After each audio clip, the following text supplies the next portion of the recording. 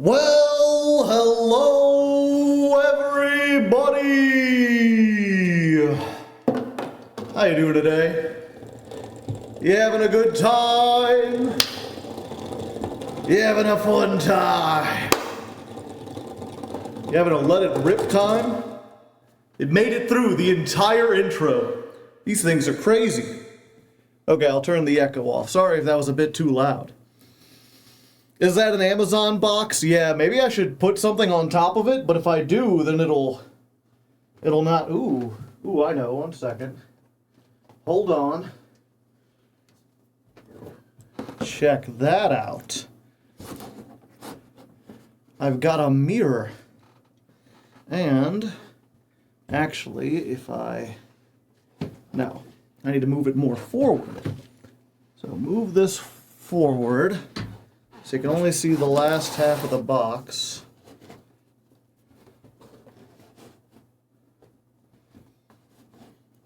Hold up, hold up. Oh, I'm going in the wrong way. Okay, we'll get this. We'll do this. 3, 2, 1, let it rip! It's trying to escape. It can't quite make it. It is rapidly losing speed against the edge, though. Get out of there.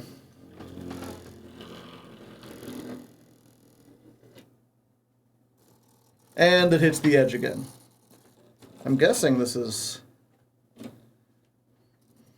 Is it tilted ever so slightly? Get out of there. There we go. Spin, spin, spin. We got the things. We got the fire. We can win, win, win. And if you go, you get it higher. You got the spin, spin, spin. I activate mirror wall. Yeah, pardon me. But yeah, this is my setup for doing the Beyblade.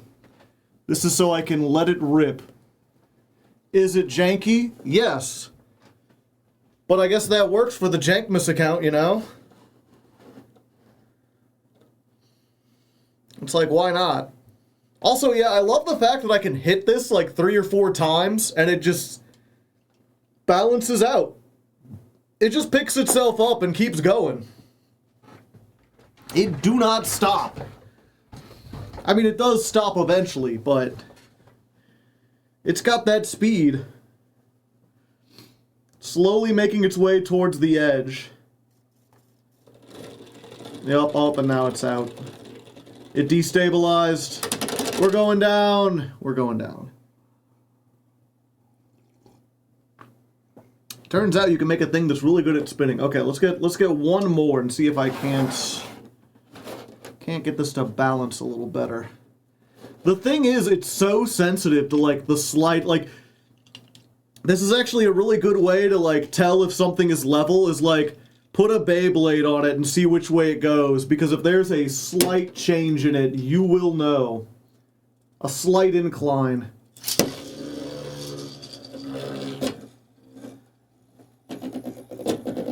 Yep. Get out of there. No. So get out of there. I guess I need to bump up this ever so slightly. Maybe more than slightly. Come on, down this way. There we go. Yeah, and then it ever so slowly moves to the south. I need, like, something very tiny I can put in there that'll... like, maybe, like... a single stick of gum.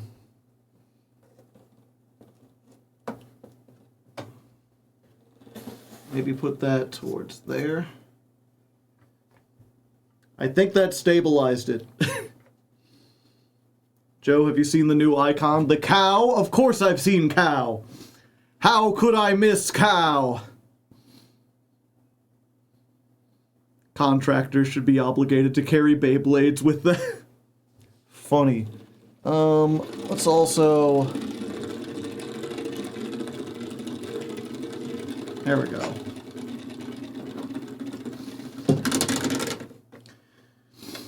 And yeah, people were asking, like, is that an Amazon box? Yeah, this has actually been in this room for like 8 months.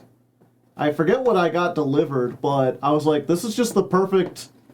I've basically just been using it as a table. Also, I'm realizing I still have my address sticker on there, so let's see if I can pull this off before I accidentally reveal it.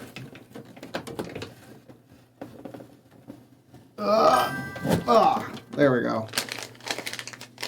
Dead Pulse Gaming, thank you for the Prime Hype 33 months. Holy cow. And speaking of holy cow, let's go check out the holy cow. Was it an air fryer? No. My air fryer is big, but it's not that big. Okay. First of all, let's get the music here. And speaking of music, today's weather, we did Escape from the City from the Sonic Adventure 2 soundtrack. Because, you know, rolling around at the speed of sound. We're rolling. We've got tops, you know. Speedroid. Then we did Toys in the Attic by Aerosmith, because the Speedroids are all toys.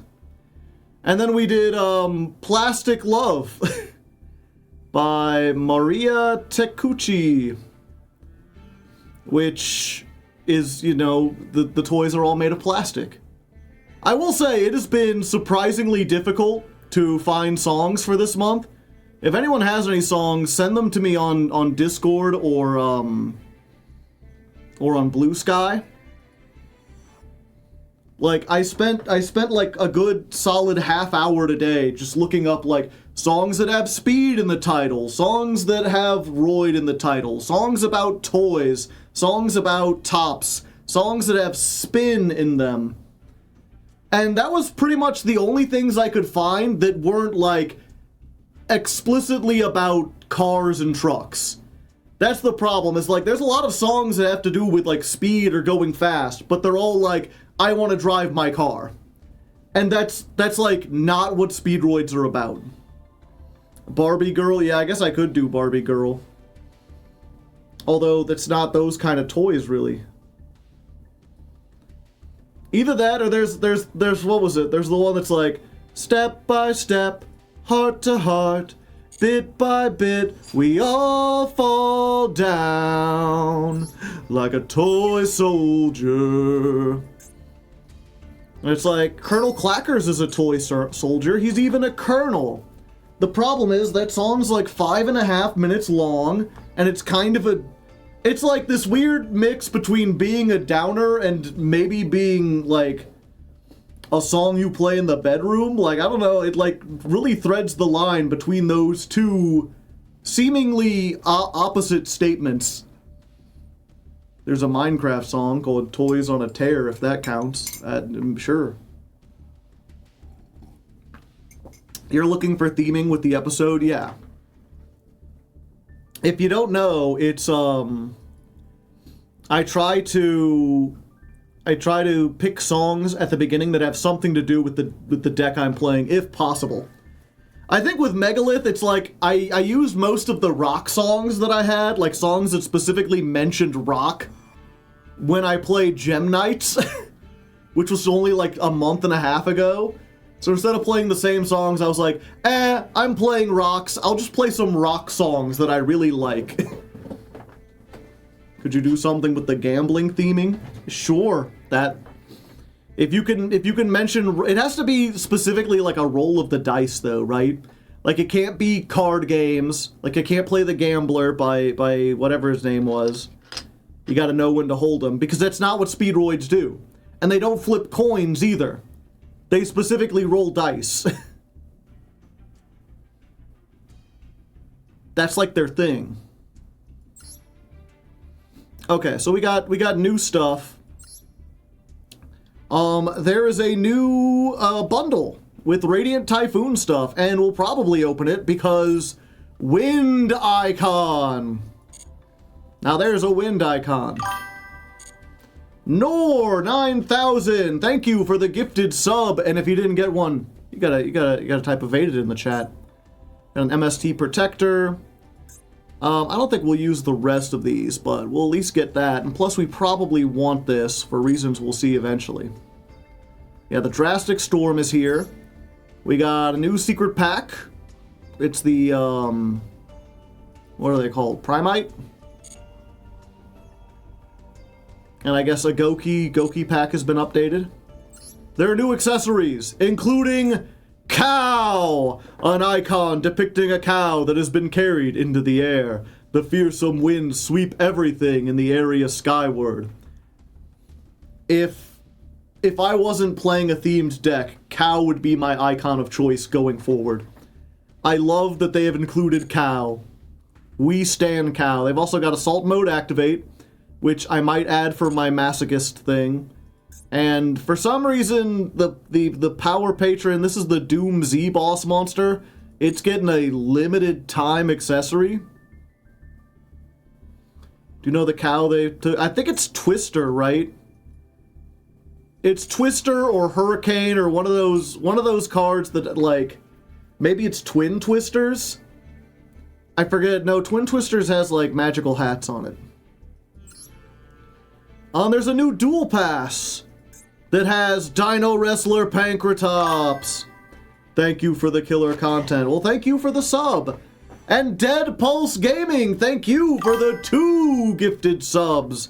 If you didn't get one, you gotta type evaded. It's Tornado Dragon. Ah, okay. Yeah, that's pretty cool. He looks like he can suplex you. And then Nightwing Cleric. I have no idea who this is, Chad. Is this a new card, or is this a card they added a while ago and I just didn't care?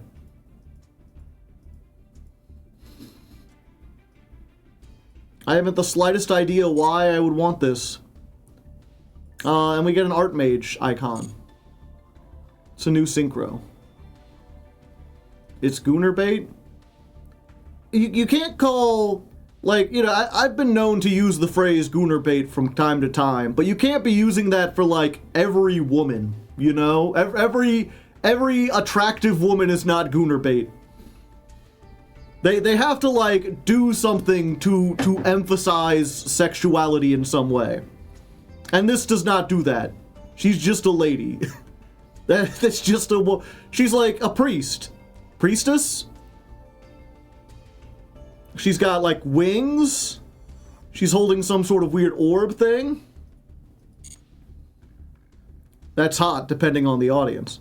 I mean, don't get me wrong. I like me a woman, but...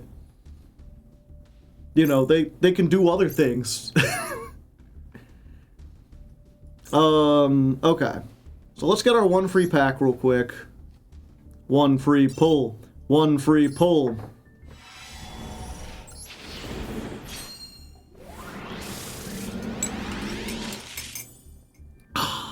Ha! Nothing. If it existed somewhat. I guess to be fair, you know, to get poetic about it, perhaps Gooner Bait is in the eye of a beholder. My wife is my own Gooner Bait, if I really like her that much. But usually when people use that, it's a term of like, oh, they took a thing and they specifically tried to make it like really horny so that teen boys would buy it. Or people with low, like, self-esteem. Editor, leave that in. This isn't even part of, like, the thing. Okay. So, we got the new cards. New cards, PogChamp. Doom Z. We're gonna read through these really quick. After I see all the summon animations. That one's kind of neat, I guess. Okay. So, the new packs have Doom Z stuff. Oh, there's the okay. Nightwing Cleric. They have Goukis. They have Stardust Dragon Assault Mode. Is this just Stardust Dragon Assault Mode? It is. It's just an alt-art. It's an alt-art, but it barely looks different. It's just like a black and white version. We got the Radiant Typhoon stuff. More assault mode. Okay, this is not Radiant Typhoon, but this is the wind support people have been telling me about. Gouki, Radiant Typhoon, Dominus Spiral might be useful, I've been told. Okay, so Radiant Typhoon has 3 URs. That's not too bad, I guess. And Doom Z has 3. Doom Z has 3, but this is like, I think, a 2 of, and this is like a 1 of, maybe. It's relatively cheap. And don't get me wrong, like, this is a 3 of, I'm pretty sure. This is at least a 2 of, maybe a 3 of as well, and this is a 3 of. So it's not like, oh, there's only 3 URs. Like, we need to craft fucking 6, at least 7, maybe 9. Phonics is a 1 of. I guess we'll see. We got Gouki, we got Win, Gouki. That's a new one. The Radiant Typhoon, Link is an SR. Doomsy, Archfiend, Gouki, Synchro, Red Dragon Assault Mode, another new Gouki, Doomsy, Radiant Typhoon Sven, Cresia, Salt Sonic Warrior, Tenki, put on your game face! Doomderg! Doug Dimmadurg, owner of the Dimsdale Dimmadurg. Radiant Typhoon, Evolution. Okay. So let's go ahead and read these real quick, chat. We're going to do a very quick one. This is not getting uploaded to YouTube because those don't do very well. Hi, Turkle. How's it going? So we'll start with Doom Z. This is their boss monster.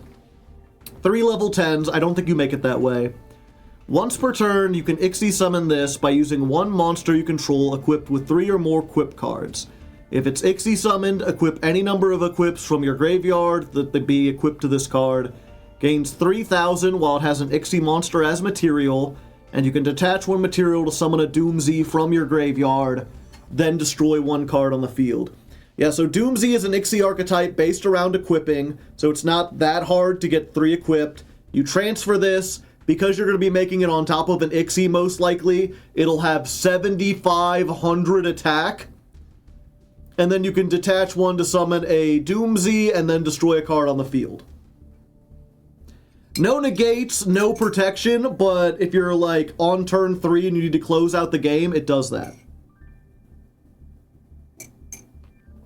6,500, sorry. This is their main playmaker, I believe. Doom Z, the 12th, and Drastrius. 3 level 8s. Again, you ain't making it that way. The first time this card would be destroyed by battle or card effect, it is not. You can use each effect once per turn. If it's Ixie summoned, equip 1 other face-up monster on the field to this as an equip card. When your opponent activates a monster effect, detach 1 material, negate that effect, then equip a face-up monster your opponent controls as an equip card. So yeah, that's how you fix the problem of equip cards. You know, the big problem is like, oh, you know, I'm going to be wasting a card of my own to equip to it, and then if it dies, that card goes away. But what if you just equipped your opponent's monsters as a form of removal? So when it's summoned, equip 1, detach, negate, and equip. So it's not hard to get 2, and then if you actually equip something, there's your 3rd for Jupiter, and Jupiter gets your actual equips back. Then there's Doom Z 12th 0, Drastia. So we go from 0 to end. Interesting. Drastius, Drastea. Gotcha.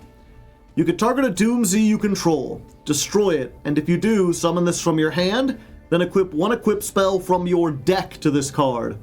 So any equip spell. Suck, but different, yeah.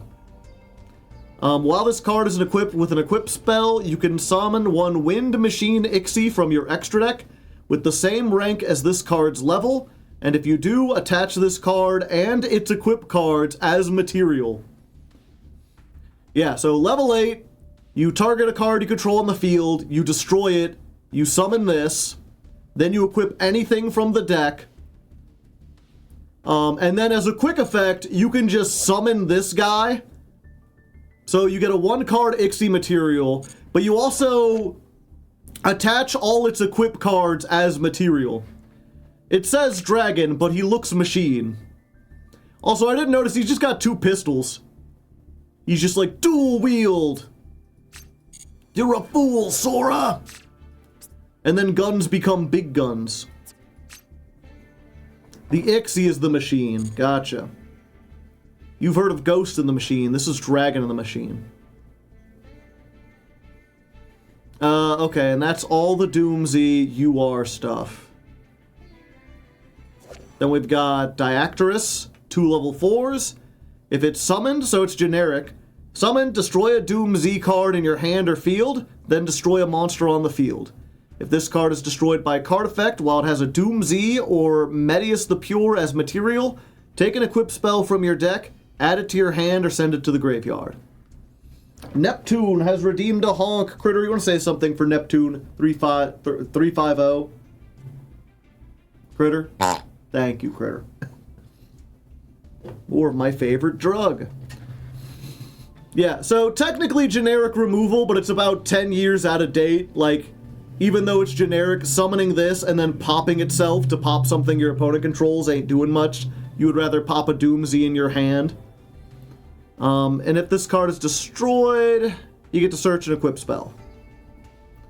Yeah, well, I remember that, like, this, I don't think it's done anything in the TCG or the OCG, but it's good in, Genesis, because the cards themselves aren't good enough to be pointed, which means you can play stuff like, what's it called? Burial, not Foolish Burial. There's that, like, banned equip card that's, like, 80 points or 50 points or something in Genesis that, like, summons a card out of the graveyard, and being able to search that and then use it for combos. Premature Burial, yeah. Being able to search stuff like Premature Burial and, what's the other one? Snatch Steal. I think Snatch Steal might still be legal. But yeah, this is like a really cool example of a deck that's good in Genesis, not because Genesis is lower powered necessarily, or not because it's a modern deck that's unpointed, but because it has access to cards that aren't 100 points but are banned in the regular game. Or Smoke Grenade of the Thief for hand ripping, if you want to use all 100 points.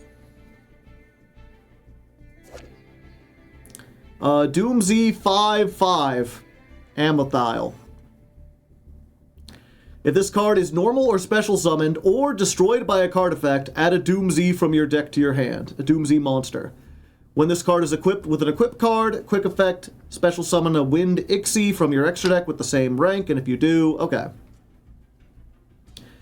So if it's summoned, add any Doomsy monster, or destroyed, so if, like, you use this effect to destroy it in hand, you get it. Target one Doomsy card you control, okay. Destroy it, so you got a bunch of ways to destroy it, and then it gets you your shit. You equip it, it makes the rank 4. Doomsy 7/7 Alara.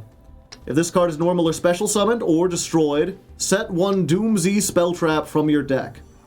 So if it's an actual trap, you can't activate it that turn, but if it's an equip play spell, or an equip spell, then you can then activate it. Is this going to be a video? No, we're just reading it for fun. While this card is equipped with an equipped monster, you can special summon a Wind Machine Ixie with the same rank. Okay, so they all have that. You equip it, you get a thing. Great camera angle, guys. It's a weird one. I do like the way this thing looks, whatever it is. Okay, is that all the Doom Z stuff? No, we got a continuous spell. During your main phase, destroy one other Doom Z card in your hand or face-up field, and if you then add to your hand or special summon a Doom Z from the deck, but you're locked out of the extra deck except for Ixies. If this card is destroyed by a card effect, target a face-up monster on the field, destroy it. Alright. So pop a thing, search a thing, or special summon a thing. Most of your monsters get effects when popped. If this thing is destroyed by one of your other card effects, it's like a go second tool. There's a Doom Z equipped card. Doom Durg. The Zoo spell, but with fundamental differences. During the standby phase, inflict 500 damage to the controller of the equipped monster. Burn for no reason. A Doom Z equipped with this card, or a Wind Ixie that has this as material, gains the following effects. Your opponent cannot target this with card effects. Quick effect, activate this, destroy one other card on the field you control, and for the rest of this turn, this card gains attack equal to its own level or rank times 100. Can attack directly, and if battled, it is destroyed at the end of the damage step. Huh. Destroy one other face-up card you control. Okay. So, it just gains attack and can attack directly. If battled, it's destroyed. That's interesting. I guess it's to like... No, you can activate this effect. I was like, you could equip it to your opponent's monster and then do 500. And again, it has that effect where if it works if it's equipped or attached as material. So in the case of this, where like, you destroy a monster you control, you summon this, you grab an equip card from your deck, you equip Doom Durg, then you can quick effect, make the level 8, and because it has the Doom Durg will become the Ixie material. So it has the ability to gain 800 attack at quick effect speed, can attack directly, and also can't be targeted. I like it. It's got a consistent game plan. I'm Doom Durgan. Doom Z charge. Destroy a Doom Z card in your hand, deck, or field. Oh, you can destroy one from your deck. Oh, okay. Sure. We've got 2 mods fighting in your voice chat. I think Rue is winning.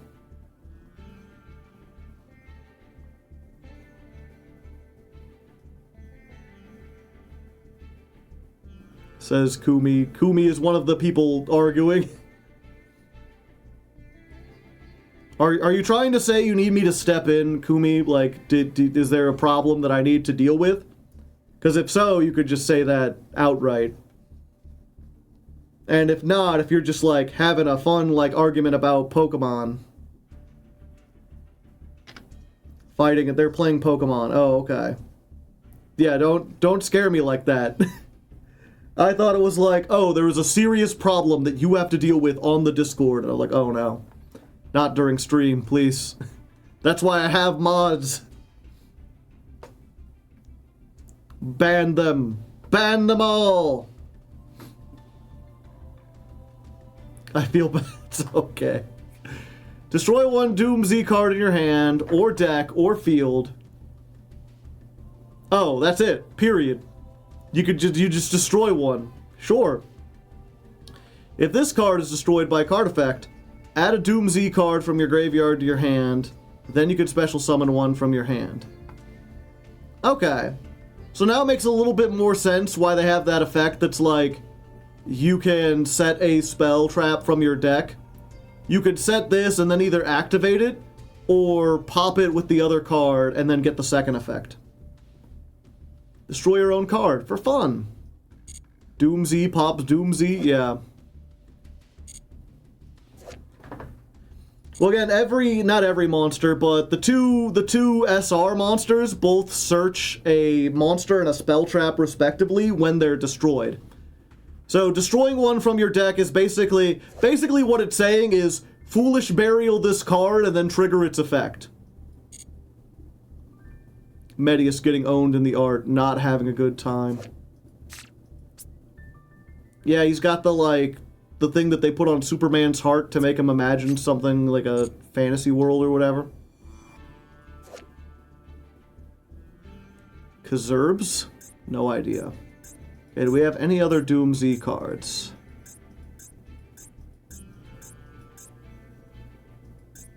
Power Patron Doom Z. Find out next time on Doom Z. You can not special summon from the extra deck except Ixies. You can only use this effect once per turn. You can target one other effect monster you control, summon from your extra deck a Doom Z Ixie or Jupiter the Power Patron with the same rank by using that monster as material, and if you do, equip this card as an equip card. If this card is destroyed, add a Doom Z from your deck to your hand. So we've got another Doom Z that searches when it's destroyed. So Doom Z Changed can just get you a search. Target one other effect monster. Okay, and most notably, this is a Power Patron. Medius the Pure, who, if you don't know, is like the Visa Starfrost of the new line of like lore cards, says when this is summoned, you can add to your hand or special summon a Power Patron from your deck. So that's how they're doing it this time, is they're not necessarily having a million cards that mention Medius the Pure, but Medius can summon a Power Patron, and there's an Archmage Power Patron, and there's a Doom Z Power Patron, an Elf Note Power Patron, so on and so forth. Lore, boys. And so that's like Medius summon this pops Medius, and summons a level 4, and that's how you get this guy. Who's got like, he's got like weird red vibes coming off of him. So I guess that's supposed to represent what's happening here, right? Like he's destroying Medius and then creating this evil, fucked up version of him. Do we get new Medius archetypes, or is it just Archmage, Doom Z, and Elf Note? Well, if you don't know, so Archmage was Fusion, Doom Z was Ixie, Elf Note was Synchro. I assume we will get a Link. Maybe not. But if it's anything like what was it? When it comes to the Visa Starfrost lore, we got every summoning archetype except for Pendulum. And Ritual. After Malice, they might not want to do Links. Yeah. That's a Radiant Typhoon. Assault Lich. Rude. Okay, do we got any other Doom Z cards?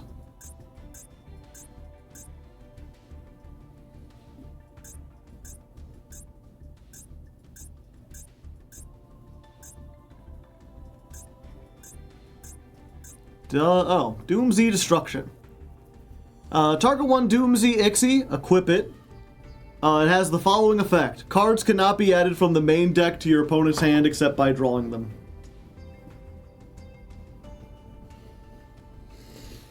Well, this is a mistake.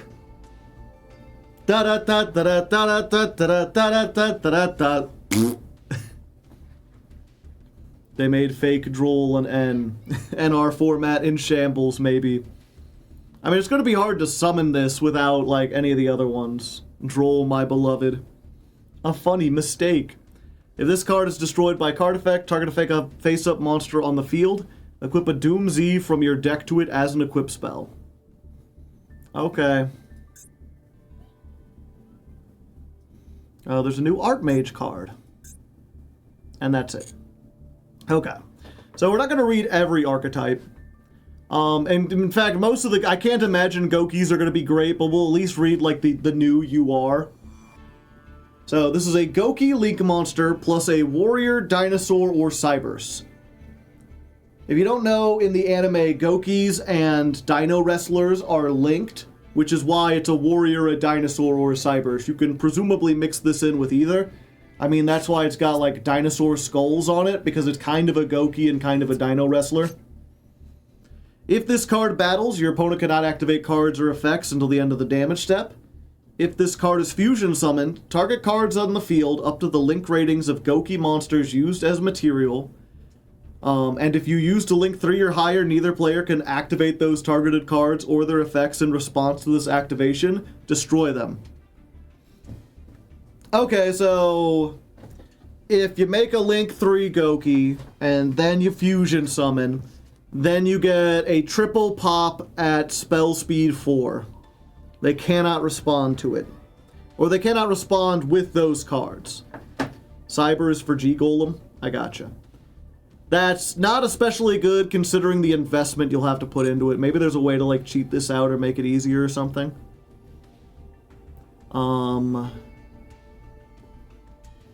And yeah, this is old, this is old. Gouki Chic Ogre, this is new. 2 Goukis. If a Gouki is added from your deck to your hand, except by drawing it, and except during the damage step. 2 excepts, 1 in parentheses. You can special summon any number of Goukis with different levels from your hand, but for each one, as long as it remains face up in the monster zone, you cannot special summon except for Goukis. During your main phase, fusion summon a Gouki fusion monster from your extra deck using monsters. Okay. And if you don't know the Gouki's whole gimmick, they are basically the first really truly broken, like, Link deck.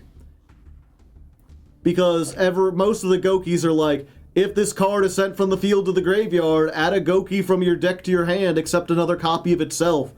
Half of the cards have that effect, and it's a Gouki card, not like a Gouki monster, which means you can add Gouki Rematch, which targets 2 Goukis in the graveyard with different levels and summons them. So it's like, get 2 guys, send them to the graveyard, search another guy, and this brings back the 2 guys you just had. And now they've got this, which basically says, when you search one, which you will, summon everything from your hand, and then you can fusion summon.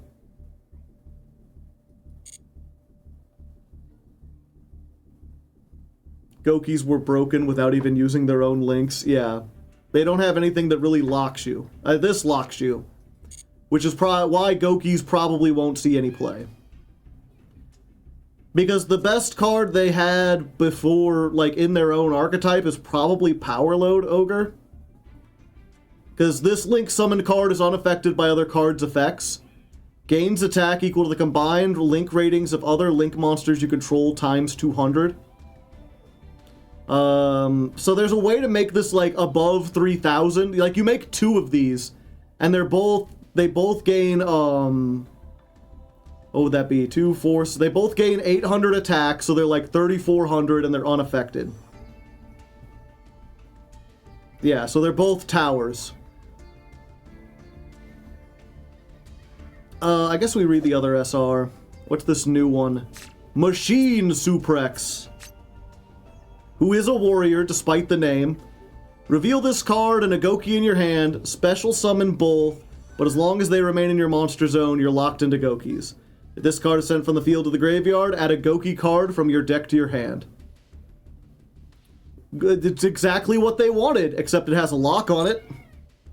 If you ignore the lock, it's perfect.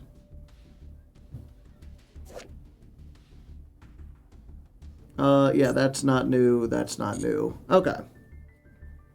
I can't imagine one of the lower level Goukis is going to do anything. I can't imagine we'll run into Goukis, so... Oh, and this is a tuner. They have a synchro now, right?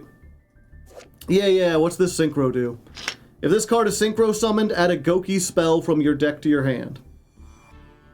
There you go, free rematch. If this card is sent to the graveyard, target an earth monster you control. While you control that monster, your opponent can only target it for attacks. Also add a Gouki monster with less attack than that monster from your graveyard to your hand. Search. Then when it's sent to the graveyard, search again.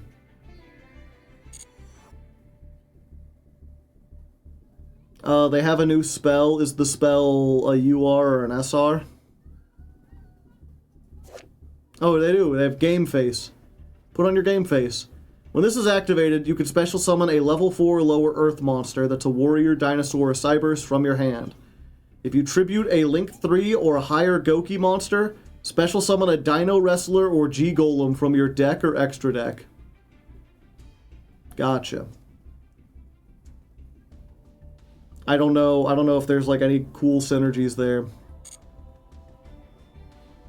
They are not bridging those 3 decks together. They're trying to. It ain't working. The Assault Mode stuff, I am not reading. I guess I'll read the new UR, but that's it. You can't make me read more. I do not care. What does Crimson Blader Assault Mode do? Must be special summon with Assault Mode activate. Your opponent cannot activate the effects of level 5 or higher special summoned monsters from the extra deck. Which I'd be like, ooh, this stops K9, except for those are ranks. So it only stops Ixies, or I'm sorry, it only stops Synchros and Fusions. You can reveal this card in your hand, add Assault Mode activate or a card that mentions it, and if you do, shuffle this into the deck. If this card is destroyed, special summon Crimson Blader from your graveyard. Actually, the Assault Modes are good. They're truly customs, but it's still not enough. Yeah, so that's nice. If you don't know, the Assault Mode activates are... I mean, you can do them consistently now, but at this point it's not really worth it. They're main deck monsters that you can only summon by summoning an extra deck monster and then activating the trap Assault Mode activate. In this case, it's you get Stardust Dragon, you Assault Mode activate, you tribute your Synchro, you summon this from the deck. And then this is when a card or effect is activated, tribute this, negate and destroy.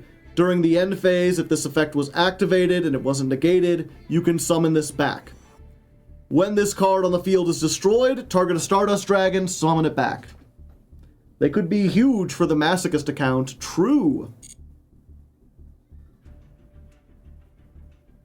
The new spell lets you send a monster from the extra deck instead when using Assault Mode activate. Ah, okay. But it wasn't properly summoned, so you don't get the float effect. Okay, and then finally, well, we'll save Radiant Typhoon for last. I want to read these generic ones. Can't believe we've been here. I tried to do this fast, and it's still been an hour. If this card is summoned, you can set Assault Mode activate from your hand. Ah, okay. Hand, deck, or graveyard, it can be activated this turn. You can discard one card, add to your hand, or special summon a monster from your deck that mentions Assault Mode activate, but you're locked into Synchro summons. Speed, you say. Still using the shitty-ass starters from last year? Yeah.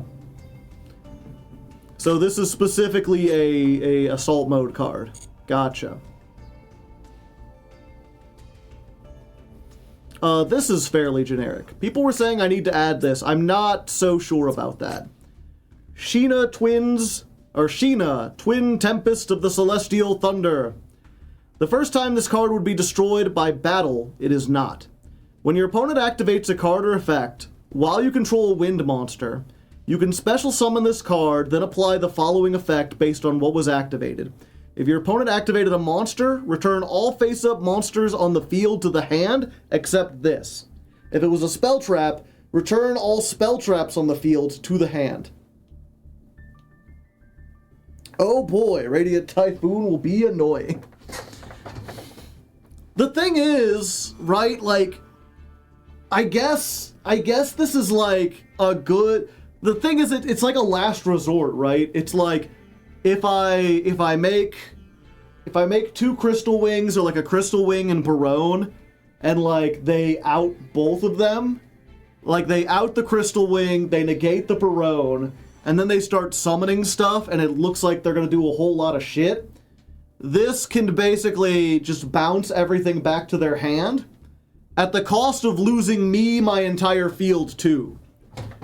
This is basically just, I guess the best way to think of it, it's Nibiru for wind monsters.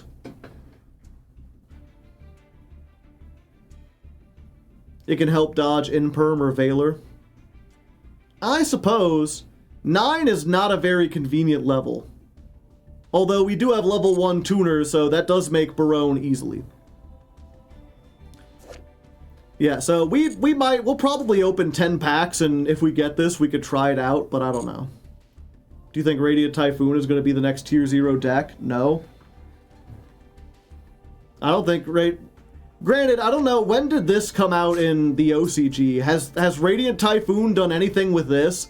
I know this helps a lot, but my understanding was that Radiant Typhoon, even with the new Link, was still like rogue. Like it was like a tier, not a tier, but like the best decks were still Canine Yummy, some kind of Mitsurugi variant, and Draco Tail. And then Radiant Typhoon was like underneath that. Oh, it's really good? Oh, okay. Fourth-ish best deck. Well, with Featherstorm. We'll see. I saw Joshua Schmidt talking. He's like, I tried playing Featherstorm, and it's like, it's one of those, like, win more cards.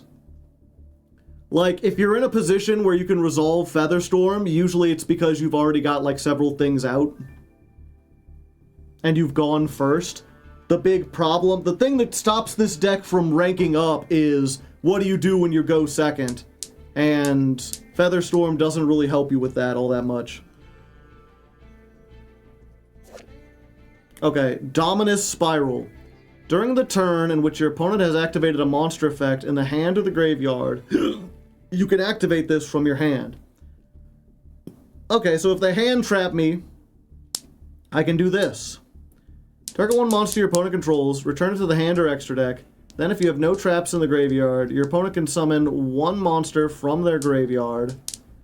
If you activated this card from your hand, you cannot activate light or dark monsters for the rest of the duel. Yeah, I could see how this would be good, because almost all my combos put a trap in the graveyard. And I don't use light or dark, so I'm all wind. It doesn't help me going first, though, is the big thing. It's basically... Yeah, it's basically only a go second card.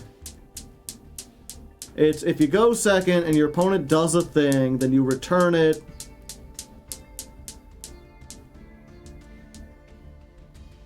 OG Dragon Rulers, back in action.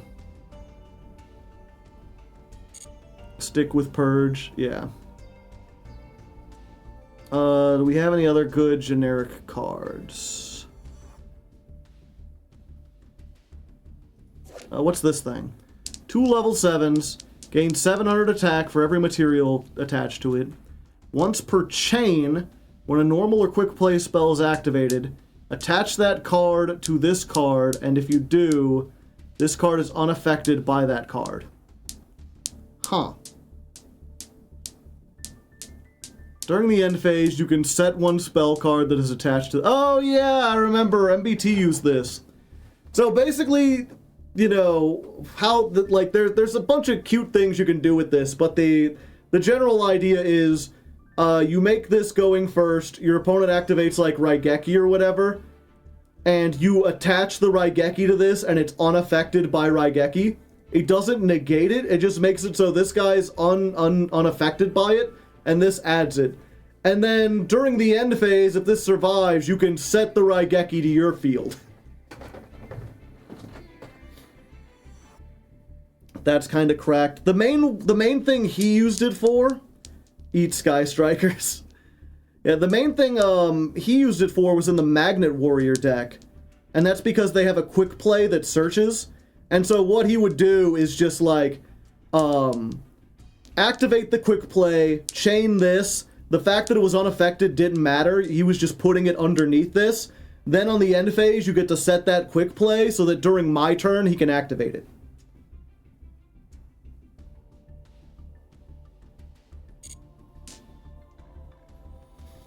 It's neat, but there's not a lot of decks that can make rank 7s.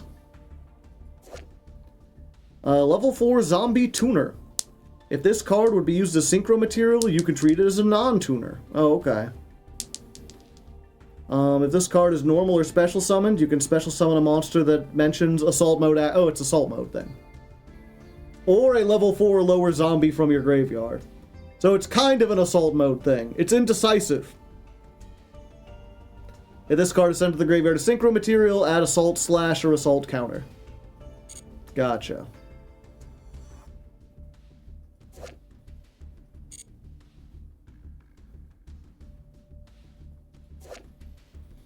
Arekus, the Shining Mars Saint. If you control a face-up card in your spell trap zone, you can summon this from your hand. Okay, so if I have... I mean, I'm locked into winds. I don't know what I'm thinking about. You can only special summon once per turn this way. You can use each of the following effects once per turn. Target a face-up spell trap you control, destroy it and this card, and draw one card. If this card is destroyed, target an Ixie monster, attach this card to it. Okay, so this is kind of Doomsday support, but not really.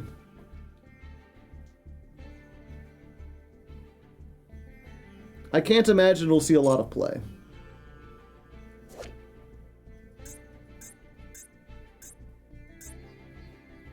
Summon Storm.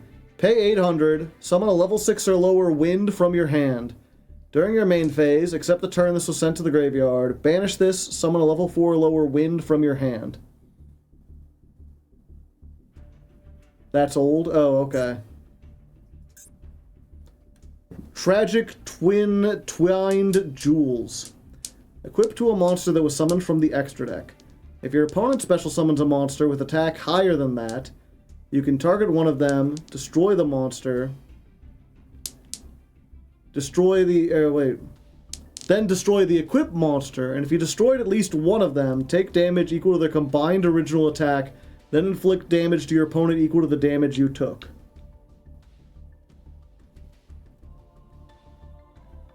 Okay, so you equip it to an extra deck. If they summon something higher, you destroy that higher thing and this thing, and then burn your opponent. Could be cheesy, but probably not going to see much play.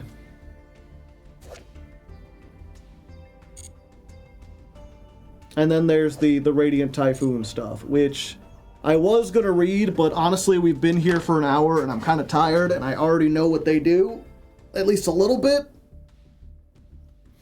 So I think I'm going to duel a little bit first, and then if we need a break from dueling, I'll come back and read that. They're good, though. They're like the best deck in here. MST Negate. There are 3 new Legacy Pack cards. Well, how do I find those out?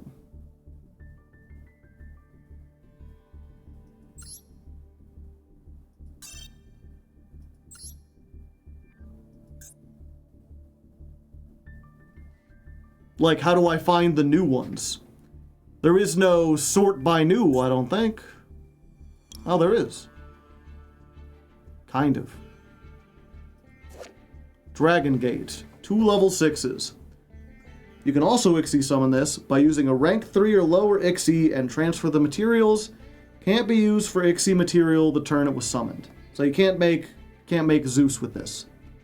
Once per turn, activate this effect. For the rest of this turn, this card can attack all monsters your opponent controls once each. Also, detach any number of materials, and if you do, it gains 1,000 for each card type, monster, spell, or trap detached. And if it does, your opponents lose that much attack. Goblin Biker support. That's one way to think about it. I mean, it's a good finisher for rank 3 decks, potentially, if they have stuff in attack mode. You just stack this on top. You're almost certainly just going to have monsters, so you detach one monster.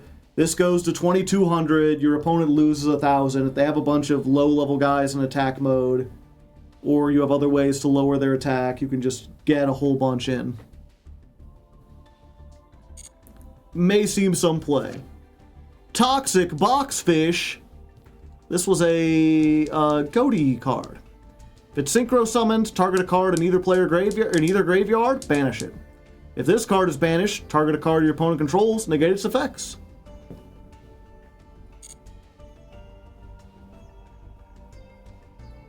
Oh, and this girl? Yeah, it's a queen. Can't be destroyed by card effects. If this card is in your hand, target 2 cards you control, including a face-up spell trap. Destroy them, and if you do, special summon this card.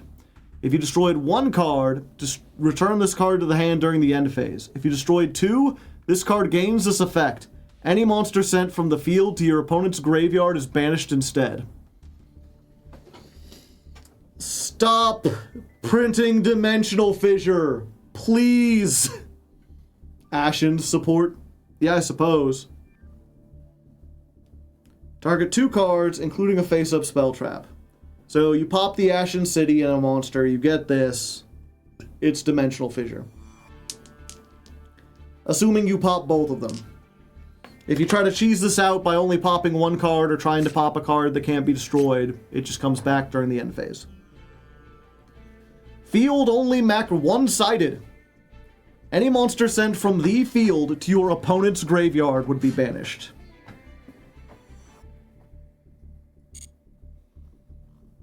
Is that everything?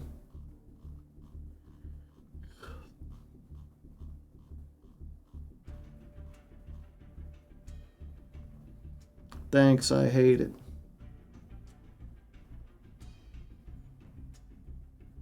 Oh, and Bot Herder is in the game.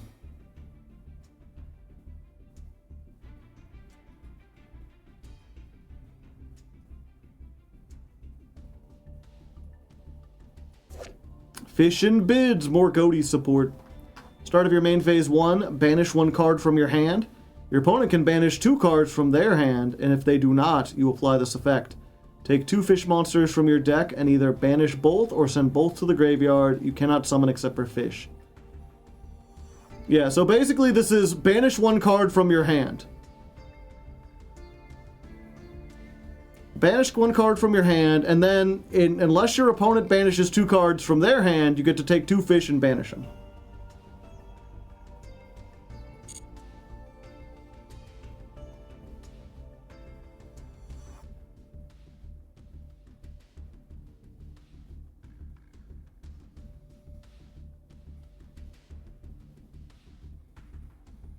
I wish there was an only show new cards.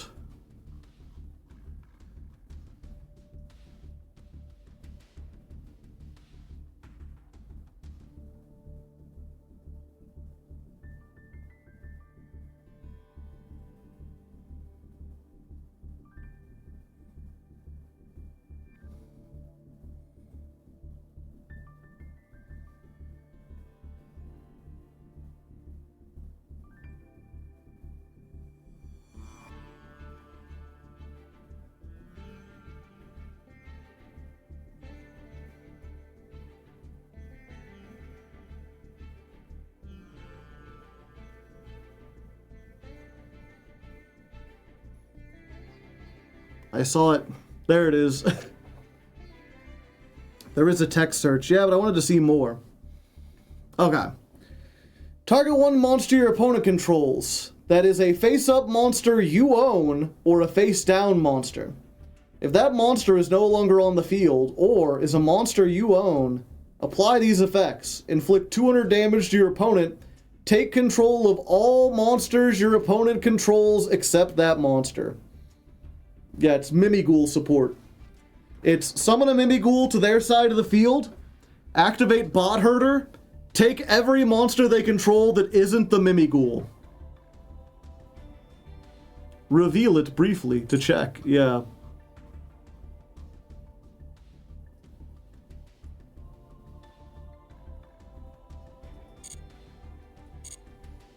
Okay. Been talking a lot. I need to rest my voice a little bit. Are we just doing the bundle? I feel like we do want to try to get, like, some of these things.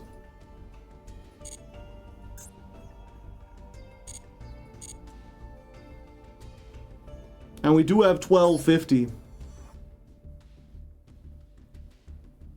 Where's my super suit? So this makes it 7,250 gems I've spent on this.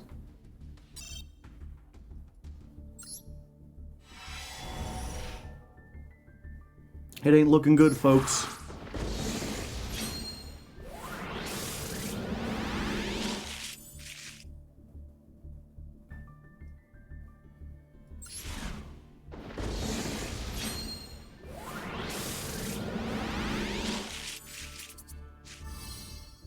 Well, we got one.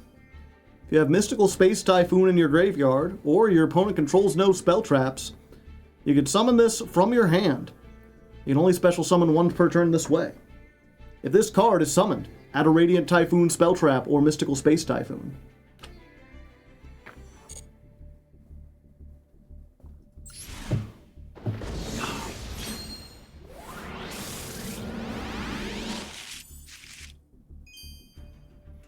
Bring.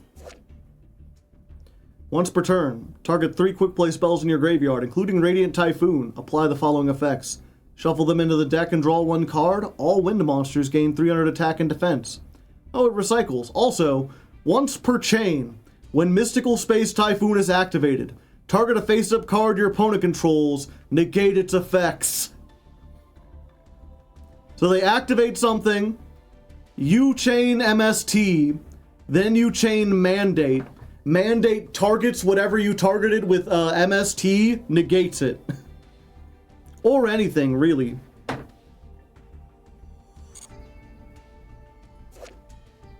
I can't even tell what I'm looking at here. Radiant Typhoon, Varun the Vibrant Vortex.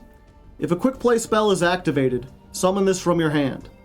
When your opponent activates a monster effect, and you have MST in your graveyard, negate that effect. Then if you have 2 or more MSTs, destroy that monster. If MST is activated and this is in the graveyard, summon this card. Permanent negate 2. And maybe destroy. Yeah, so negate and destroy a monster if you have MST in the graveyard.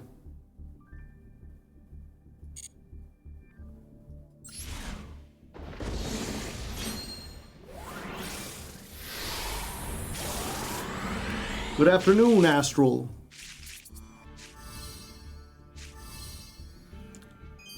Radiant Typhoon, Crocy. Cannot be destroyed by battle or card effects while your opponent controls no spell traps. Only use each of the following effects once per turn. If a quick play is activated, summon this from your hand. If this card is normal or special summoned, add Radiant Typhoon, accept a copy of itself, and Mystical Space Typhoon from your deck or graveyard to your hand. You can't summon for the rest of the turn except for winds. So it's a double summon. Or I'm sorry, a double search. So activate a quick play, summon this. If this is summoned, add a Radiant Typhoon and MST.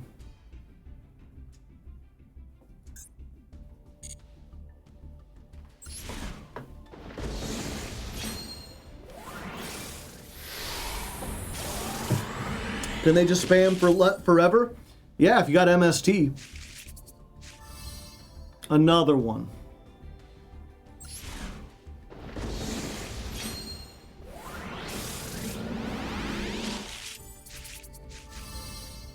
Ooh, the Link monster. Needs specifically Radiant Typhoons. If this card is Link summoned, add Mystical Space Typhoon from your deck or graveyard to your hand. You can target 2 monsters on the field, including a Radiant Typhoon you control. Place them in their owner's spell trap zones as continuous spells. If a quick play is activated, you can place 1 Radiant Typhoon continuous trap from your deck or graveyard on the field. So, searches MST on summon. If you activate a quick play, you get the trap. And of course, you get removal. You have to remove one of your Radiant Typhoons too, turn it into a spell trap, but it's fine because that gives you a target to use MST on if your opponent doesn't have any spell traps. You can MST your own Radiant Typhoon that has been turned into a spell. And that's how you get it into the graveyard and or activate a quick play.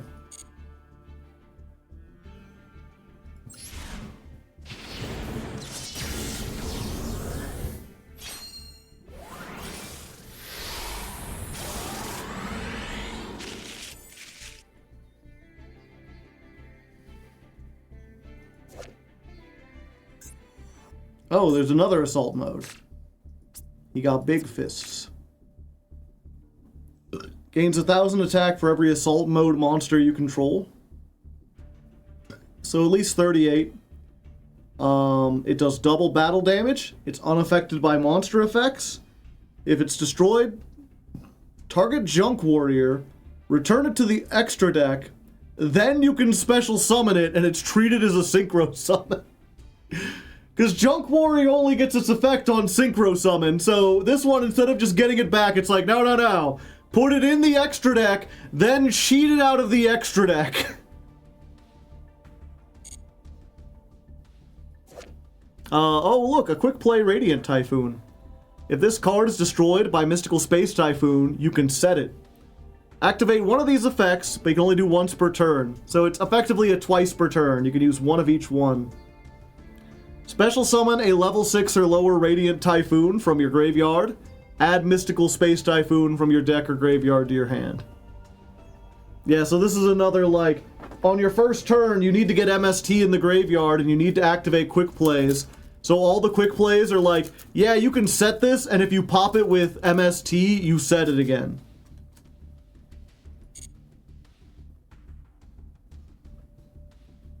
Yeah, we will be making a Radiant Typhoon version, just not today.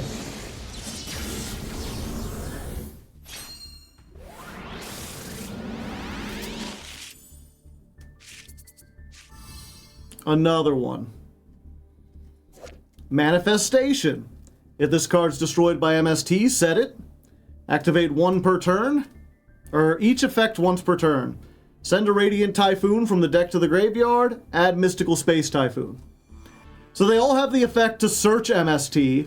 If they're popped with MST, they come back, and then they do one other thing. Send a monster to the graveyard, or what was the other? Summon a monster from the graveyard? Radiant Typhoon Meghala. If you have Mystical Space Typhoon in your graveyard, or your opponent has no spell traps, summon this from your hand. So first turn, it's just free. If you're going second and they have spell traps, you have to activate MST first. You can only special summon one once per turn this way. If a Radiant Typhoon quick play spell or MST is activated, summon one Radiant Typhoon from your deck with a different name than the monsters you control, and you're locked into wind. Okay, so normal summon, activate MST, summon from the deck. Feels India unexpired. Yeah, maybe.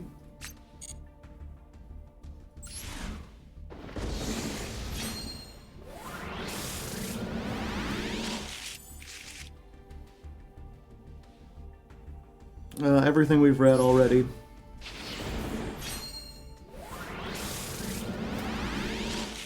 Last pack.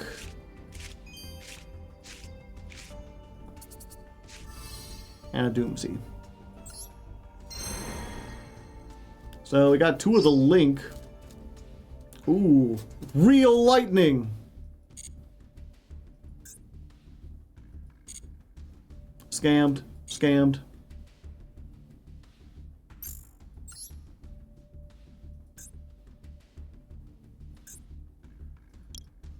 There we go. Eye of the hurricane, listen to yourself, churn. World serves its own needs, devil serves its own needs. And we don't get a guaranteed you are. Nope.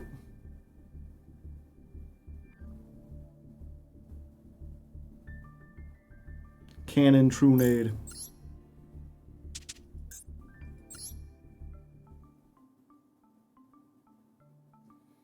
Okay.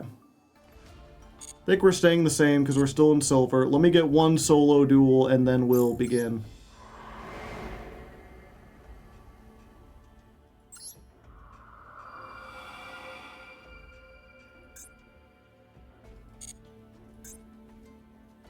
I do not have enough items.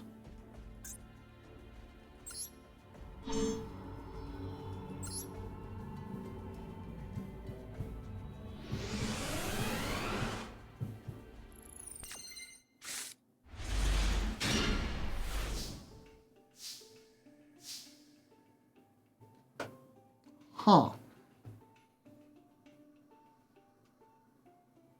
How come they can see through the mirror, chat? The mirror shouldn't be affected by the By the green screen.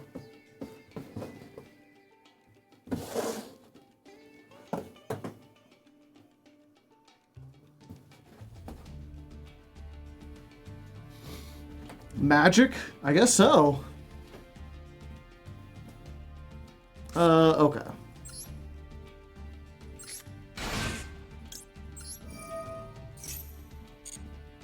Special summon, get Doggo. Doggo. Send the trap.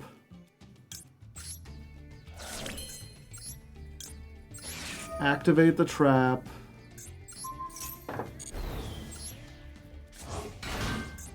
Make Corky Boy being corked up.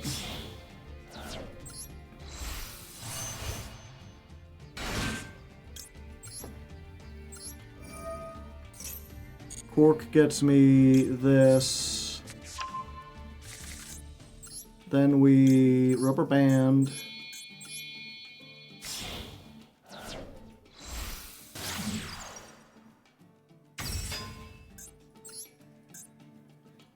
Rubber band, send one.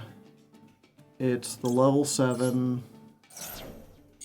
We pick you and you. We activate Scratch. Whichever one we get goes to the graveyard. Normally, we would add Marble Machine. But we already have Marble Machine, so we get follow-up.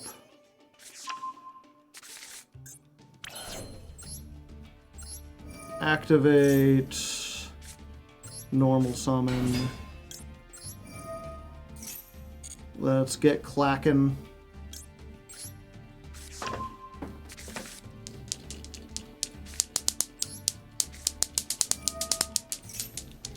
I'm clacking as hard as I can, chat. It ain't easy to live the clacking life. Comment in the comments if you're a certified clacker.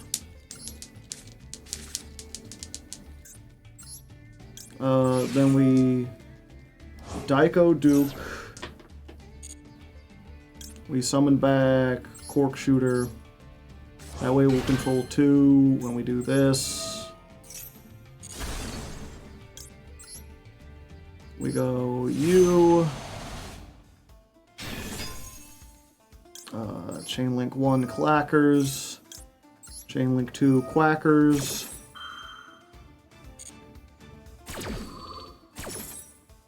This sends the other trap. This summons the Clacktastic Voyage.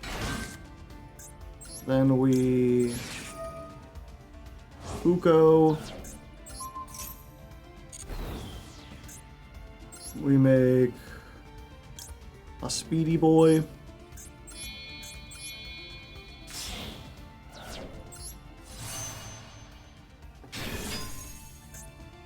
Then we make the Glider.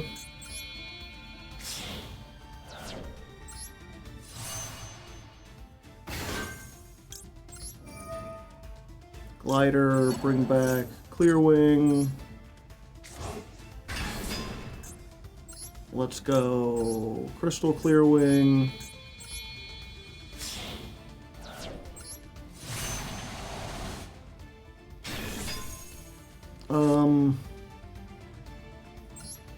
Yeah, fuck it, we ball.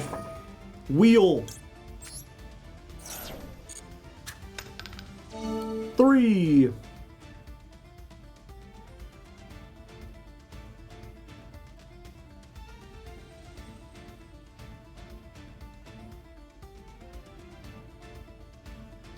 This is a tuner, right? Yeah.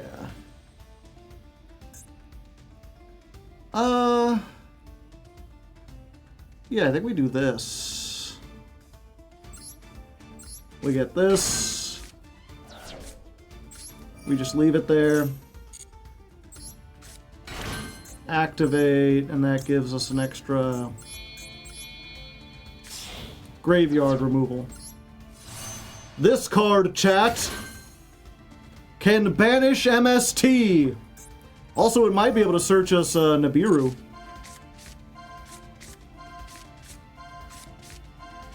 It didn't this time, but it could have.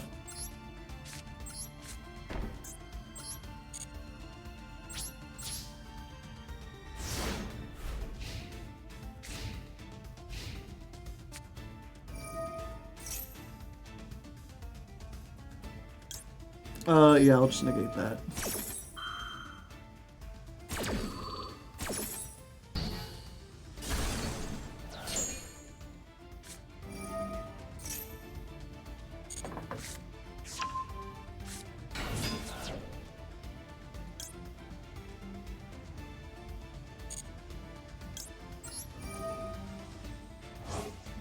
We'll do the old yoinky sploinky.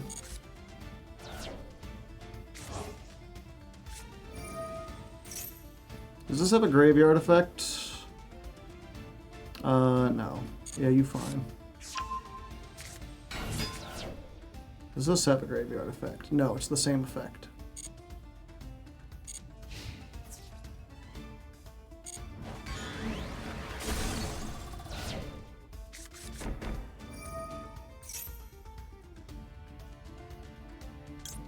Yeah, I'll just stop that.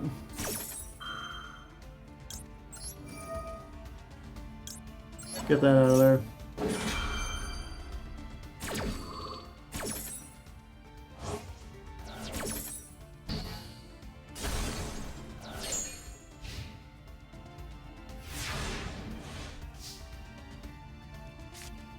Would you say Speedroids are the best Dimension Dragon archetype?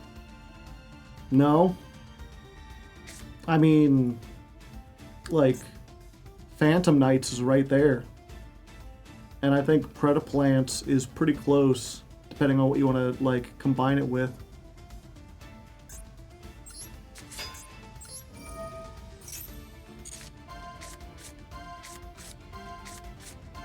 Haha! Let's find a rock! I mean a big-ass rock. Oh, it summons it in defense mode. I thought it added it to my hand. Okay, so I don't want to activate that.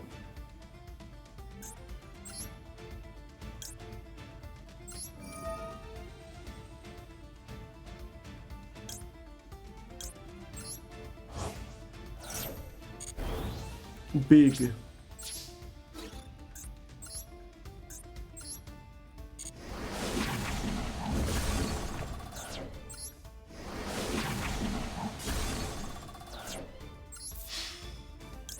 And clackers from the top turnbuckle. 5,000.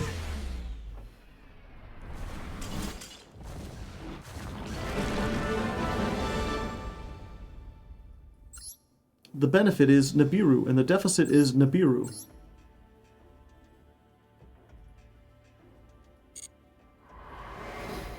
Yeah, let me think. What are the Dimension Dragon decks? What was the question again? Speedroid is the best of the Dimension Dragons. No. Actually, it might be the worst. Because I think that Phantom Knights and Predaplants are better than Speedroids. It's just a matter of, like, which is better or which is worse, Speedroids or Odd Eyes. Surely not worse than Odd Eyes. The thing about Odd Eyes is that Odd Eyes gets, like, the value of using all the pendulum slop. Unlike Speedroids that stuck into specifically wind synchros, Odd Eyes can like make the other Dimension Dragons.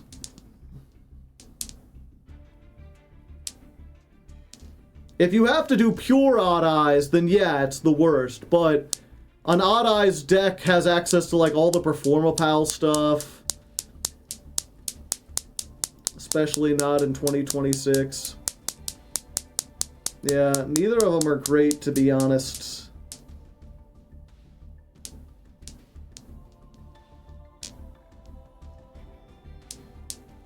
Predaplants getting their own support soon. I mean, to be fair, maybe Predaplants are worse now. The Predaplant deck worked really well when I played it in the first year of Master Duel, or the second year, but it hasn't gotten any like real support since then, so I can't imagine it's better.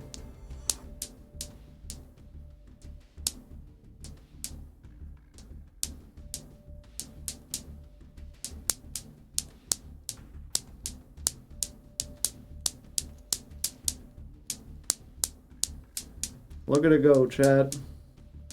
I could just clack all day. Chat, would you hate me if I pivoted away from Yu-Gi-Oh! And just became a clack streamer? Like if I just came on here like 8 hours a day and just chatted about whatever while clacking it up? While just being a Colonel Clackers?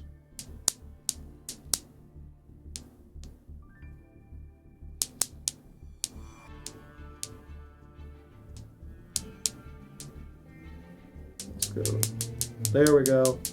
I got it. We bouncing. Soon you'll be promoted to Commander Clackers. There's no Maxi in Clackers, so I understand. Yeah. Unquestionably a better game. I wonder what the record is for, like, number of consecutive clacks. Like, how long has someone sit there and been able to keep up this rhythm of just, like, going the back and forth so that it does the double clack? Throw in some keys.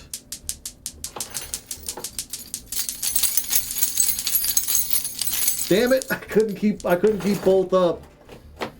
Hey bro, you got any of your clacks today? You're really up to the clacking game. Go full time.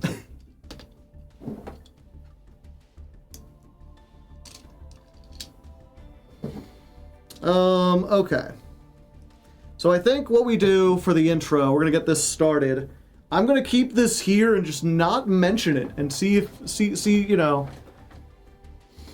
We're just gonna go, and then when we actually get to the duel, we'll be like, okay, everyone, I think what we needed last time was the spirit of the toys. So let's let it rip with our own Terror Top. Beyblade, Beyblade, let it rip.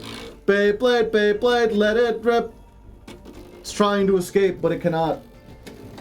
Oh, my gum fell off. That's why.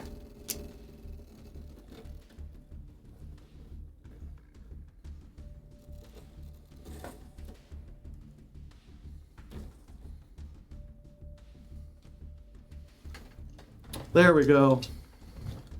I really like the pre-episode yapping. It's a chill time. The more I do, the more used to it people get, the easier it'll be to eventually transition when Yu-Gi-Oh! Dies. Not that I think it's dying, but all things come to an end eventually, chat. You can't rely on it forever. Have you picked up a counter for this episode? Oh yeah, I should open that up. Thank you for reminding me.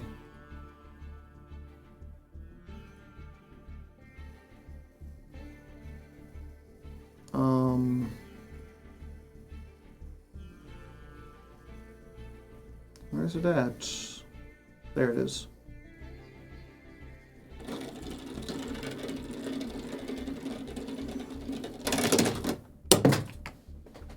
Oh no! I let it rip all the way off. That's what I get for letting it rip on stream.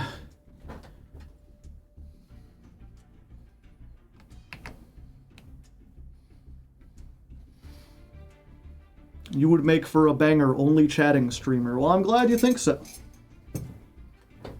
It is funny, we were at like 140 and then like 20 people just left. And I'm not sure if they left because they're like, man, this guy is not actually getting to the dueling. Or if they saw that I was about to start and was like, okay, the fun's over.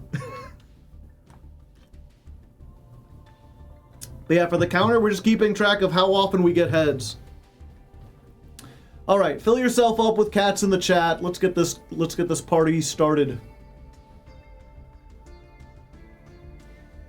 Let's get this starty going hardy. Maybe they were only here for the clacking. Yeah, maybe they heard that there was a clack streamer in town and they're like, I gotta see this.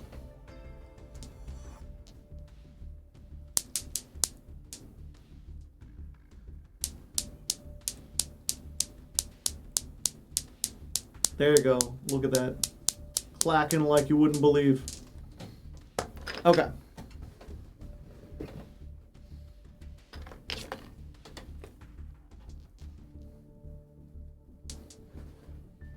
Let's see if I can get these going. You know what, I'm just gonna see if I can get one going. And then make the spin.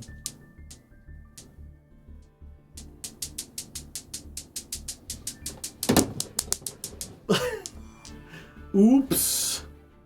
I gotta scoot over a little bit. Damn it.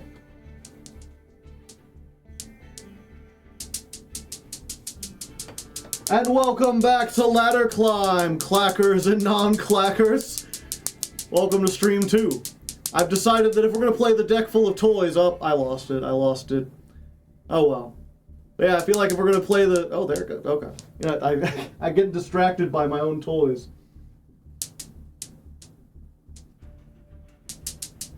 Okay.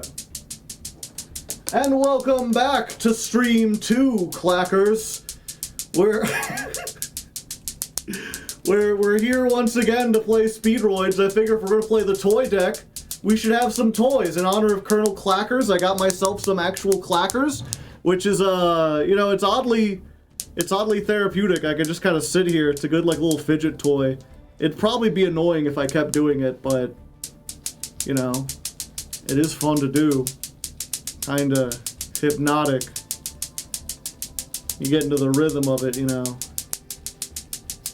It's got me seriously thinking with how bad the meta is, like maybe I could just become a clack streamer, you know? Instead of playing Yu-Gi-Oh, I could just clack all day. I think people would like that. I think there's an untapped audience for fans of clacking.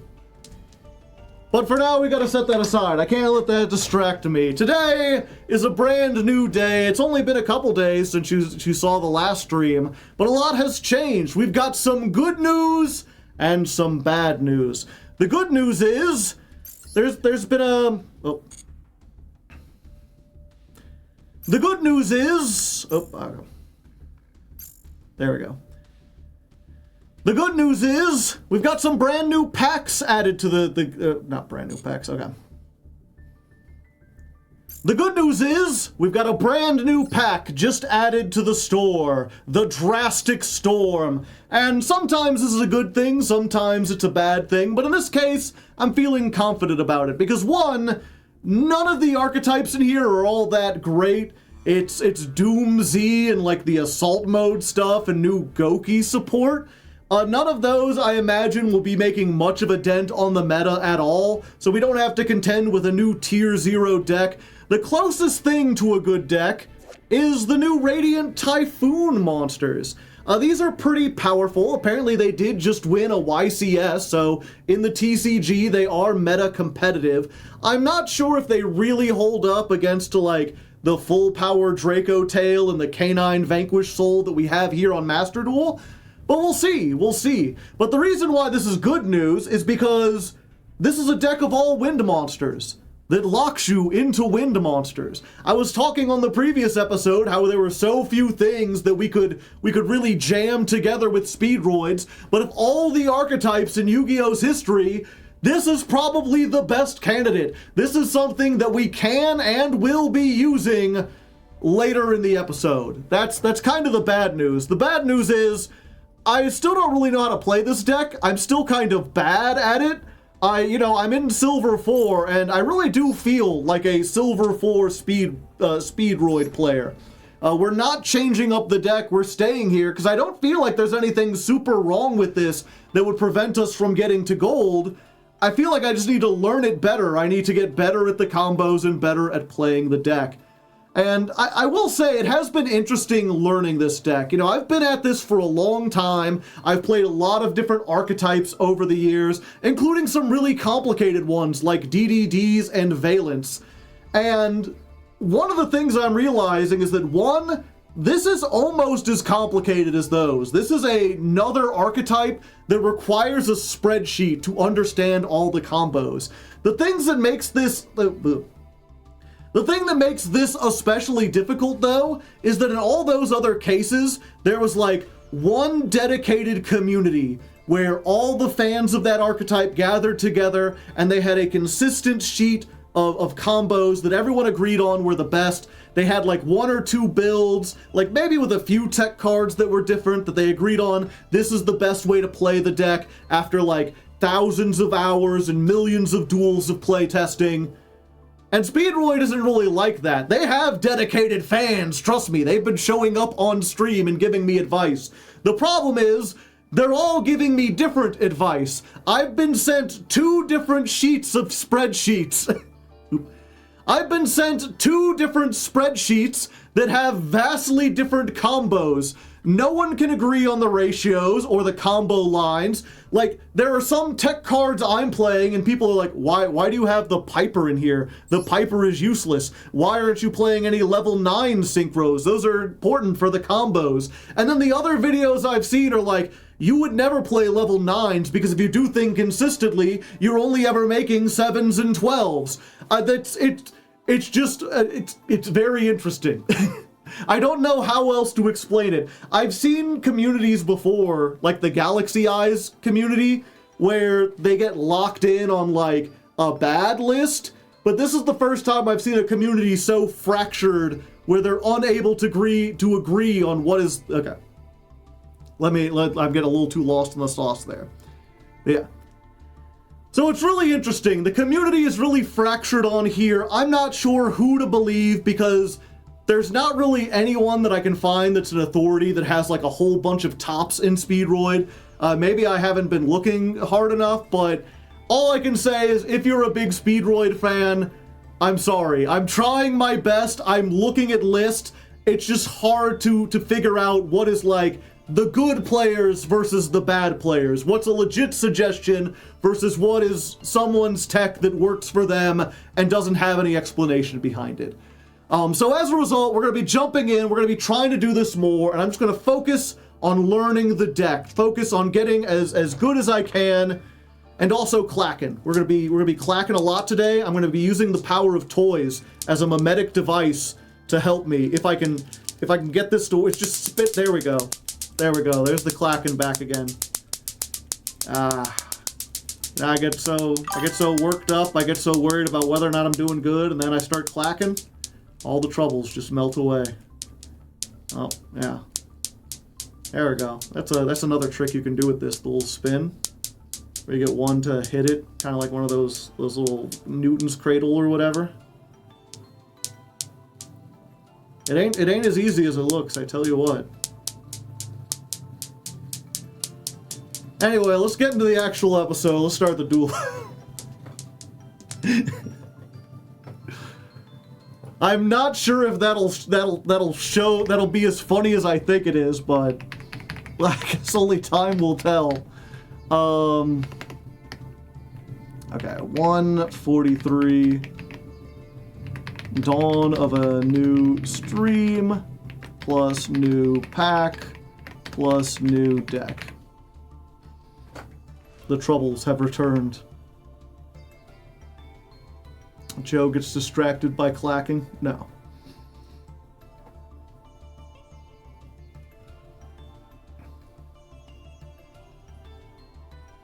Zoom in slowly. Zoom in slowly on the clacking. What is that random square to your right? Don't worry about it. Just a random square. No big deal. What, guys not allowed to have some squares around?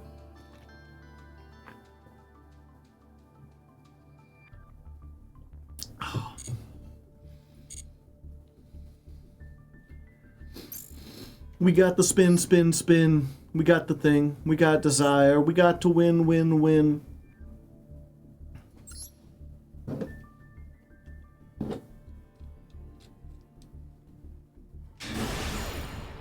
All right, first duel of the day, and it's already a high-stakes battle.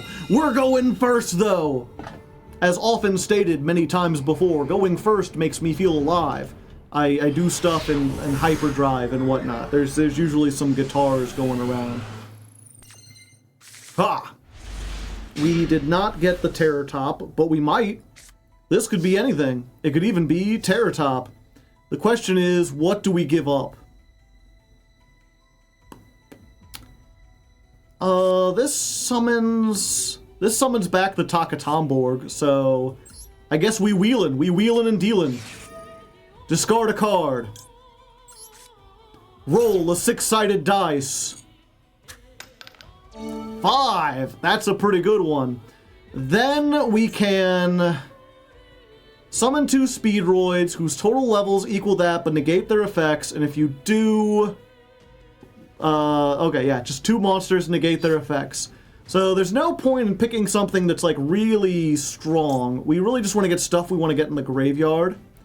So maybe like a Den. Oh, actually, we'll do Den and... damn. That was the wrong choice. Yeah, I guess we marble. Den and marble. We marbling. And then we use this. We're just going to go ahead... A Goita? No. Now we're going to go for this. This, and we pick a level 6, I believe. Yeah, because we haven't used our normal summon yet. So if we can get a Terror Top, we can really get going. So let's pick you.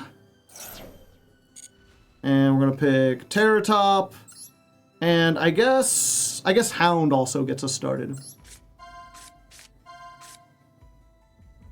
Choose wisely, Trenbolone. Okay. So then we normal summon double yo-yo. Yo-yo effect. Get the Terror Top. Terror Top says hello. Terror Top gets me the Marble Machine. The other one. Then we get our second normal summon. We marble in our machine. Marble Machine effect. We get in Colonel Clackers. I just realized we somehow don't have a tuner on the field, which is weird, because usually it's the opposite problem we have. It's usually oops all tuners. But it's fine. Our opponent surrendered, and we rank up. They said, this is dumb, I'm leaving, and then they left, and I won. I feel like as we get closer to gold, that'll happen a lot more when we go first. But I guess we'll find out.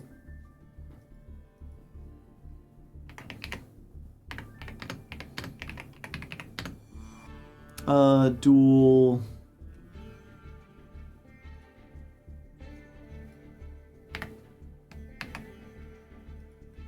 $11 versus what were we playing against?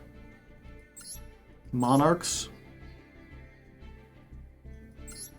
Oh. Oh, I see. I'm sorry, little one.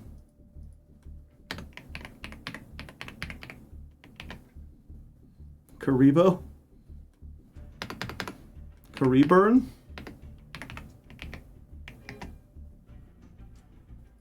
What the heck was that?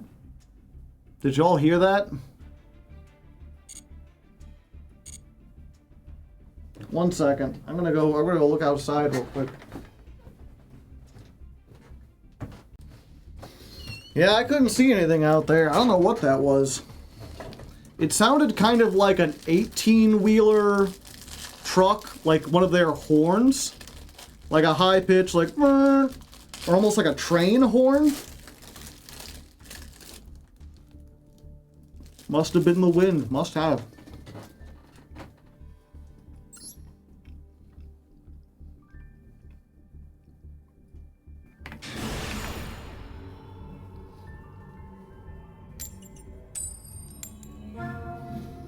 Okay, we are not going first. We don't feel alive. We're dead. We feel dead. Comment in the comments if you're dead. I need to know how many ghosts I have in the audience. No hand traps, okay. And also both of the cards that we usually want in the graveyard are here. I do not feel good about this hand. I need a comfort brownie. Oh.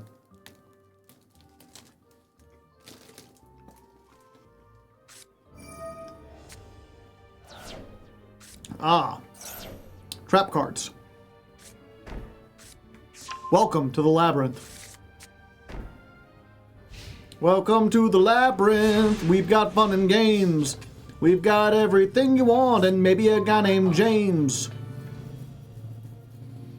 Let's see. What do we usually marble machine? We go for this. Okay. They're activating this now. They get Ariana. How grande. How grande indeed.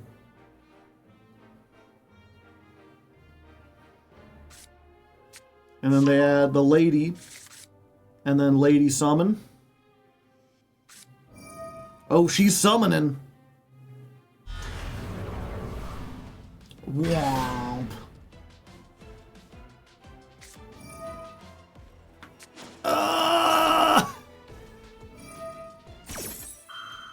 This is destroy all monsters with 1500 or less defense, which I think is almost all my monsters. Yep. That's unfortunate, chat. Of course, 2 of those cards I did want in the graveyard, so I guess there's that. They have turned on Colonel Clackers, so we can get to clacking. Let's go ahead. Yeah, the marble machine ain't doing anything in the graveyard. Let's get this. Let's use this effect.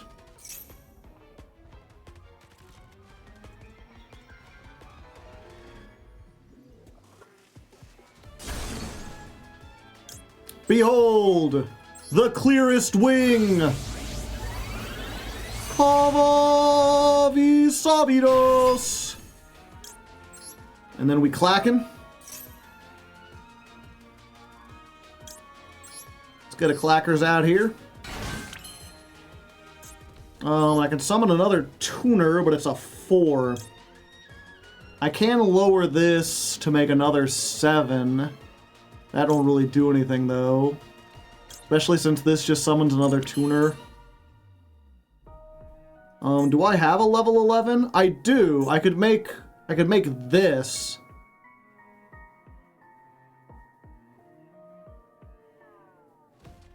Yeah, I guess I gotta try, because that can at least do something.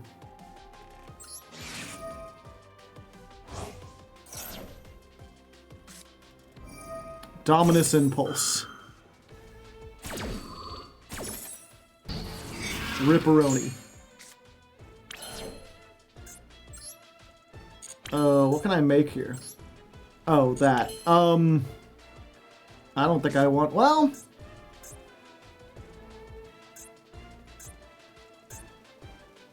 No, that only gets its effect when it's normal summoned. That don't work. Okay. I could make another level 7, but the other one doesn't help me here. Yeah, I think we best with just sticking with this.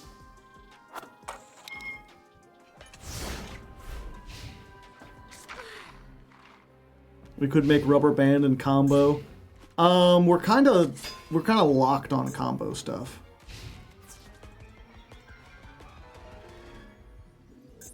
Target cards up to the number of wind synchro monsters. Can I not target the back row while this is here?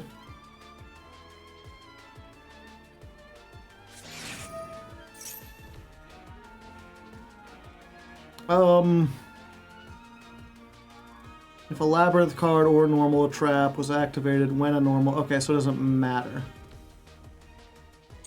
Because they get to activate something regardless.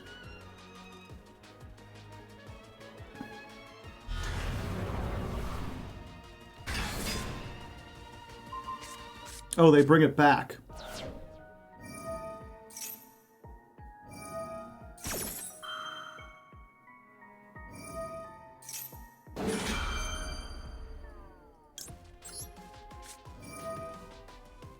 At least we could pop this.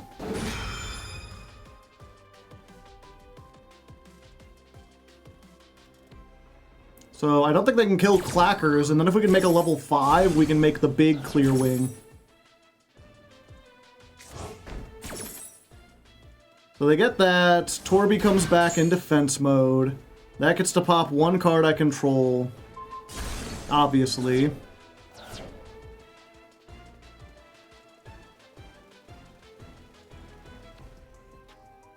Emperor Stove raiding with a party of 4, or party of 9. Thank you very much. Hope everything's going well for you, Stove. Main phase 2, they're summoning this. And then they're sending... Oh. Transaction rollback. Son of a bitch. Yeah, I think that's just over for me. I mean, we'll see.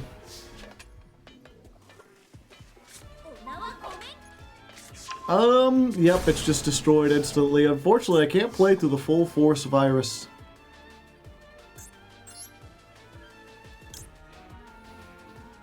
You can banish this, target a Speedroid in your graveyard, shuffle it, and if you do, summon one Synchro with the same level from the extra deck.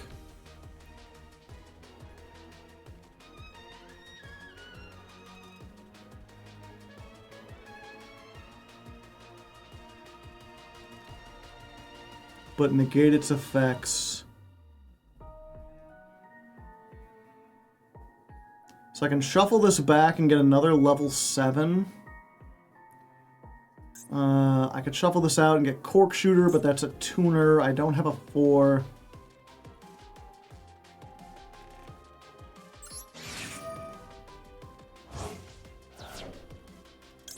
Oh. I thought I could shuffle back the Synchro.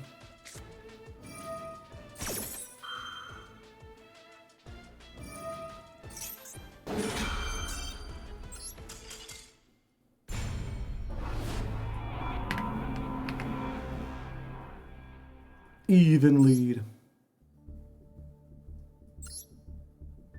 But yes, thank you, Emperor Stove. Gotta go fast for the tier 1 sub. And also Carl the Wizard. I'm sorry I missed that earlier. You know what, Carl? You got a free bonus honk. Just for the wait. Critter, for Carl, please. Thank you.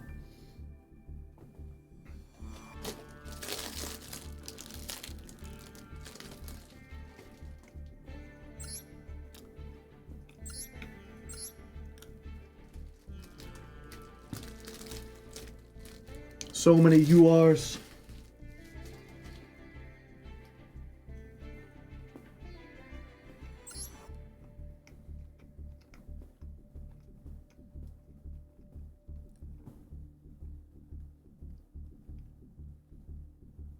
Wouldn't this be exceptionally bad for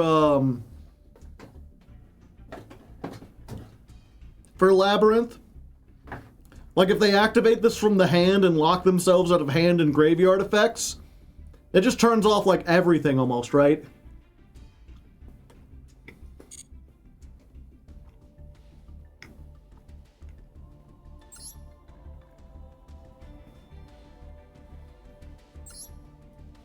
Yep, just Dimensional Barrier, Full Force Virus. My goal is to have no fun.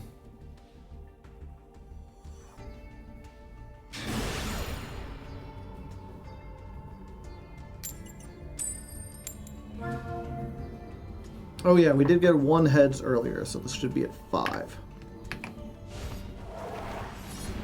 Oh, our opponent is making us go first. Once again, we have lost the coin toss, but our opponent is like, nah, you do it. Alright, alright. Best one is Marble Machine, right? Yeah, nothing else gets me something on summon. So, go Marble Machine. Activate. I think we get Taka Tomborg. Yeah, I think we talk in our Tomborg here. We cannot make... We'll save it. Okay, so we get this. We'll save that for later. We've got car turbo.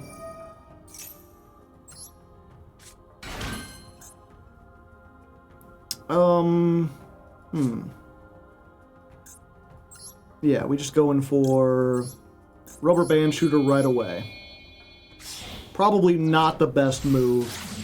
I don't know, one again, the two different schools of thought. One is like, rubber band shooter is your biggest choke point, so you never want to activate it. And the other, or you always want to, like, it to be the last thing you do. And the other one is like, just get it out of the way. just do it early. Let's see, we want the Speedroid, and we almost got everything else. I think we go for a 7 here, actually. Yeah. We go for Terratop and you. And we kind of just hope we get Terratop. It's that easy, chat. Okay. Oh, it's, yeah, because otherwise we would have done double yo-yo and it would have been the same. So we can immediately normal summon this. We get a Searchy-Doo. As you do. And then we just get Dog for later because we've already used every other extender. Yeah. We've either used it or we already have it. And then we go for Cork Shooter line. You. No, I mean you. We get the Dice. Dice is going to make this level 2. We're going to cork it up. Going to be a corked up white boy. Howdy, howdy. And then we're going to bring back the 2 cards from the graveyard.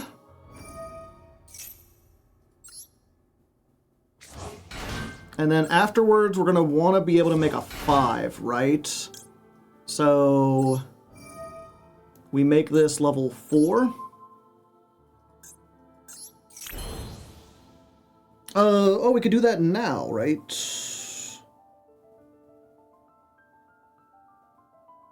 No, not yet. Let's scale this up. Let's use the effect. Banishing you. We're getting mini Clearwing. We poppin' and lockin'. Summon this.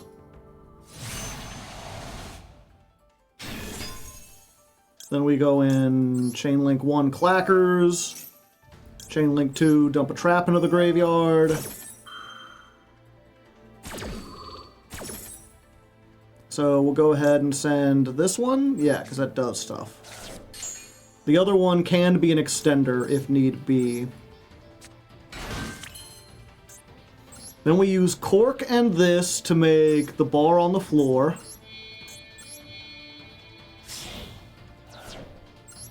Oh, I guess we are doing props here. 1 second. We're summoning our good friend, bar on the floor. Then we are going to make high-speed glider. We're gliding. Let's go ahead, glide up.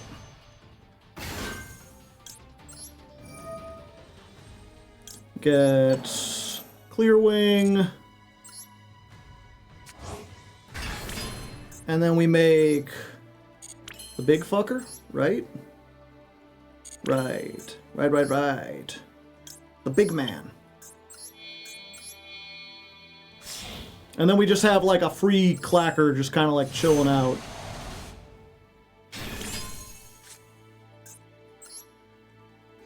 Yeah. Maybe there was something better we could have done with that. Well, not maybe. I know there's a better way to have done that where we could have ended up using this as well. I'm not sure how, though. If we send the other trap, that comes back, but it's a tuner. This is one of the things that makes it hard, right? Because, like, maybe when I had summoned the red-eyed dice, if I had made Terratop a different level, I would have been able to make something else and then gone into everything else. And we would have been good. but it's hard to say. Either way, this is at least three pieces of removal. Change of heart. Oh yeah, they made us go first. I mean, no, I'm gonna say no to that.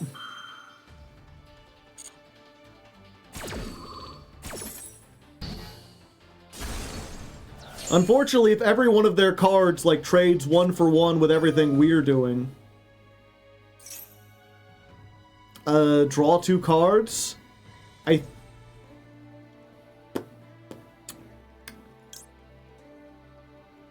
think if they're trying to draw, that means they don't have a lot of removal, so I will go ahead and negate. And then we just gotta hope they special summon something.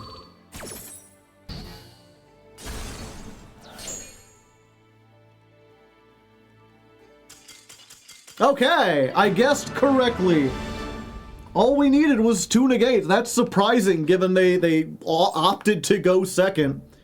Usually go second decks are like all board breakers, but they must not have drawn. I wonder if it was Makanko or Tenpai or what. Oh. Oh, I'm sorry, Silver player. This is not a deck you want to go second with. I didn't even realize it was 50 cards.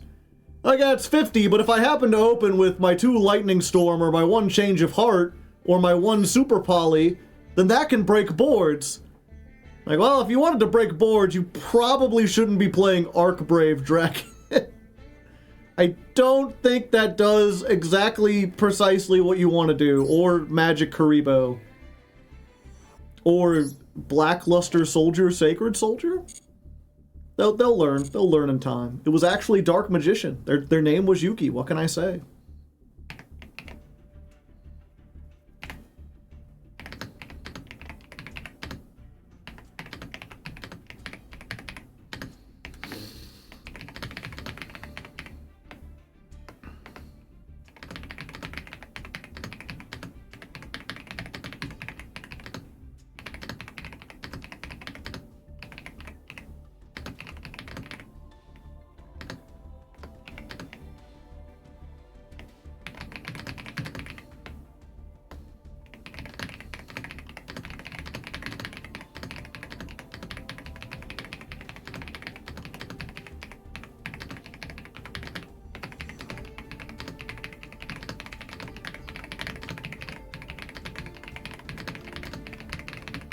Okay.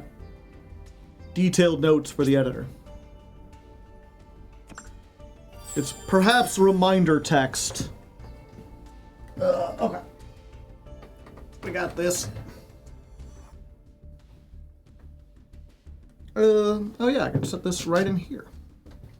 Haha. Attack, attack, attack. This is a really good keyboard. I'm not sure if it comes through on the microphone, but I love the sound.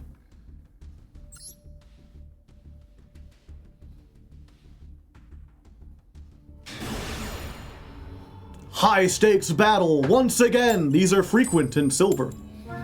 We lost the coin toss once again.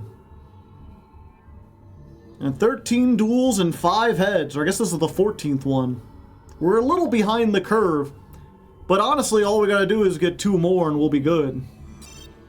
Never mind.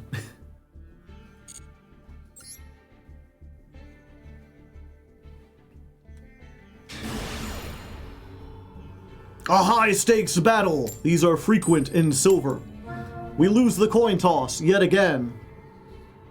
That is... what is it? We've only got 5 heads out of 14 duels. We're a little behind the curve. But all we gotta do is get 2 heads in a row and then we'll be back up to it. Alright, we open with Raigeki and Droplet and Valor. This is a good go second hand, if not for the fact that, we don't have any starters or anything. Kaiba Man, the legend! This card is normally special summon, show 3 blue eyes, then special summon a blue eyes. I think we need to stop this. I think I would like to stop this. Valor. Valor? I barely even know her. Also, I think that's a dude. Should be named Valim. Oh, there we go. Easy peasy. Valor the Kaiba Man? This is bullshit, Yugi! can't stop me, it's my turn! And he just walks away. Does anyone want to play GOAT format? 2, 11, duel.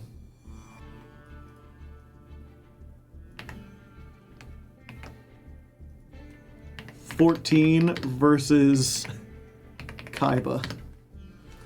A short one, but one worth it.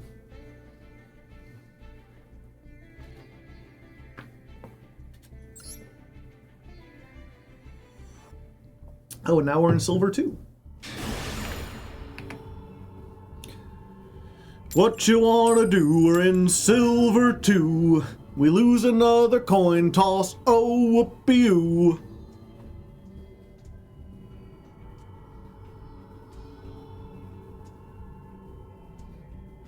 I am going first yet again. You know, when you're in the higher ranks, it's like, oh, that means we're up against Tempai. That means we're up against Gem Knights. It's a go second kind of deck. In silver, who knows? Could be anything. Alright, this is a pretty good hand. I mean, we started with the two things we want on the graveyard, but I think we can still make this work. Let's go Ultra Hound. Ultra Hound sends the trap, unless... Veiler. Now I am the one who veiled. Let me think about this, chat. This is 2 wind monsters, and it's the only link I have, and I don't have a level 4. Like, I could Monster Reborn and get the Veiler back, but I couldn't do anything with it is the problem.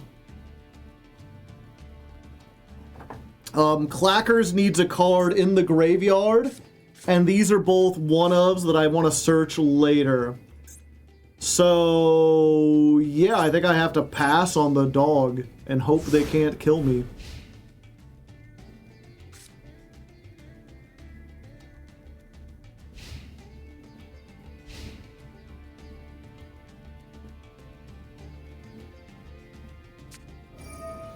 King of the Swamp. They play in some kind of fusion deck. Polymerization. They're gonna polly-wally doodle all the day. Alright. Show me Dragoon! That ain't Dragoon. That was 2 Shaddols. Okay. Winda. You gotta stop me from special summoning. I was gonna special summon all over the place. So they get to draw a card, and they get to special summon a Shaddol face down. What do? You play Floodgates.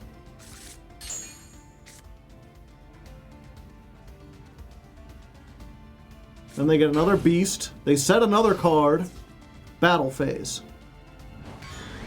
Alright. So what's Winda again? It's each player can only special summon 1 time while this is face up, or once per turn rather. But I think that's all I need to get going. I think what we're going to do is be funny and kind of cool. So we're going to Pendulum Scale Colonel Clackers. We're going to use the Clack attack. Banish this. Grab ourselves mini Clear Wing. And activate this effect. Pop both of them. Summon Clear Wing. Behold! Caw-caw! The magic bird! 1,800, 1,000. We know one of the cards they set was just another beast, right? Which has 1,700. Yeah, I think I'm fine with this. So what we're going to do is we're going to go to battle. We're going to attack over their window. No, I'm not going to clacker here. Then I'm going to main phase 2. Monster Reborn. Oh. It was first fusion summoned. Why can't I summon it? I wanted to steal the window and then lock them out of special summoning. Be like, how do you like it? That's fine. We get this.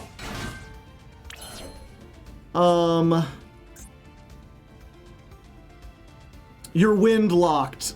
Good point. At least this was okay, so I almost... No, I couldn't have screwed myself. Do we want Clearwing Fast Dragon? We got a level 3 and a level 4, so we can make a 6 or a 7. You know, there's the thing. Are you happy? So it's either Clearwing Fast Dragon or it's like draw a card. They've got fusion, so the 5s don't do anything. I think we just make Clearwing Fast Dragon. So that means we need our level 4 tuner. Now this has an effect when it's normal summon. Excavate equal to the wind you control and add a card. Sure. 3 cards? Trap? Trap?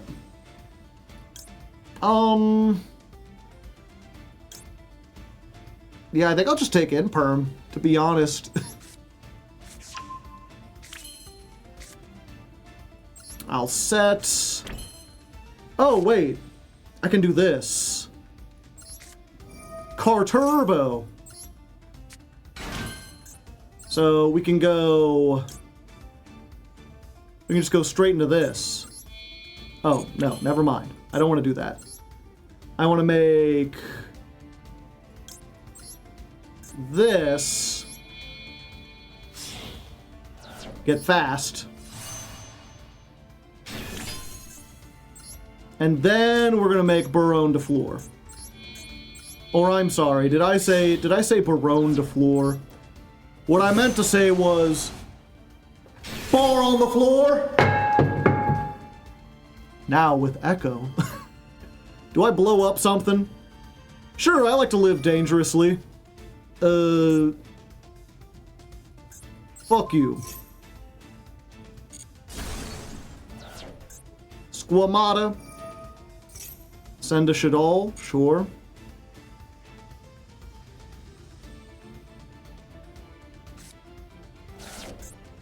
Dragon. Pop the MST. Nah, I'd rather keep that.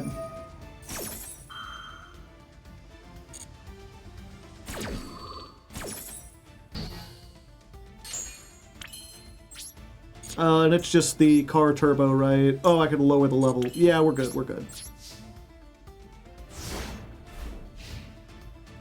And then, yeah, since we use the negate, and we... Oh, this is in the extra deck. I'm dumb.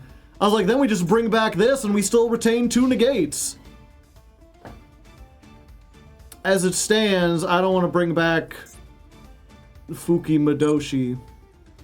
So we'll just stick there.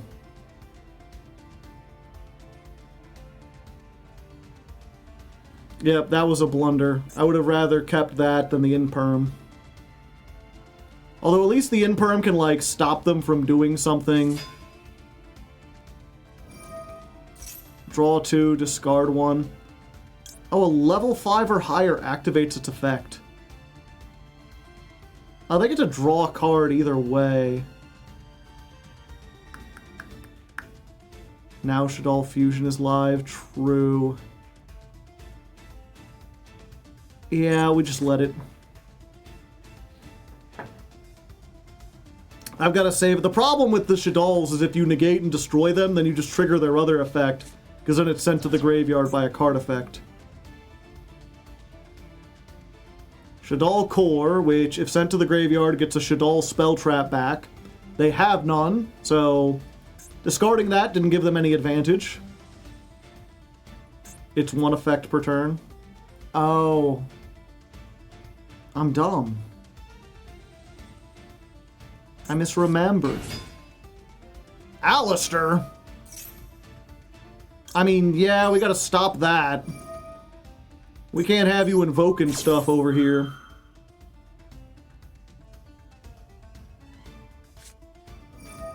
Ah! They had 2 super polys. 2 per poly.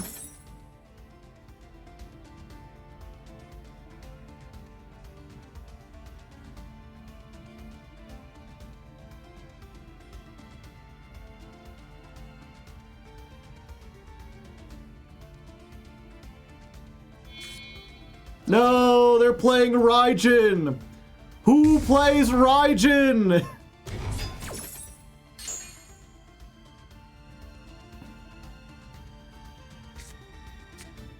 Fuck, and they probably play, like, Elysium too. Or maybe they'll overlay these 2 5s for a K9.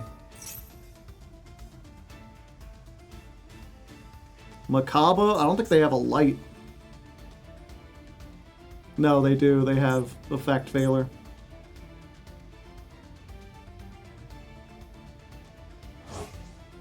But they ain't using it. They're making Agaudis. Although that's enough, unfortunately.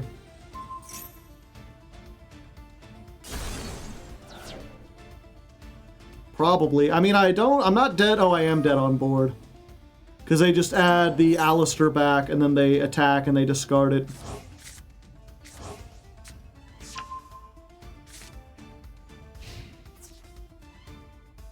Yeah, maybe I could have done more and done better if I had saved the, whatchamacallit. If I'd saved the Monster Reborn instead of just trying to be cheeky and forgetting that, like, I was locked.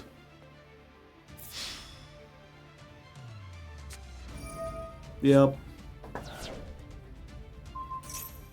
There was a chance that they were, like, dumb, and they were like, oh, I gotta save it for next turn. I do that sometimes.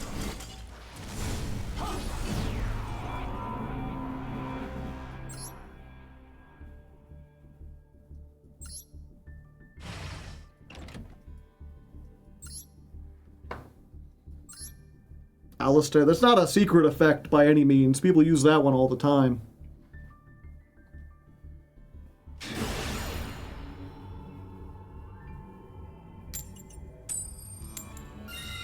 Alright, we actually get ahead. You know, going first makes me feel alive and all that stuff. The question is, will we open with the Speedroid Terror Top? We did not. Unfortunate. I can... Do I want to do this? Everything in my hand is pretty good, except for maybe the Ghost Ogre. I can give up the Ghost Ogre. Let's go, Speedroid Wheel! Spinning the wheel, spinning the wheel all day. Doodaloot, doodaloot, doodaloot, free level 3. It's a level 3, but its effects are negated. That's a 5 with this. Yeah, we do have a car turbo, but oh no, we get Den Den into the mix. Okay. So, free Den Den. We'll get a Den Den. Let's normal summon the marble machine. Do do do do do do do do do do do do do do do. Let's go for Takatomborg. Yeah. Yeah, that's spicy. That's smexy. Let's go ahead. I think what we want to do, actually, is make the Hagoida. First turn, Hagoida.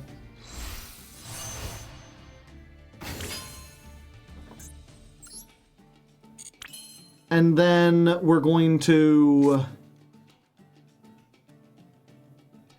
Yeah, special summon Car Turbo. And that will make an early Crystal Wing. So now we're kind of defended. Then we can banish the Den Den.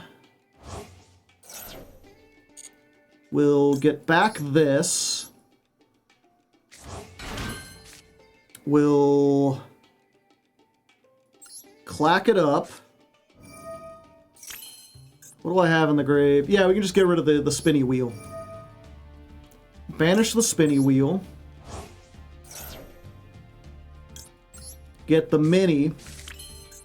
We're going to... Mini effect? Yeah. That will get the Clear Wing.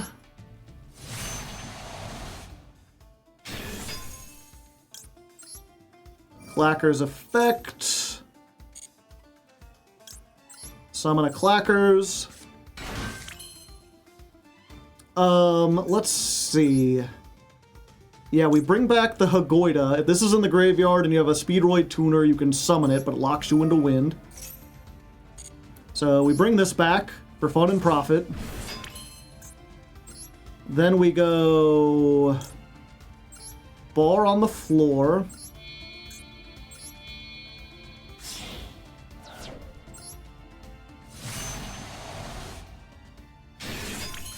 Then we special summon this. Then we go Jet.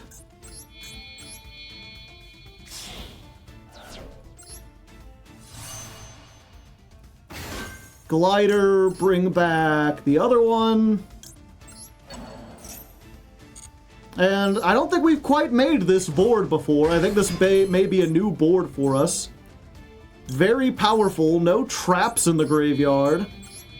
But we've got 2 Omni Negates, a Monster Negate, and this thing, which a lot of decks do end on, or a lot of combos do, but I haven't got to it yet.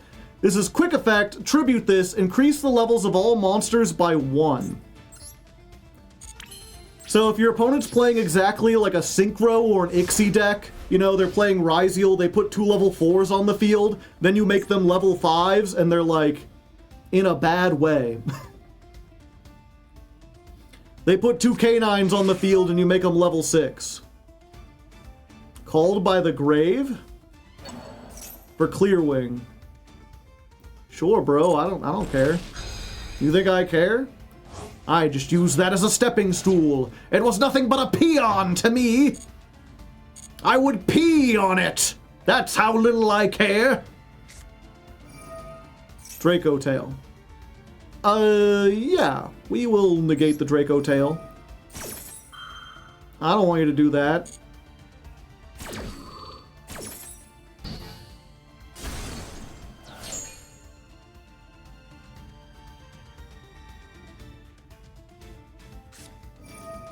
Dragon Maid Lopar. The fuck was that? Target a monster, neither player can activate that target's effects.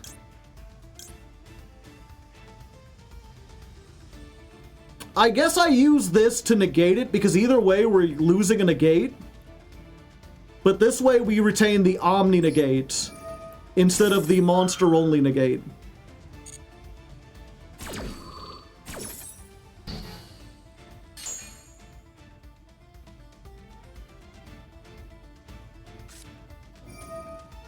Special summon a Dragon Maid, then you can send 1 Dragon Maid with a different attribute.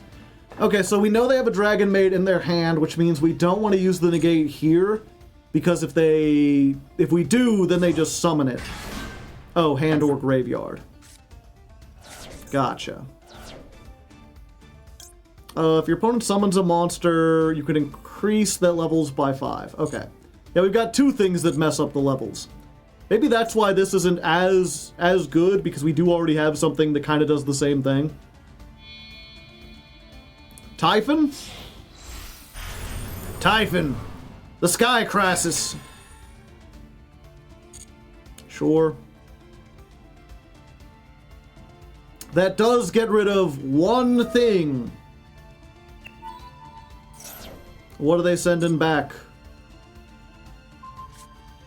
Adios? I guess that makes sense. No, my Hagoida! Do I just not take... Yeah, sure. Why not? I'll just not take damage. I would prefer to take less damage if possible.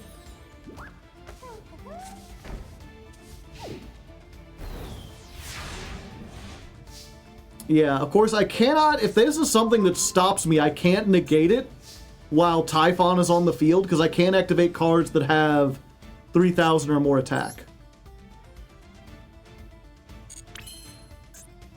Let's go ahead and Car Turbo just in case. I don't know if they have a battle effect, but I don't want to have to deal with it.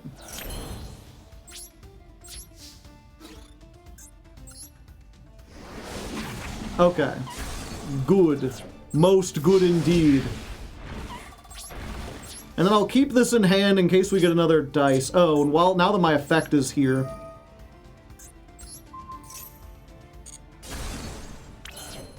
Yeah, we'll just stop that. Flames, yeah. There you go, I beat Draco Tail. It was like Dragon Maids, so it wasn't the best, like, most meta version of Draco Tail. Discard this, special summon, I mean, no. No, I'd prefer if you did not.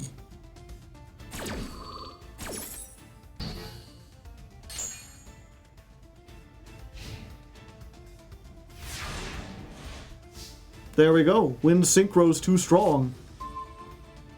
Good friends. We're friends and our friends aren't friends. Plus you're invading the entire ocean. Let's go ahead and destroy this. Ooh, tidying. I see, I see. They were hoping that we did that, and I was just, yeah, I'll just, no. There you go. I'll finally use that negate, because it's Jover. That's me. I'm Joe Jover. And while I'm here, it's over. I did it.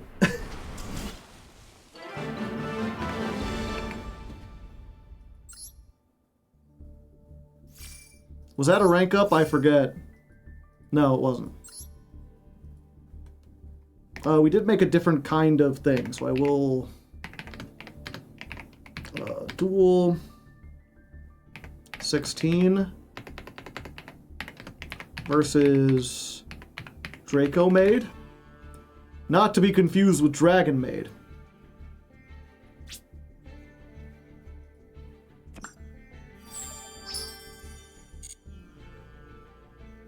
Dragon Maid version isn't bad. I guess it depends on what you mean by bad. Like, it can still function, but it is like it is objectively worse than the pure version, or like the branded version. At what rank do we change account? Maybe platinum. Mr. Metal, let the video end, please.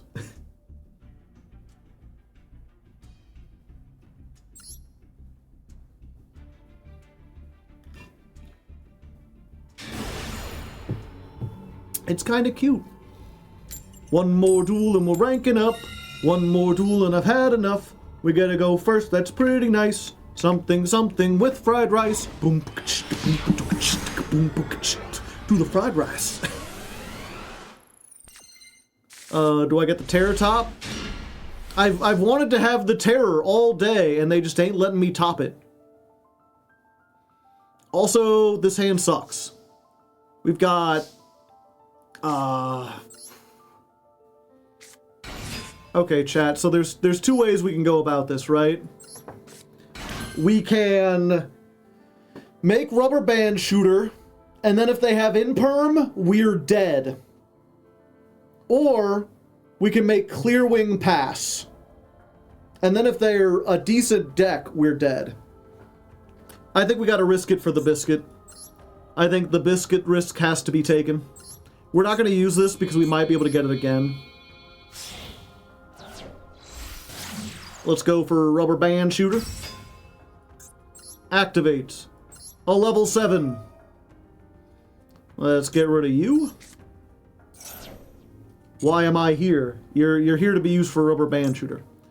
We're gonna get this and this.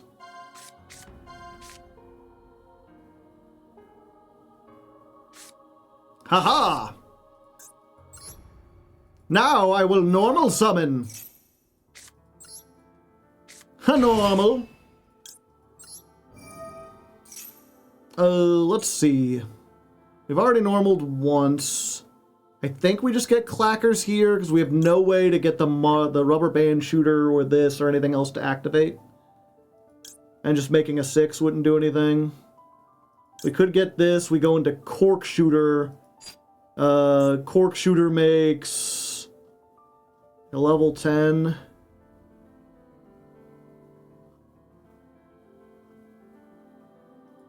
Trying to think. Either way, I think we've already summoned the Takatomborg. Yeah, we just get Colonel Clackers. This is not going to be great no matter what we do. Okay. Scale it up. Sorry, Takatomborg. Oh wait, no, we get rid of the double yo-yo. That don't do anything. Get one of these. Give it the yoinky sploinky. Oh, actually, we might be able to at least make it to the big guy. Hold up. No, because we only have one tuner.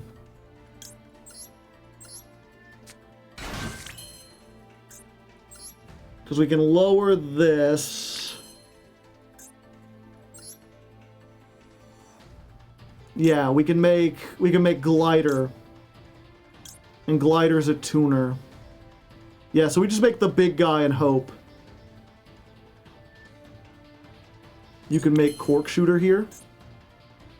I could. The problem is, if I use Cork Shooter with Colonel Clackers, it won't go to the graveyard, so I won't be able to summon it and the Terror Top back. All I'll be able to do is search a spell trap, and the one spell trap requires me to discard a Speedroid, and the other one is completely random what I get.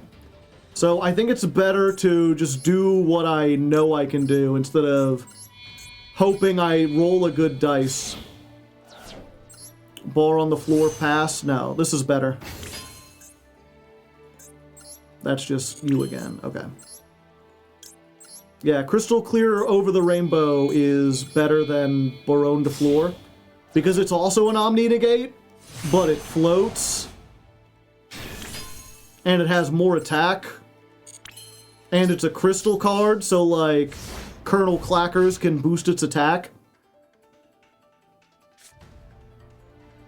So not the greatest opening, but we did something.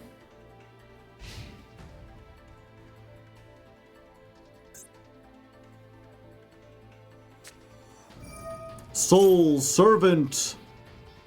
Yeah, that's fine. Place a card from your deck on top of your deck.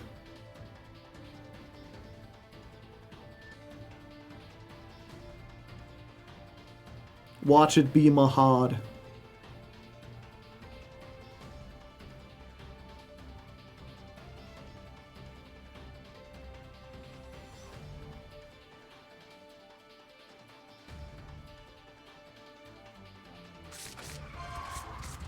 Bond between teacher and student. Dark Magical Circle. Yeah, you wanna add the bond between teacher and student? Go ahead. You gotta control Dark Magician, special summon Dark Magician Girl from your hand, deck, or graveyard, then set one of those things. Reveal this from your hand, then add a Dark Magician or a monster. Yeah, go ahead.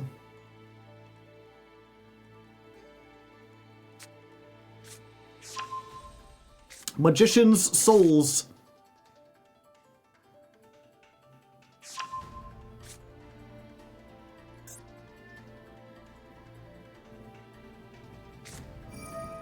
And yeah, that'll give them too many things. So I will just negate that.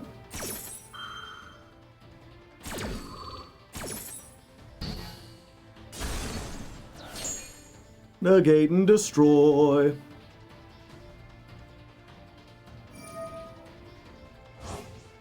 Soul Servant. Do I stop the draw one?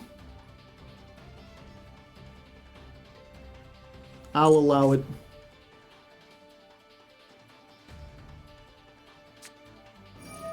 Triple tack. Draw two? I won't allow it.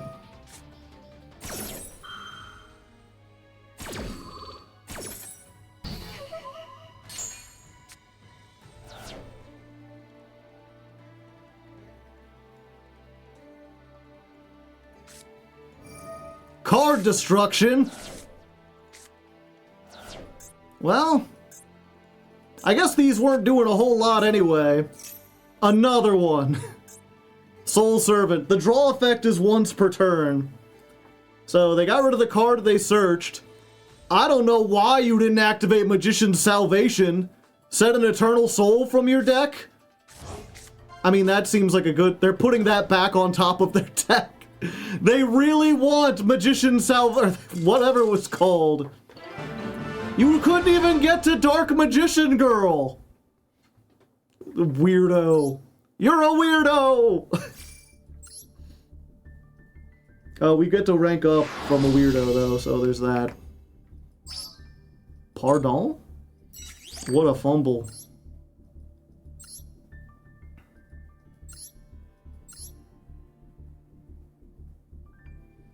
You had other targets. The true name. Dude! I can stack anything with Soul Servant and then call that card and draw it. It's broken.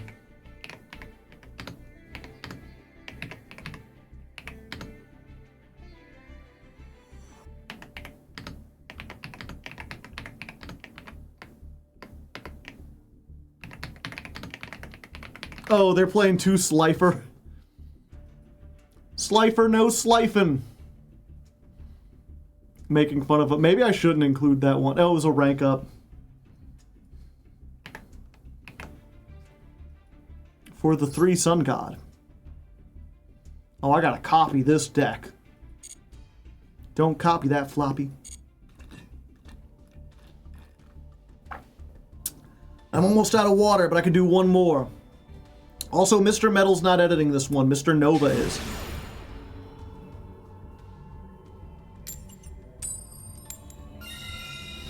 Yay! Ba-dum, ba-dum, ba-dum, ba-dum, bump. Going first. You know the rest. Don't pretend like you don't know the rest. This isn't your first episode, is it? Comment in the comments if this is your very first episode. Alrighty. Interesting. This is a weird one, Mr. Grinch. We got all extension. Only do, like, realistically one of these. I think... Yeah, I think we gotta try to go for the 1-card combo. Oh, wait, we can't do the 1-card combo if we do this. Yeah, you're not part of the combo. Try to Ash? Okay. So, we don't get the Terror Top, but they've used their Ash. What does that mean? It means... Oh, we don't want to... Oh, yeah, I should have discarded Hound, because if we've already got this, the Hound doesn't do very much. Does this do much, now that I think about it?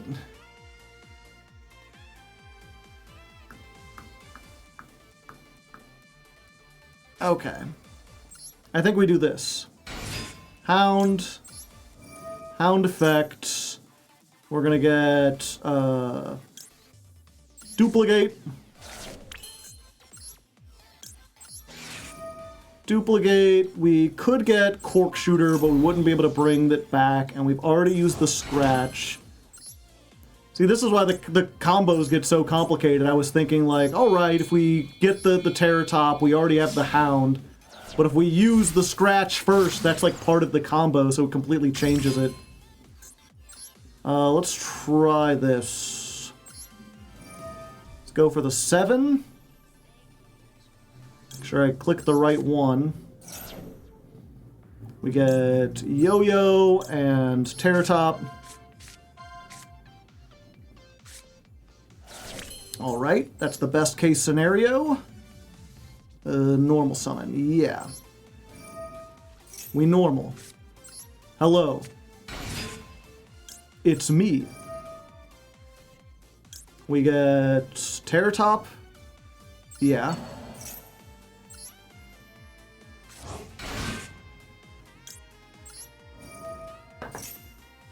Terror Top, get... I think we have to get Clackers here, because we're not going to have another opportunity to search it.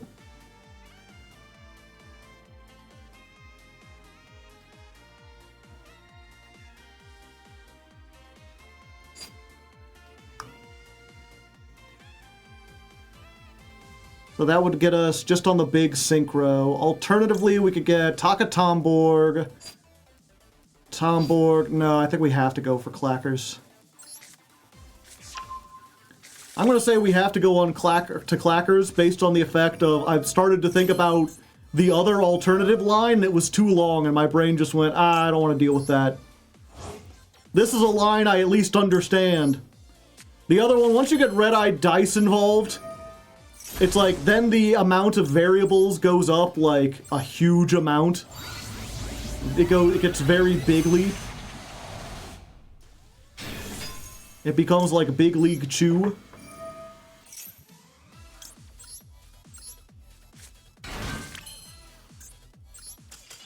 Oh, okay, they just surrendered. Good.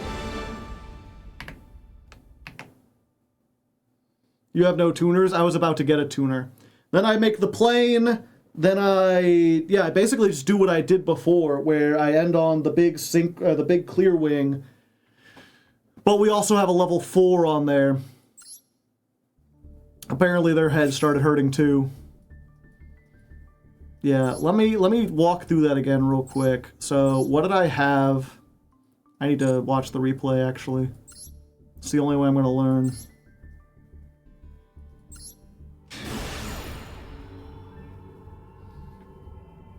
It's not my first episode. It's my first Speedroid episode.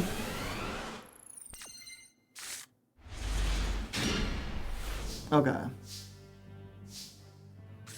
Yeah, so I should have discarded the dog here. That would have been better, because it would have given me more options. So that was misplay number 1.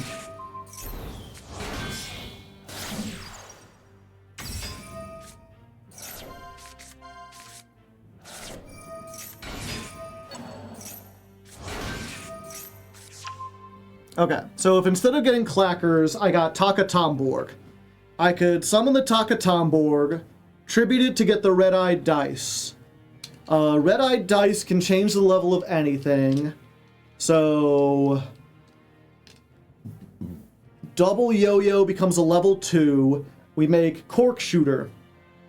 Cork Shooter bring back the red-eyed dice and the Taka Tomborg.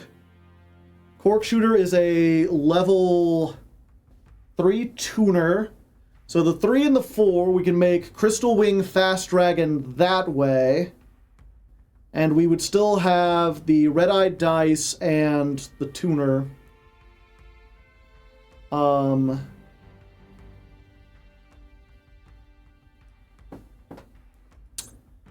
that wouldn't work. 7, then we'd have the red-eyed dice and the tuner. Mari on the 45 watch streak. Free points to 0. Okay. So I'd have Cork Shooter on the field. I would have the Taka Tomborg. The red-eyed dice is a level 1 tuner. I'd have a level 1 tuner, a level 3 tuner, and then here's the big variable, right? I could have one of these be the level they are, and red-eyed dice could turn the other one into any level between 2 and 6.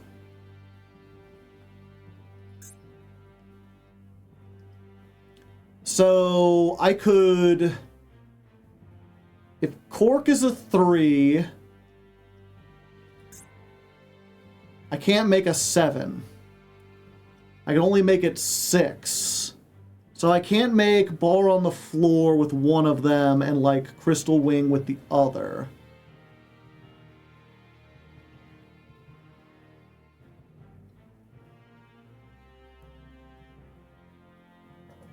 This brings back Crystal Wing, but I would need to have Crystal Wing in the graveyard. So yeah, that's the thing about this deck is like I could have 4 monsters on the field, and one of them could be any level between 2 and 6, and that still wouldn't be enough to make 2 of my boss monsters, because the 6 really kind of hard caps me, and my biggest boss monsters require other synchros. We would get to dump the other trap with the clacker line. We didn't get to dump it, and the only way you get to dump the trap...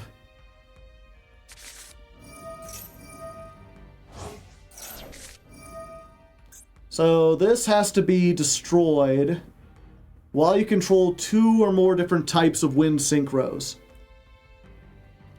And there's no way for me to get to that and get to clackers. Because remember, the alternate line would be, instead of getting Colonel Clackers, we get Taka Tomborg instead. So we wouldn't have this. Instead, we would have a Taka Tomborg. The Tomborg goes to the red-eyed dice. Dice turns Terratop to 2. 2 plus 1 with the dice equals Corkshooter. That's a level 3 tuner. Then Corkshooter will bring back the dice and the Terratop. The dice is not once per turn, so I can choose any of these non-tuners and make them any level I want, as long as it's between 1 and 6. So, Corkshooter plus... Like, I could make...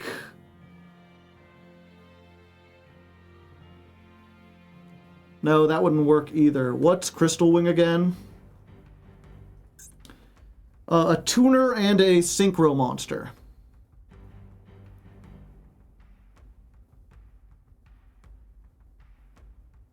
I used to do a lot of speed. Yeah, so actually both roads lead to the same thing. I think the best I could do with the other one would be to make a Crystal Wing Synchro Dragon with one set of tuners and make Glider with the other set, and then put both of them into Crystal Clearwing over Synchro Dragon. The one difference would be, if I did it that way, I could actually, instead of making Crystal Wing, no, I'd have to make Crystal Wing because I need to bring it back. No, I don't. I'm not bringing it back from the graveyard, so if I go the line with the Taka Tomborg, I can make Clearwing Fast Dragon, which is a level 7 non-tuner, and then make the Glider, and then use those two in order to make... No, actually, I can't make this because it requires specifically Clearwing Synchro Dragon. Yeah, so actually, this was going the Clackers line was the better way, because the only difference between going Clackers and going with Taka Tomborg is that I get to keep the double yo-yo on the field. And if that survives, I might be able to make some plays with it, or if nothing else, it blocks 14 points of damage. At least I think so.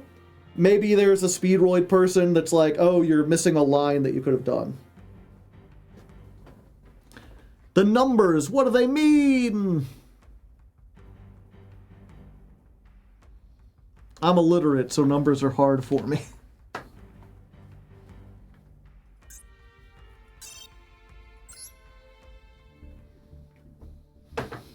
Yeah, I keep feeling like I should be able to do more. The Big Kid, thank you for the gifted sub, and if you didn't get one, gotta type evaded in the chat. Yeah, so the monster becomes 1 to 6, and this is always level 1. So the highest I can make is a 7. The highest I can make with this is a 7. I could make Corkshooter, and now I've got a level 3 tuner, and then I can Corkshooter bring this back. The problem is, even with Corkshooter, if I make something a level 6, and then I have 7, 8, 9, that's still not enough to make Barone. All I can make is one of these, but I have to use... Like, I can make this. This is a negate, but it requires me to use a synchro. I could make this, but it requires specifically Clearwing Synchro Dragon. And I can't really make this because the 10 doesn't come easily. Monster Reborn, is this 2003? Oh yeah, if you're just joining us on this stream, we're on the Jankmas account because I don't think this deck is good enough to hold its own in Diamond and make interesting duels. So we started down in Bronze, And if I'm going to play bronze, people, even if I'm playing a bad deck, I don't want to go in with a full hand trap lineup of like really good tech cards. So instead, we're only playing tech cards that you can get out of the bundles or the solo mode. That's why it's one of all these hand traps and like one Solemn Judgment and like a Raigeki and a Monster Reborn. You don't need specific... Yeah, I don't need specifically this, but if I don't use specifically this, then I have to use 3 monsters. I guess that's the big way to think of this with math, right? Is every synchro monster is 2 monsters. I have to get 2 monsters on the field to make 1.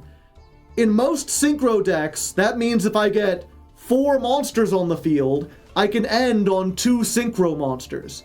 You know, if you're playing Sword Soul and you can get 4 monsters on the field, that's like a Chen Ying and a Chi Chao.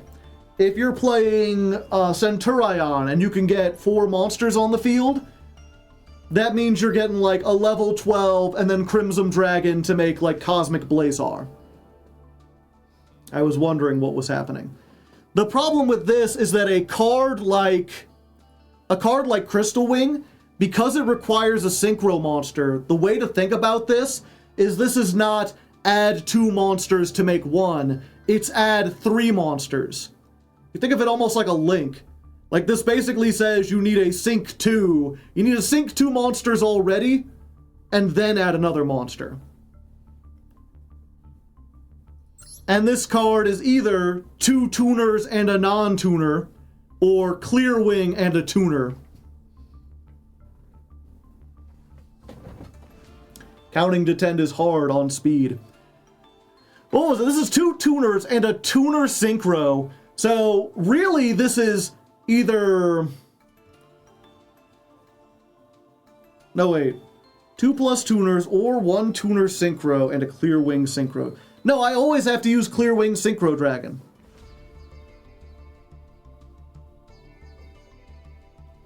I can't not use Clear Wing.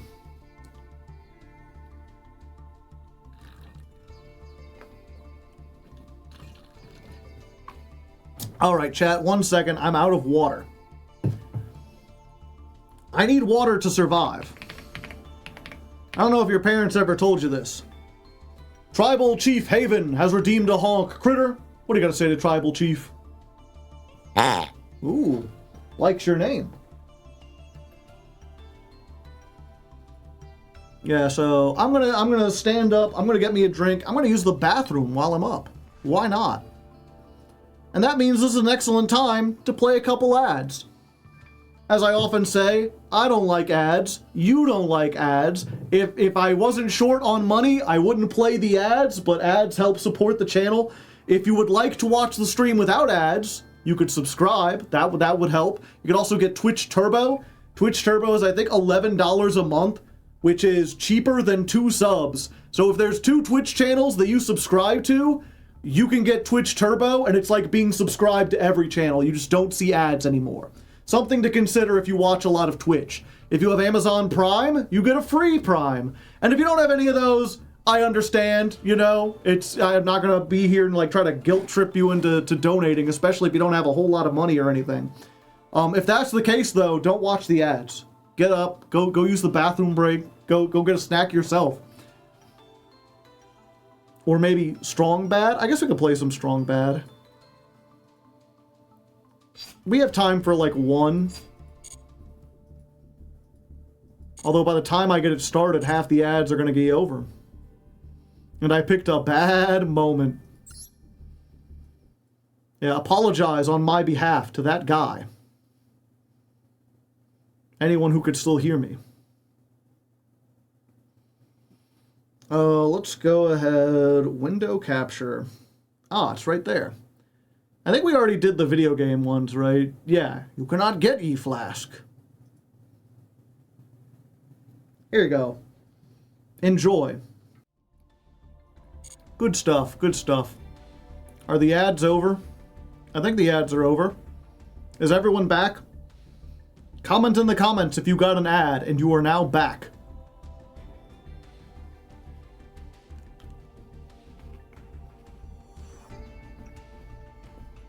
I gotta up my Patreon now that I remember. Up to you. Wouldn't know.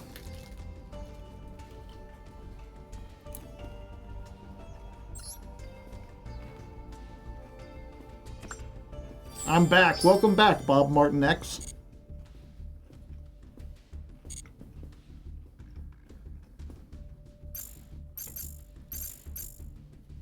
Okay. Back into the duel.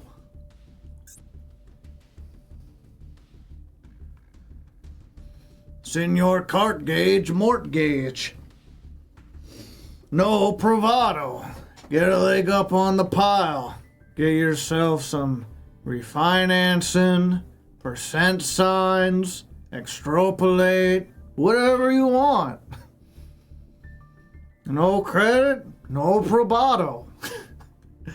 Just call 555-555-558-55555 Senor Mortgage today. Get a free consultation with every call. Talk to one of our lovely representatives. They told him they'd buy me a salad, but I ain't going to no Chick-fil-A. Can I call them tomorrow? No. Gotta watch that one again. We might have to. Just woke up with that jingle in my head. Alright! One more win, and we rank up into gold. We have lost the coin toss once again, but this time, I have a secret weapon, chat. You see, I will get the power of the Terror Top, and I will let it rip on street. Damn it! Fuck! Come on! These things are so true. Let it rip! The power of Beyblades compels you! Please don't do that. Go up here. There you go. Nope, and now it's going to the other side. It's not tilt. Well, you know, Beyblade. Oh, it's Radiant Typhoon. Fuck. Yeah, I guess we'll effect Veiler that.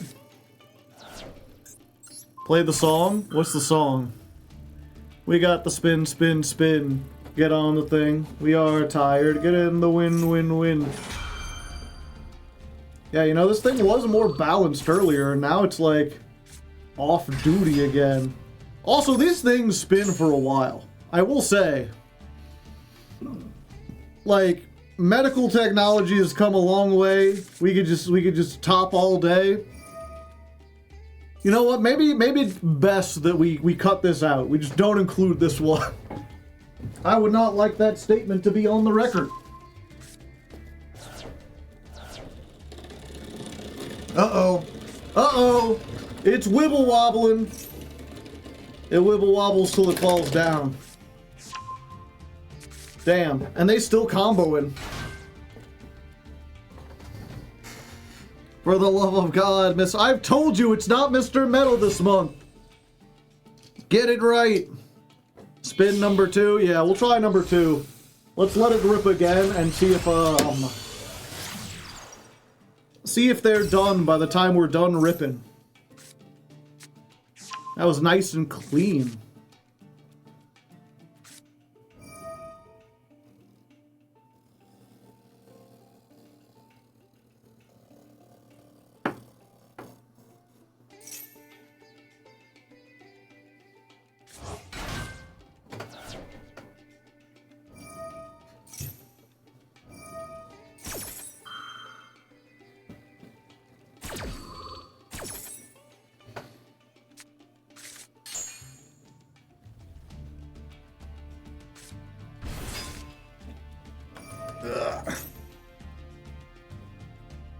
I'm trying to just ever so slightly, not quite level.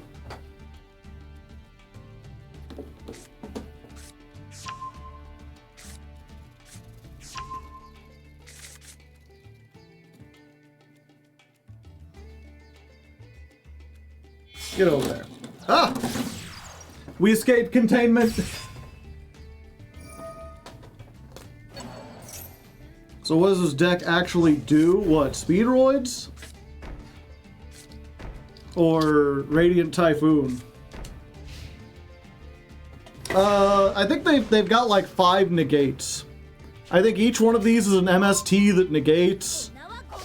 They've got a card that's like, when you do a thing, you get like a whole bunch of shit. We'll try it. I'm probably dead, but we'll try it. And what is this? This is like a graveyard thing, right? Yeah.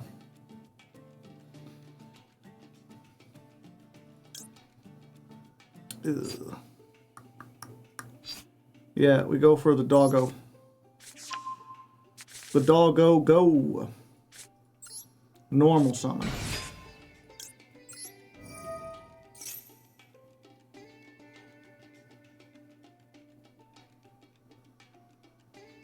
I still can't believe they made it an archetype. It's crazy.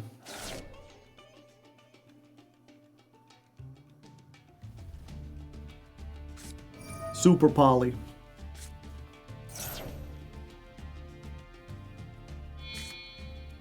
Well, that was a nice couple cards I had on the field. And now they're a Garua. And they have MST, so if I activate any of my pendulums, I'm just dead. Okay, that one doesn't count. We ain't talking about that one.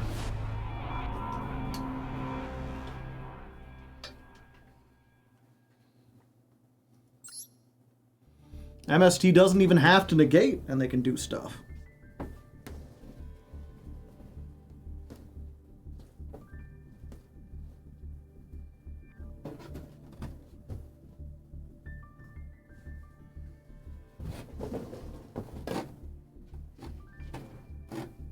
Oh, that's why. There's a cord that the trash can was sitting on, and it was tilting it ever so slightly.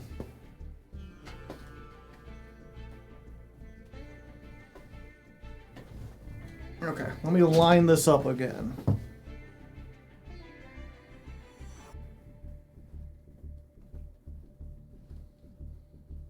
So that it's maximum not showing upitude. So it just seems like a weird thing that's here.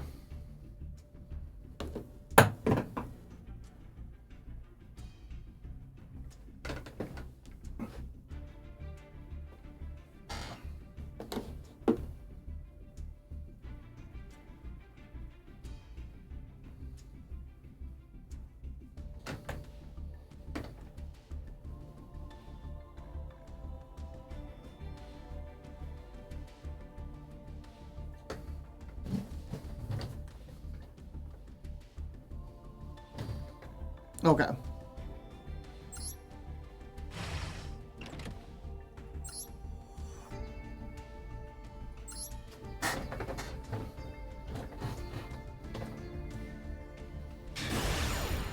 All right, one more duel and we rank up. It's car versus car.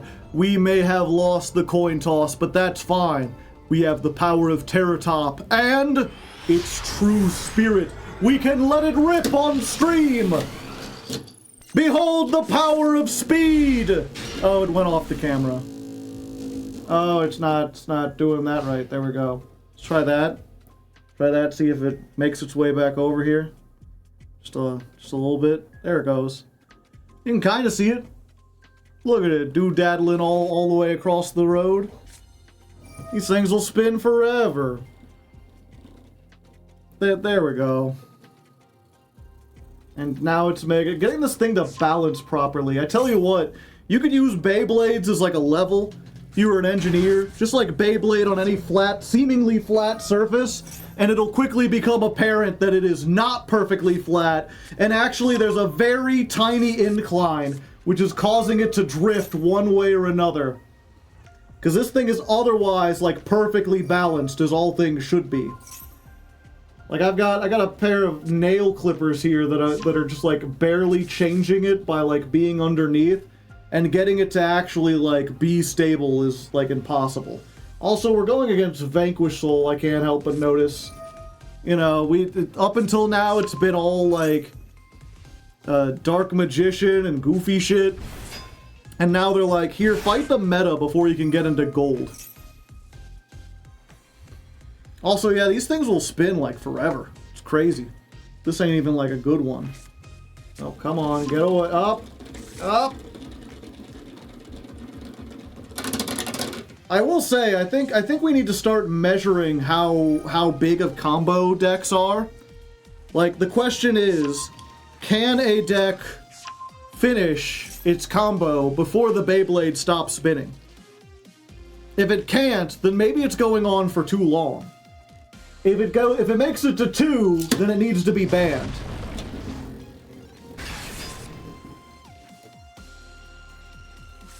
Try that. No, don't go that way.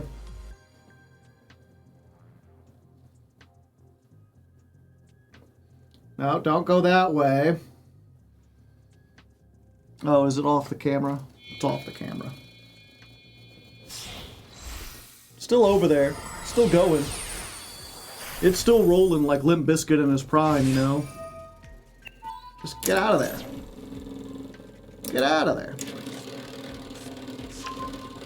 Don't worry, it looks like it'll wibble wobble for a while, but it's actually pretty stable. I'm sure it'll correct itself.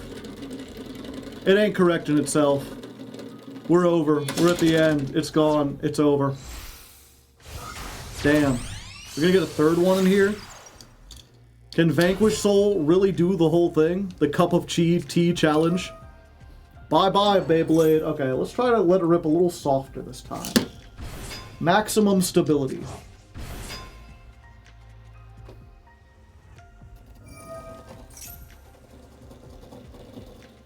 Get away from the edge, idiot. God, why are these Beyblades so dumb? Unintelligent. There. Now just stay there and spin. Don't part the Red Seas. Well, now it's going towards this corner. One way or another, it just can't decide.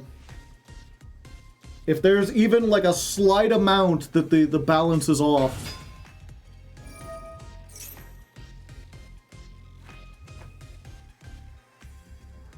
This way.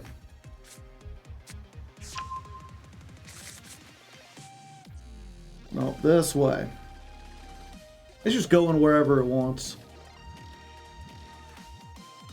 We're gonna make it to a third all the way to the stop.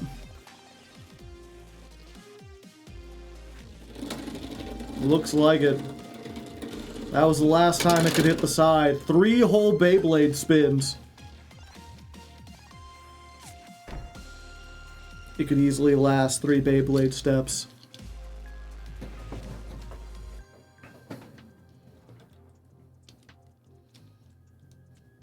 And it's unfortunate because we have the Raigeki, but their field spell just says Raigeki doesn't matter. At least not for the case of the whatchamacallits, the Vanquish Souls. It matters for other stuff. Get off of there. But yeah, I can at least get rid of the other things. I'm not sure if I can play through this. Probably not, because they have a complete field wipe. Which is just like, you know, assassination contract as far as I'm concerned. But maybe they'll give up to Raigeki. Or maybe they don't have any Vanquish Souls in hand. Maybe they didn't keep any for some reason. No, they can add one.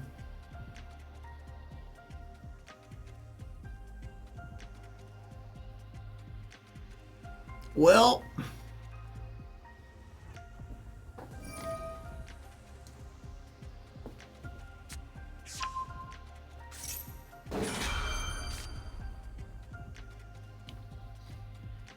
Why are they... Wait, what did they just do? This card is activated. Unaffected. You weren't going to be destroyed anyway. Maybe they just don't know, chat. Maybe they are unfamiliar.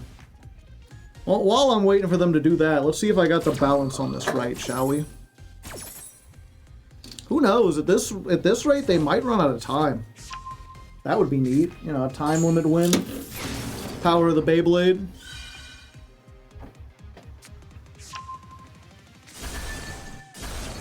But at least I got rid of 3 things. 3 things are better than 1. Get away from the edge. Oh, and now it's already too wibble wobbly. I have nothing to revive. So I think we just start with the marble machine. We machining.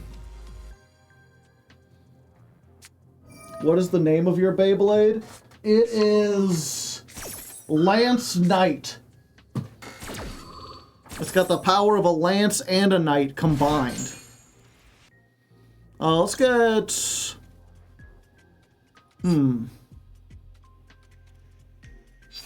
I think... I was going to get Colonel Clackers, but I think we might get Terror Top here, because if they steal or they wipe the board, then this could help me recover.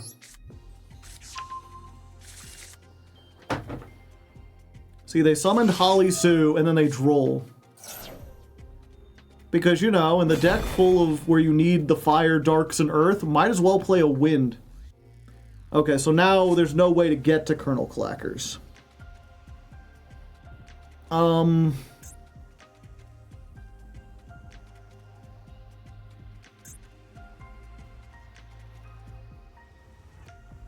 two, three, four, five, six, seven, eight. Yeah, and they can... oh, wait, they can't blow up the field now. They don't have enough.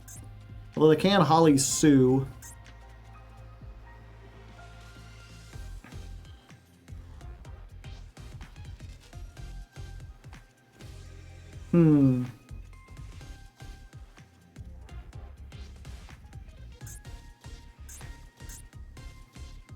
If we can make our way to 8, we might be able to. We need to make a 5? Okay, we can do that. Okay, we're going to try for Kite Drake. We haven't done that before.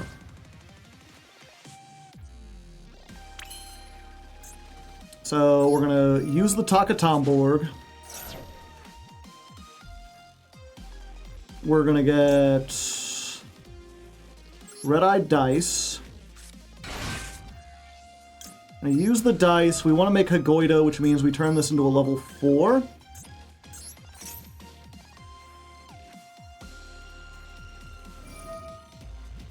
Holly Sue is stealing.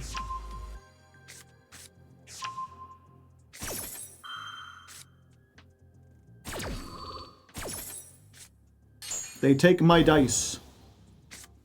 Okay, so now I can still make a level 7.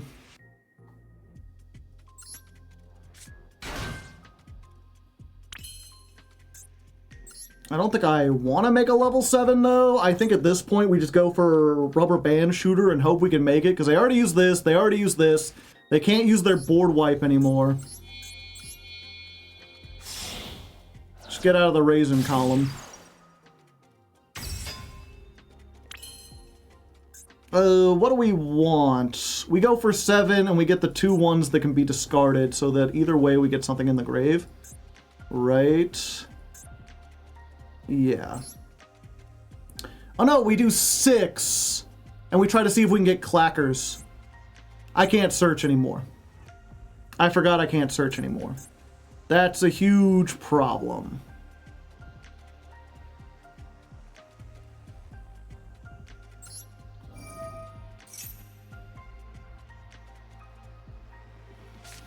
Yeah, so we're just making a level 7 anyway.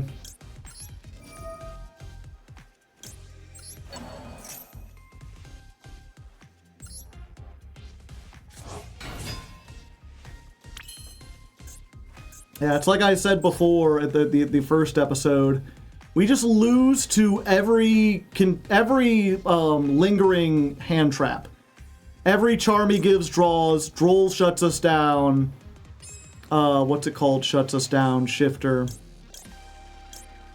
This does nothing unless they've got extra deck monsters. This just destroys one spell trap. Yo-yo and dice. Yeah, it would be nice if I had dice.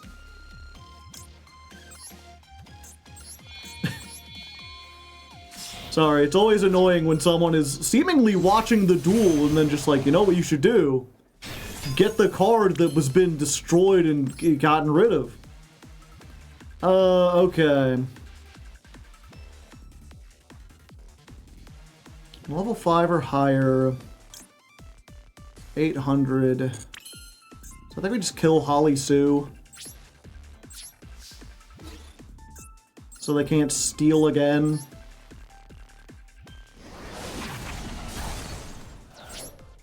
Oh, and we get back our own dice.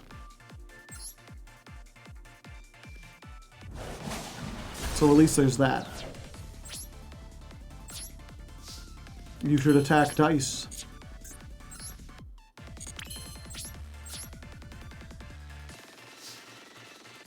Ah.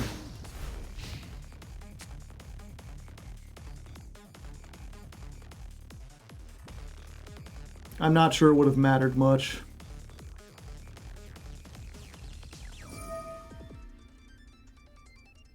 Destroy one other card on the field. Doesn't target.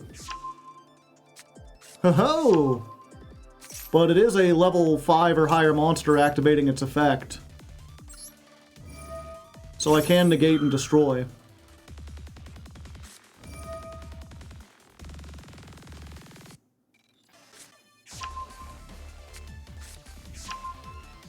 And now they have all three again.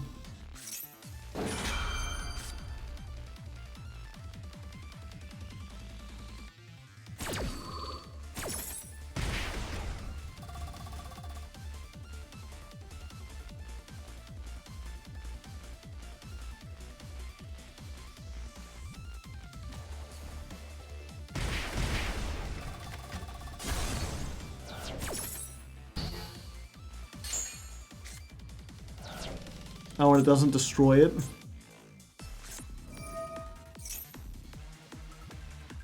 Oh, Dust Devil says they can't be destroyed.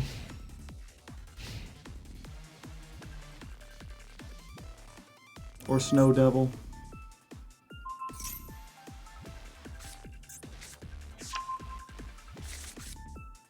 Yeah, that was the best I could have possibly hoped for was... Let's see, even if I had attacked and made the thing, all I could do is like Kite Drake blow up the field, and they have so much resources. Yeah. I was cooked the second they loaded in with a halfway decent deck.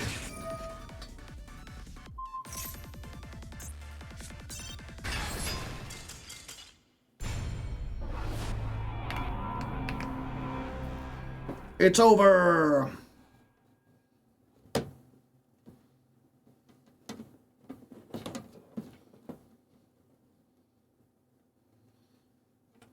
That's just unfortunate. I wanted to be able to rank up and do a Beyblade thing, but the Beyblade isn't working and the rank up isn't working.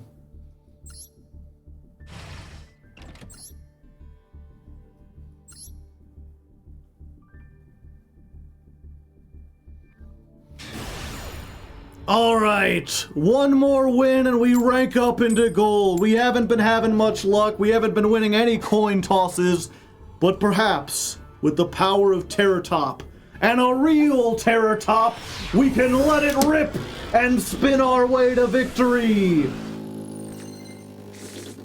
Very annoying buzzing sound. I'm not sure if you can hear that on the microphone. Unfortunately, I can't find like a completely... You need like a perfectly even surface, because if you've got even like a little tilt or whatever, these things will just like find out exactly what the angle is. Looks like we're going up against dark magicians of some kind. Some manner of dark magicians. Let's try that. I mean, it's already wibble-wobbling. These things go pretty long, like, even if you hit them. I will say, they're surprisingly stable. Oh, it came back. It recovered. It's still going. It's got the strength of the oh, there it goes. There it goes. And it goes there. Is that Lurie? Did they activate? No, they didn't do the thing. So, it's not necessarily Fiendsmith, but I will say it is strange to be, like, going up against a... Well, you know, I guess this is still a silver deck. Yeah, the last two duels we didn't show because it was, like, pure full-power Radiant Typhoon and Vanquish Soul K9. We went from playing against, like, absolute jank to playing against, like, the best decks in the format. Fiendsmith? Yeah, like this is Fiendsmith, but it's like Shining Sarcophagus Fiendsmith. So maybe. Either way, we have enough time to let it rip again. I just wish I could get it to like stay. I've been like trying to mess around with this and tilt it. I've got like 2 things to like change the angle at which this rests. And just cannot get it to get into an angle where like it'll actually stay.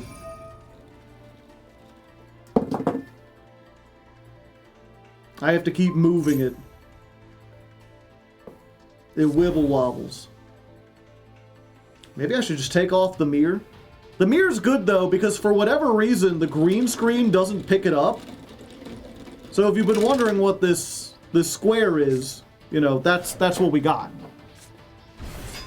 Okay, they're going necro equip. They equip in their neck. And then they set one. Oh, is that it? Oh, okay. There we go. That's not very great at all. I could probably beat this. What does this do? If a monster is sent from the hand to the graveyard to activate a card effect, you can equip one of those monsters or draw a card. Alright, so they just got whatever that set card is.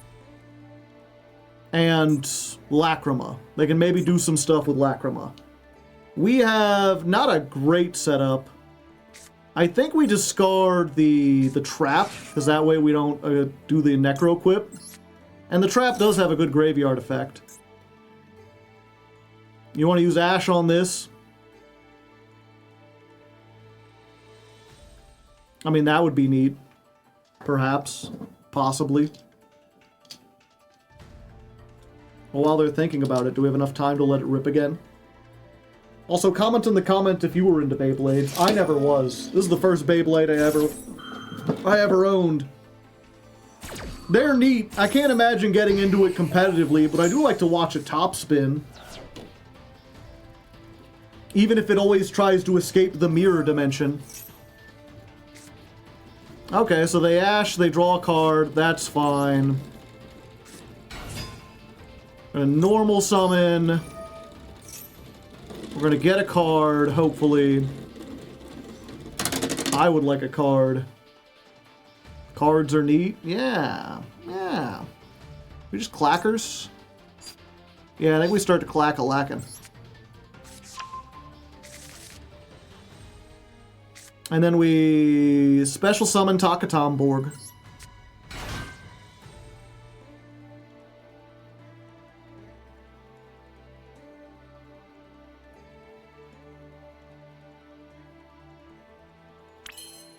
We're gonna tribute the Takatomborg, and we're not going to get the red-eyed dice.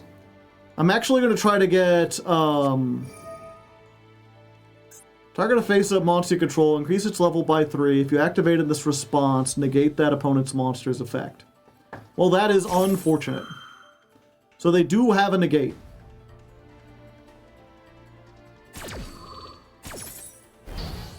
Ouchie wah. Do I Monster Reborn? I can't Monster Reborn. You can only special summon a Takatomborg once per turn. Okay. And I'm locked into wins the moment I use this. So I guess we go in this way. Let's clack-a-lack. Yeah, we get the wheel out of here. The wheel ain't doing anything. Let's get this. Let's do this.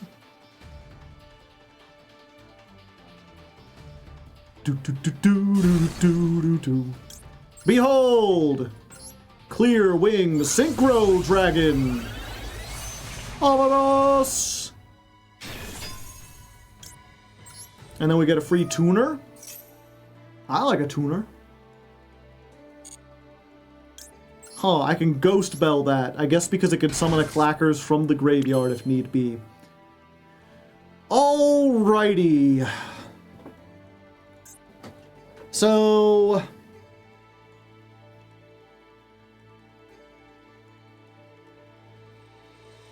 Yeah, I think the best thing to do is... Oh.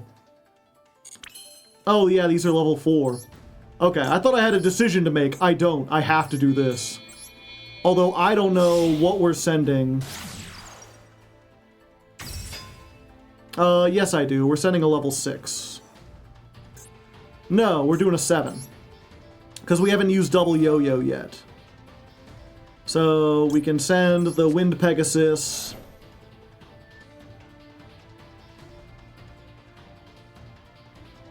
And we can say double yo-yo or the Terror Top. And either way we get Terror Top, because if we got yo-yo, we normal summon it. So go yo, yo. Yo-yo effect. We've already used this. Everything else is a normal summon, so we just get Car Turbo. Special summon Car Turbo!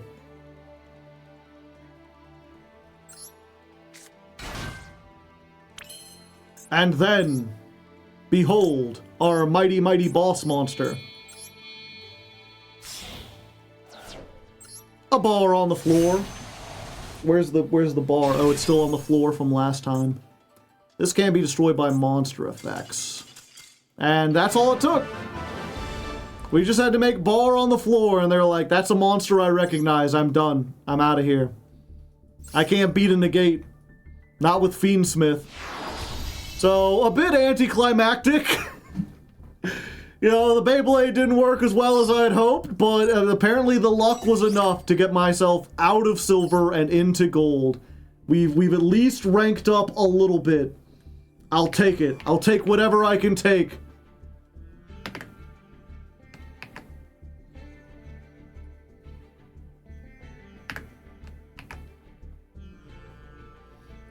Okay. You had a Dranzer? I don't know what a Dranzer is. Okay, chat, I'm getting a little hungry. 4 wins now, and we can duel. Yeah, now that we're in gold, maybe we can play some actual, like, hand traps.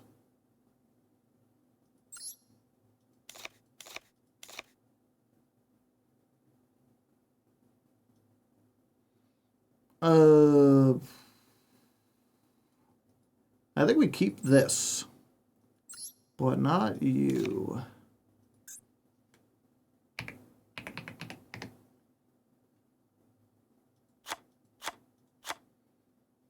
Fualos. Although, does Fualos really stop Radiant Typhoon?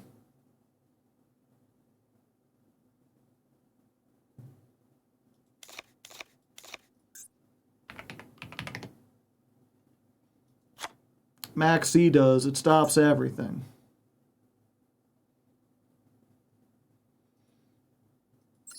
Do I have another triple tech?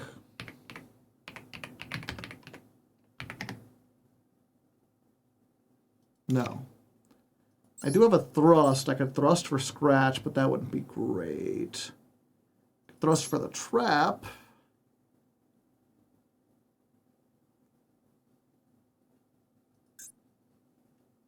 Imperm.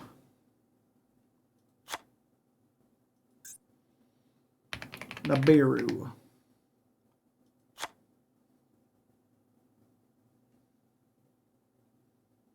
We have a second ogre. Ghost Ogre.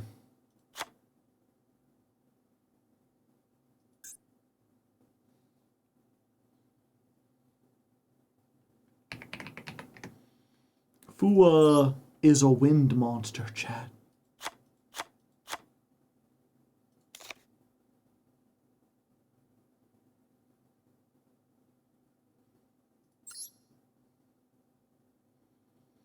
Clacker's not really a starter. We usually want to search it.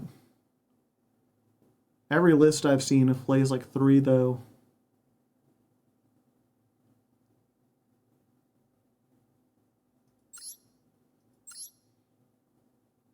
No called by.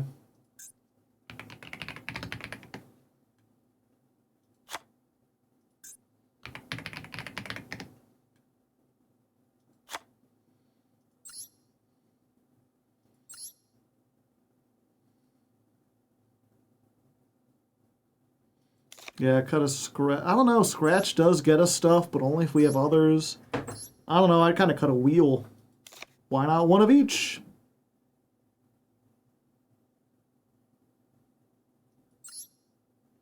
Yeah, you need to have at least 2 of these. I guess it helps to have a third.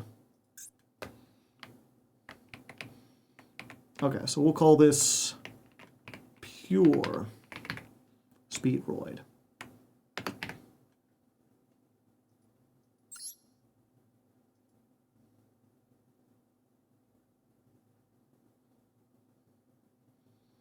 Do we need dice? What, red-eyed dice? Red-eyed dice is, like, important. Is 60 real? No.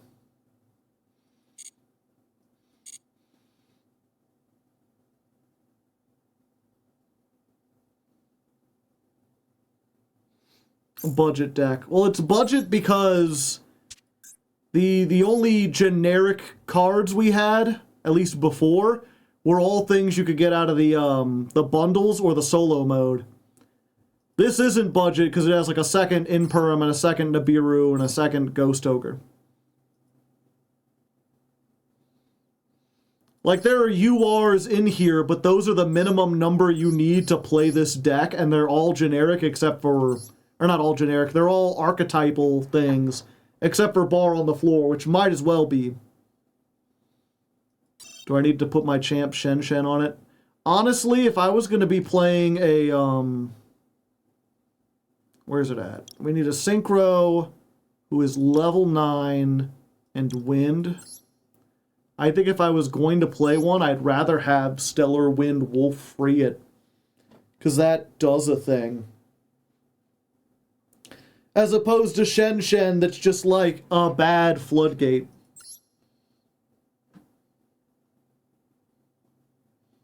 It's a Floodgate that hurts me as well.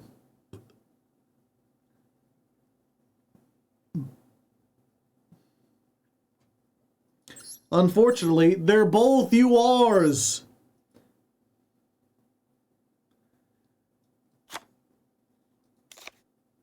Add Droll, make it 42 maybe.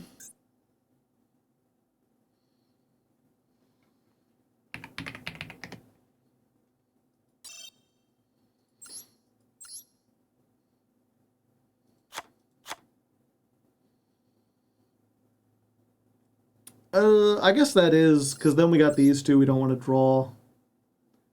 We got those two we don't want to draw. And this we don't want to draw. And this we don't want to draw.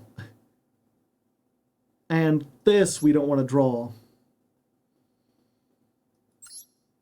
Droll instead of Ghost Ogre. I kind of like Ghost Ogre for the current meta that we're facing. It's really good against the Radiant Typhoon because you can pop the trap. And then they can't negate anymore.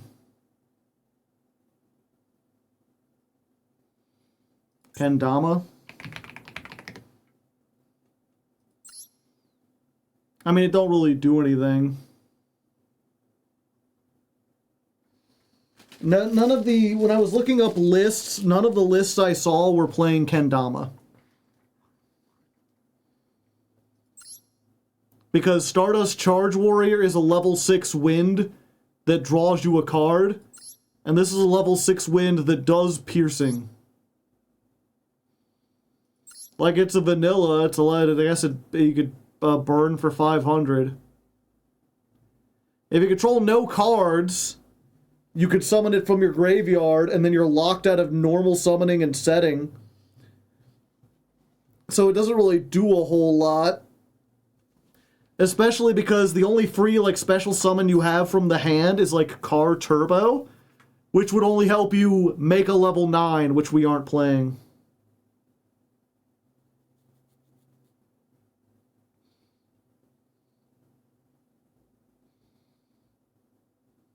Stardust can also make piercing, or at least attack all monsters.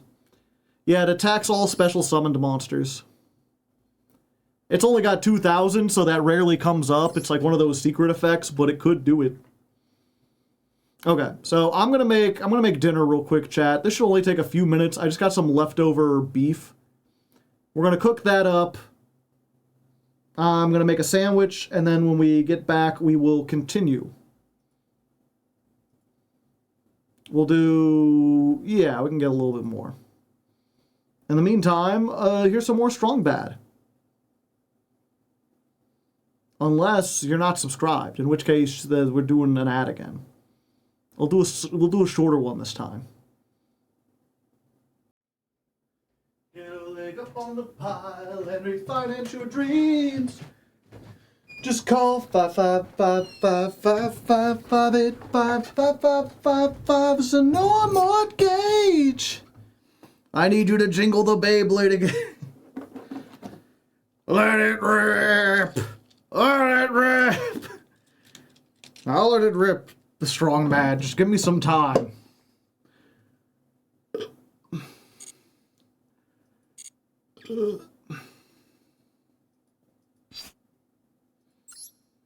Okay, music back. Also, where's Critter? He's right off here. He's taking a little vacation, and Grumble Punch the Gnome has taken over.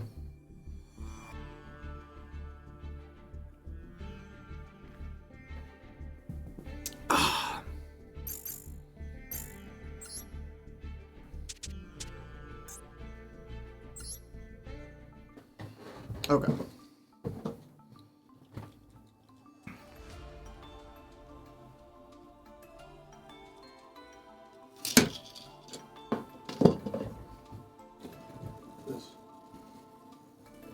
All right, ladies and non-ladies. Now that we're in... oh, I forgot to make myself bigger.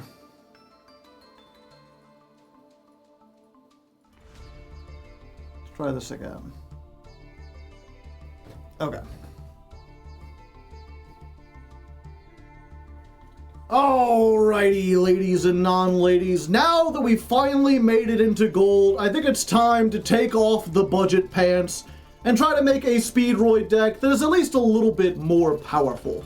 We're still not going full power because we're not playing like the, whatchamacallit. I didn't think it would knock that down. Yeah, we're still not playing like the Auroradon package with O-Lion that combos for like 10 million years but makes like 6 negates. We're still on the basic kind of package. We've just traded out a lot of our less good hand traps for like actually good hand traps. We've got Maxi, we've got Droll and Lockbird, we've got 2 copies of Nibiru. These should all help us if we go second. We're also playing Fuelos, which is not the best hand trap in this format. In fact, it does almost nothing against Radiant Typhoon. But it is a wind monster, so, you know, having another level 4 wind that we could potentially summon or use for other things or use to get to things is okay. I've rambled on a little bit. Let's try this again. Comboing for 10 million years. Also, I realize I'm too big now. I'm too big to fail. 10 million years of combo. There we go.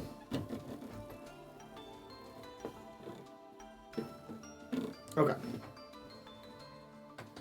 Alright, ladies and non-ladies, so now that we've finally made it into gold, I think we can take off some of our weighted clothing and try to play a pure Speedroid deck that is no longer budget. This is still not the best version of the deck, or at least the one with the highest ceiling. We can do one that plays like Auroradon and O-Line and a whole bunch of other like formerly banned cards that then combos for 10 million years and makes like 6 negates if it goes first. We ain't going that hard yet, but we are just adding in better tech cards. We're getting rid of some of the things like the Raigeki and the Monster Reborn, and instead we're playing like 2 Imperm, 2 Droll and Lock, 2 Nibiru, 2 Ghost Ogre. If you're wondering why 2, it's because that's how many we happen to pull on this account. You know, we're still on the Jankmas account where I don't have access to quite as many like hand traps and such, but these are probably the best ones we own going into this. But these are probably the best ones we own going into this format. I feel like if Radiant Typhoon is going to take off, then stuff like Ghost Ogre and Nibiru are especially good.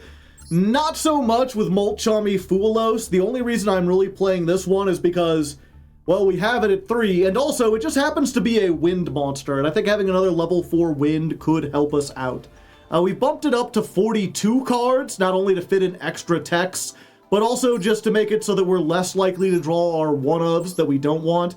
Things like this, the other pendulum. We put Speedroid Scratch down to 1 because honestly, you usually don't want to go 2 for 1 into a format with Ash unless you can guarantee it or it's like deeper in your combo. We have a combo where we search like 3 times and then get to this. That would be preferable. This I might honestly cut because I don't like how random it is, but it is good to have another spell trap that we can search if we've already used Scratch. And other than that, it's about the same. I think we took out 1 car turbo, so we're 1 less on that because it's the least good extender, but everything else is about the same. We're about at the end of our recording session for today. I'll probably do a couple in gold, and then we'll start off next stream with this, see if we can run our way through platinum, and if we make it to high platinum, that's when we can maybe bust out the Radiant Typhoon stuff. Okay. 4, 13. This is deck version 2.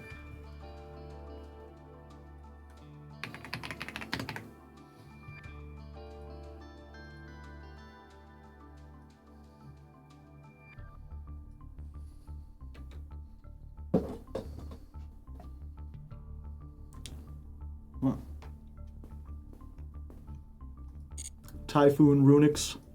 Typhoonics? I love those guys.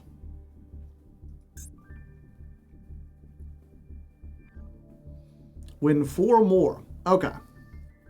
We'll do 4 more duels, chat, and see if we can rank up. Maybe 5.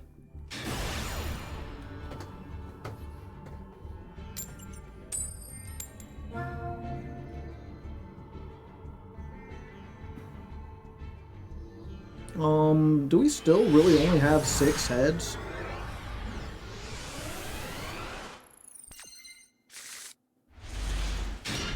Alright, going second, and we have Droll. So we can maybe stop them. We're going against Monkey D. Luffy if he knew magic. Not if he was magic, because he is already kind of magical. I see. I see. So, I guess, I always forget, you know, Silver 1 was so intense that I thought, okay, now that we're in gold, it's gonna be serious. But I forgot that, that the 5th tier of every rank, usually there's like a sudden power decrease. Because you can't rank down, like once you're in gold 5, you can't get knocked back into silver. So people start experimenting with wacky stuff. I mean, there is a chance, I don't know what they're doing. This could be like an FTK or something. But I can't imagine it would be great. I mean, I suppose we'll see.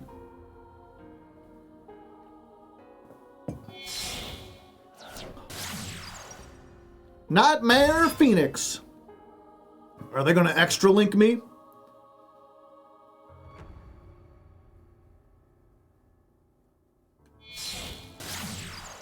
Another Link Spider. Yeah, because the Nightmares all just take 2 monsters with different names. So you could Spider and the token. Oh. Transcode Talker. Trans rights in the chat.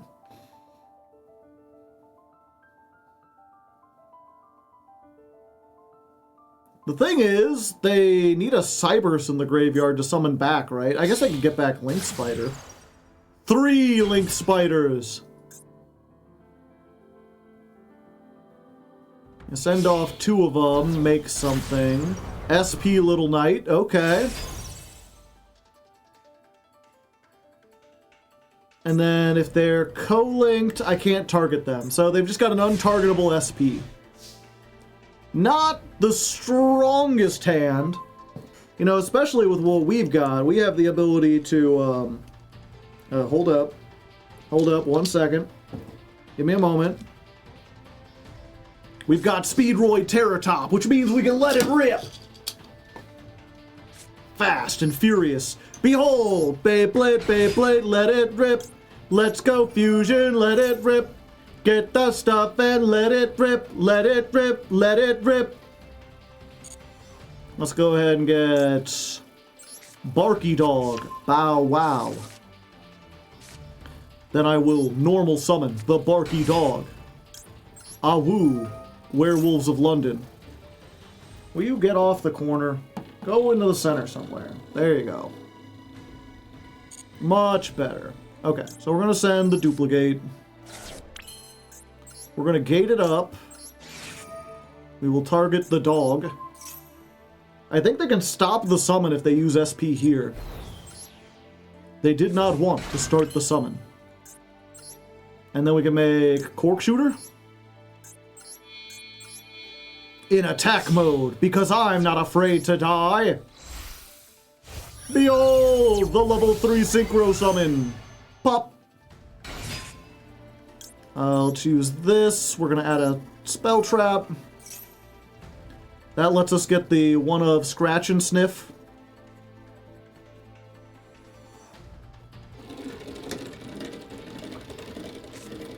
You doing okay there? Ah. I think we're fine with that. I don't think that makes much of a difference because we have a Taka Tomborg that's just like extra. Because normally what we would do is use this and the other thing to make the link.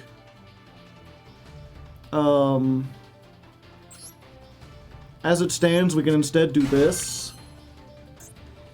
And then just make the link this way.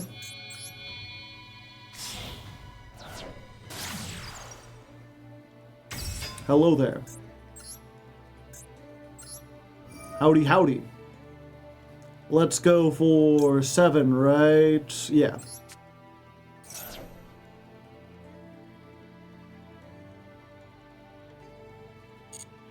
Alright, we're gonna pick Daiko Duke and Yuke.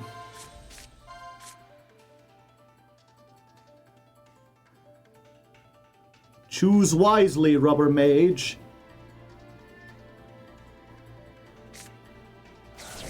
Alright, alright, alright. Then we will Scratch and Sniff. Send off this.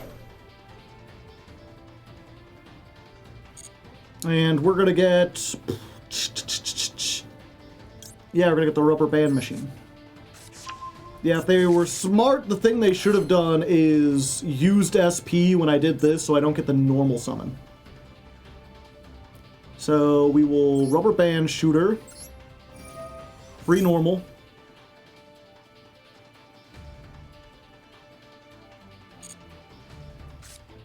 Let's go Rubber Band Man.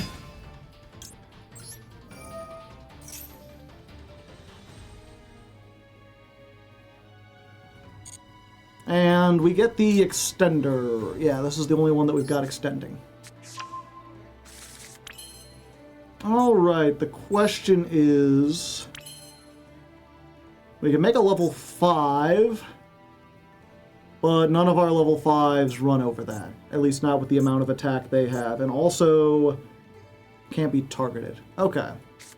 So at this point... We will Clacker. Clacker? I barely even know her. Ba-dum-bum-bum.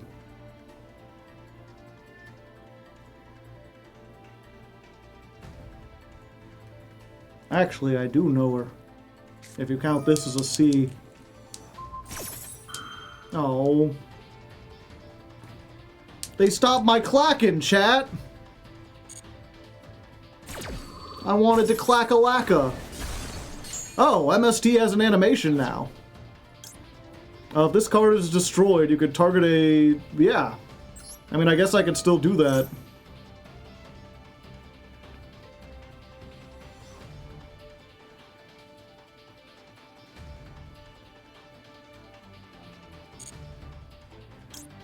Yeah, let's do it like this. Unfortunately, I think that's it for me.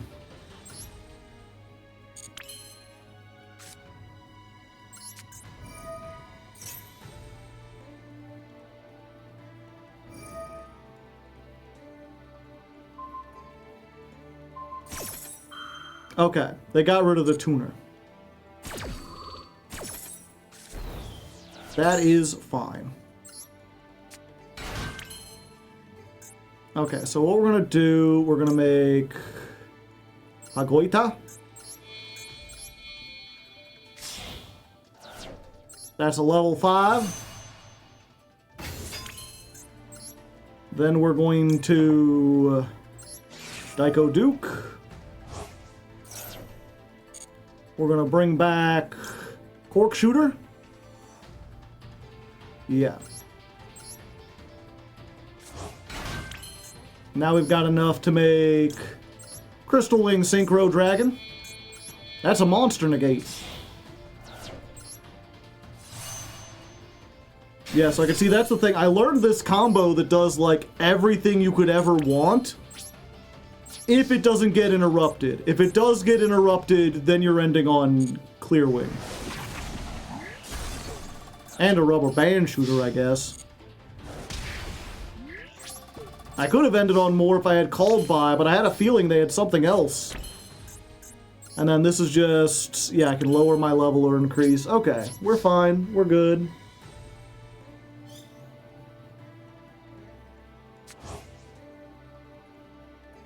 And Clackers returns. He's got more defense than SP's got non-defense, so we're good. Ah, itchy eyes. Itchy eyes. One look at you and I can't disguise. I got itchy eyes. This card or another Karibo is destroyed. Special summon one monster. Okay.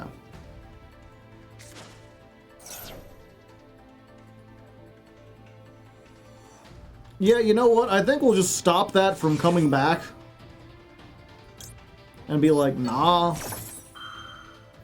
No Link Karibo for you.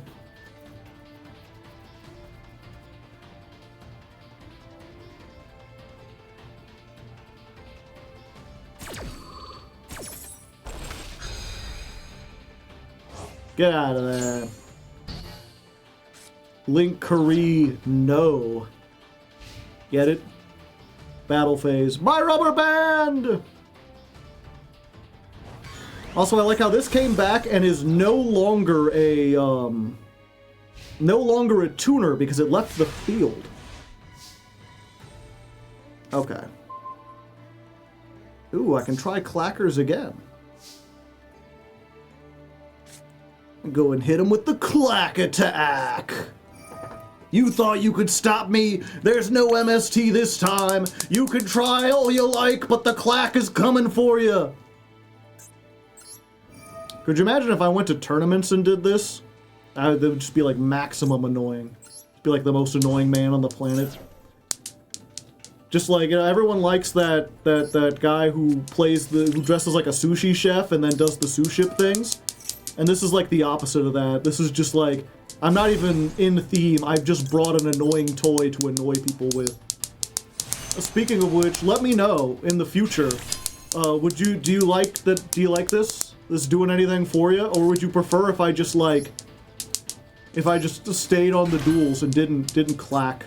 Or maybe got some kind of thing that did something else? Found some other, like, maybe more expensive way to make the episode neat? Yeah, I could get dice, but this is just as well. Someone's like, you always seem to be avoiding dice. I'm like, I'm not trying to avoid it. Oh, yeah, I could just make bar on the floor. It's even better. Like, why spend all the extra time and effort going into the thing when I could just do this? And there we go. We beat Karibo. I'm not sure if that's worth celebrating, but I think the thing's worth including because of all the clacking that happened.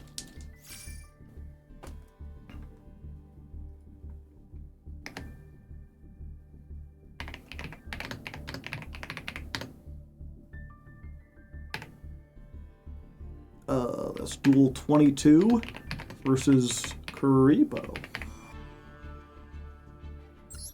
clacking over dueling, dueling over clacking.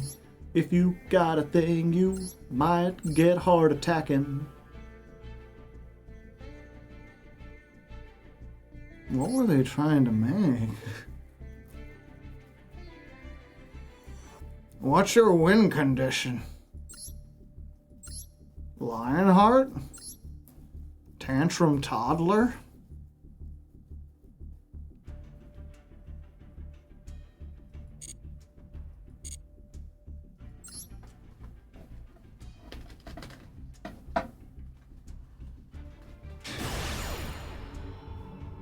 Their win condition is fun.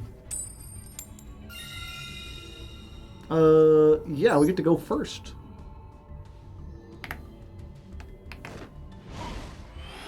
What card can I buy to unlock the Yummy Special Pack? Are they still in the shop? It might be too new. Alright, going first makes me feel alive. We're going first. We've got Terror Top. I could let it rip, but honestly, it's like late in the day. I'm kind of tired, you know? I'm an older man. I just can't let it rip like I used to.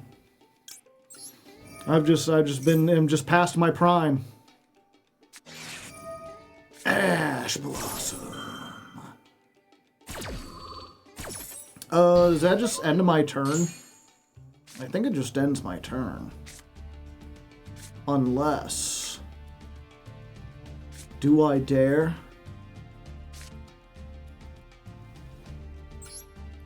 Pendulum Scale. Pendulum Scale. Pendulum Shokan. Behold. This thing. And now I can make Kite Drake if I wanted to. I didn't even know this was a level 5 tuner. Instead, we're going to go for this guy. I'm going to hit him with the Clack Attack. Does this even do anything now that I think about it? What do I even add? I have no idea. Because we've already used this. We would want to get...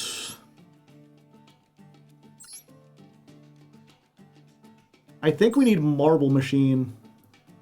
So we would need Marble Machine or... Taka Tomborg wouldn't do it. Yeah, Marble Machine is the only thing that continues our combo from here. So we need to hit 6. Let's go for you. And we just gotta hit the 50-50. Give me Marble Machine or give me double yo-yo, I suppose. Damn it. Yeah, we can normal summon this, and that lets us target one in our graveyard, but this only activates when it's normal summoned. I could bring back this, but this isn't a tuner. So, yeah. We just gotta hope this Ash Blossom gets us out of it.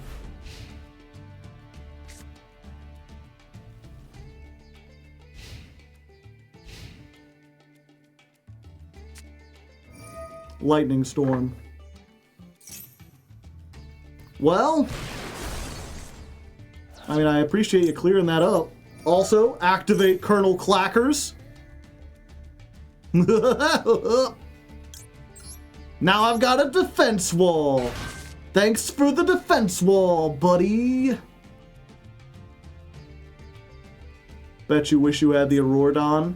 Unfortunately... Oh, ooh. Yeah, we'll ash that. Unfortunately, using the normal summon from Rubber Band Shooter locks you into synchros. You can't link anymore. I guess I could have picked, like, Marble Machine and, like, a level 3, and then special summoned that and gone into Auroradon, and that would have been the combo. Okay. So, we're in danger, but we're living. I like living. Comment in the comments, chat. Fuck, 2 cards. That's twice as many. Ghost Ogre. Alright. Go forth, double yo-yo. Yo! Yo! Yeah, that's right, Mitsurugi! Get out of here! It's ogre for them!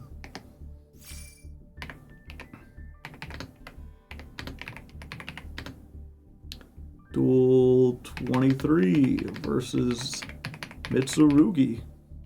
I keep wanting to put apparently at the end of these because it's like, you know, it's either like Karibo apparently, I didn't know that was deck, or Mitsurugi apparently, I didn't know they could brick that bad. This is not Mitsurugi. This is not your normal everyday Mitsurugi deck. They're up to some shit.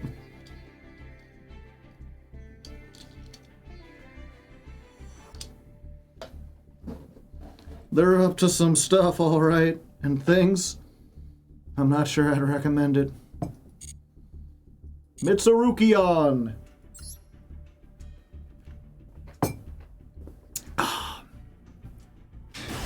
Rank 8, feel great.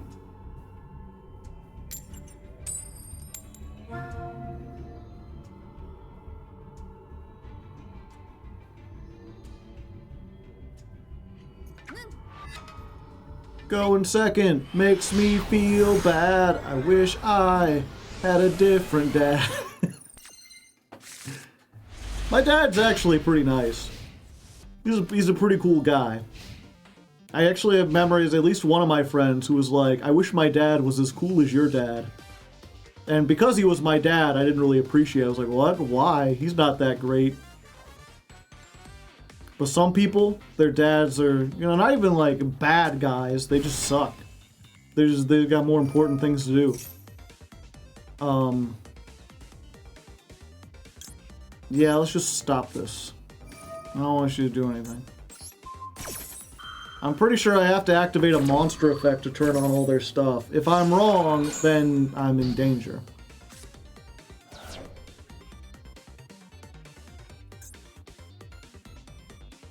Go car! Rotor.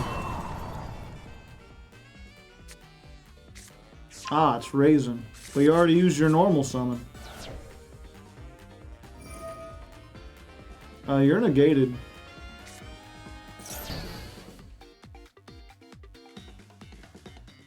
And surrender. I was a little off, but I knew what was coming.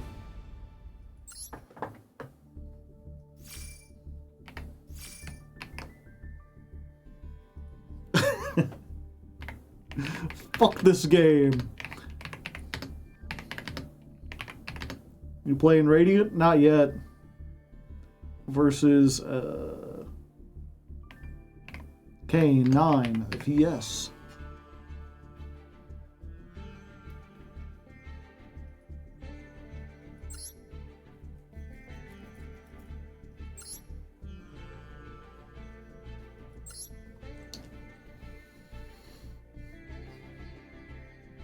Alright, we've been doing pretty good in gold so far. One more win and we rank up, so let's let it rip for luck.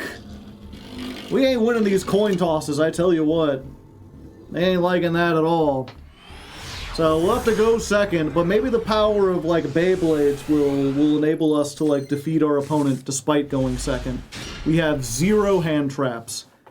We got a pretty good hand as far as going second is concerned. Like, we could probably play through, like, 1 or 2 things. Our opponent has no extra deck. So, that's either really good for us, or really bad for us. Ugh. Ugh. Ah. So, I'm not gonna be able to resolve my link. It's the birds! I mean, wind-on-wind violence. You hate to see it. Hold me closer, harpy dancer. Let me headlines by the highway. You know what? I thought the hand was gonna be a lot worse, but this is actually fine. Although they could just have that trap that like negates all the effect monsters, and then I'd be in danger. I'd be in quite a bit of danger, actually. Quick, summon the Beyblade before the Beyblade stops. The power of Terror Top, transfer over to me. Oh, I honestly didn't think I'd get that far. You'll go for the main combo. Or the main combo. Yeah, let's try this. Bow wow. Ultra Hound. Ultra combo. We send the duplicate. We gonna gate. Make that level 2. Make this level 1. Time for Cork Shooter. Da da da da da da da da da. Boodaloop, boodaloop, boodaloop, boodaloop, boo. If I had just a little bit extra money, you know, if the show was just a little bit better or I had higher patrons, I would buy a cork shooter. Because if you've never had one, the sound they make is just, it's excellent. We'll get this. And then it's time for a link monster. I'm gonna link it up. Check it out. Rubber band. Let's send a level 7, shall we? Go Wind Pegasus. You and you. Give me one of the two. It doesn't matter which. Either way, they get discarded. This card, discard. Ha ha ha, get it? What do I even get? I have everything. I guess we get another one of these for next turn, right? Yeah, because I already have every extender in hand. Oh wait, I wanted to get rubber band, yeah, marble machine. How did I forget that? Okay. Extra normal summon. Go rubber band ball. Now you get, usually this gets me Colonel Clackers, but I already have Colonel Clackers, so... Actually, I think we get double yo-yo for next turn. Yo. Alright, we use Daiko Duke. I wonder what this set card is. Could be anything. We'll get this. We'll start clacking. We got clacking. Give me a couple of clacks. Can we get a clack and a Beyblade in one duel? I mean, there's a couple. You can hear some clacks. Some clacks are happening. Ah, did it. Okay. I'm gonna do this. I'm gonna get this fucker. Hello. Chain link 1, send the thing. I actually did that reversed, but it's fine.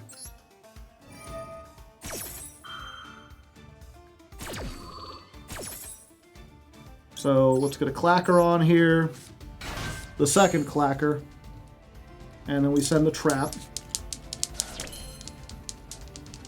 Come on. Clack. Don't spin. Clack. Clack, damn you. Clack! Ah! Yeah, we do this. Wait, I think I just messed that up. Oh, it's fine. I got all the extension in the world.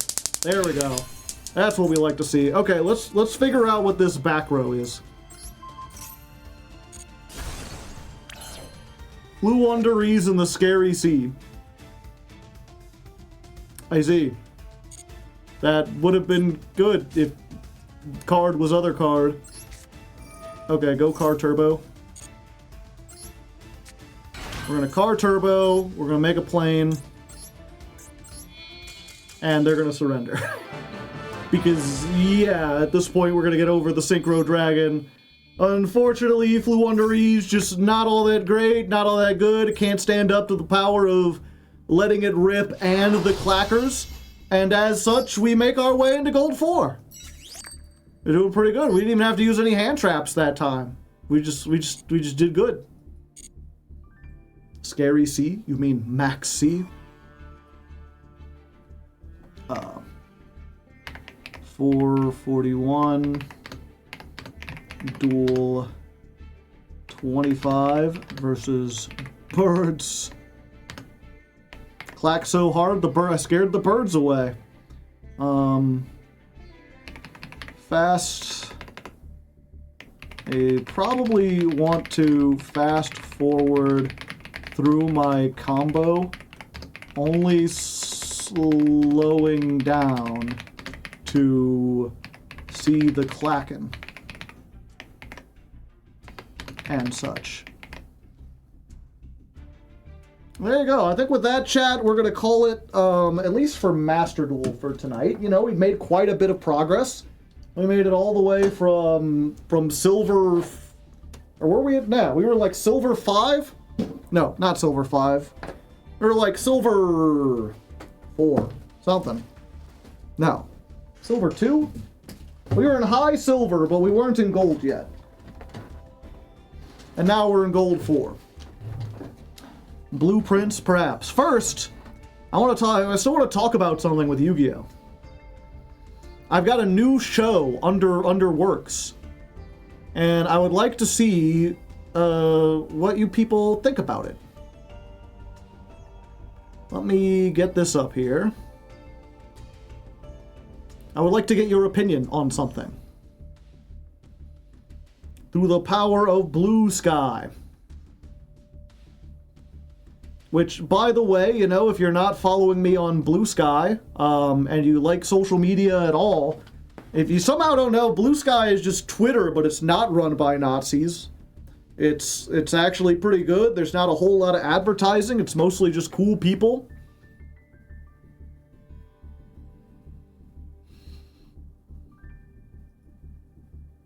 I thought you said Skype. No, it's not Skype. It's Blue Sky. Okay, so if you don't know, I'm working on a show called Fill in the Jank. You see the Genesis Point updates? Yeah. A lot of people are upset about them. Granted, I don't play a whole lot of Genesis, but I think they're reasonable. I'm curious to see how they get... The big thing with the Genesis Point list is that after putting Droll at 25 last time, because everyone was playing it, and it was previously only like 10... They're like, well, now no one's playing it, and they dropped it down to 20. And a lot of people were like, yeah, no one was playing it. No one should play it. I don't want to play in a format with Droll. And the developers are like, we feel as though Droll is a card that a weak enough deck should have access to. If your deck is like no points or whatever, you should at least be able to consider playing Droll. We would like to see it in some decks, but not all decks. I think it needs more changes, probably. Di-Fi still 0 somehow. That being said, I think dropping it from 25 to 20, it's significant, but it's not, like, some people were acting as though they just, like, reversed the changes. 20 is still a lot. That means if you want to play a playset of Droll, that's 60 points. That's, like, most. Okay, you know what, I guess, real quick... We'll go ahead, 20 still makes it not worth it, I feel. Probably not.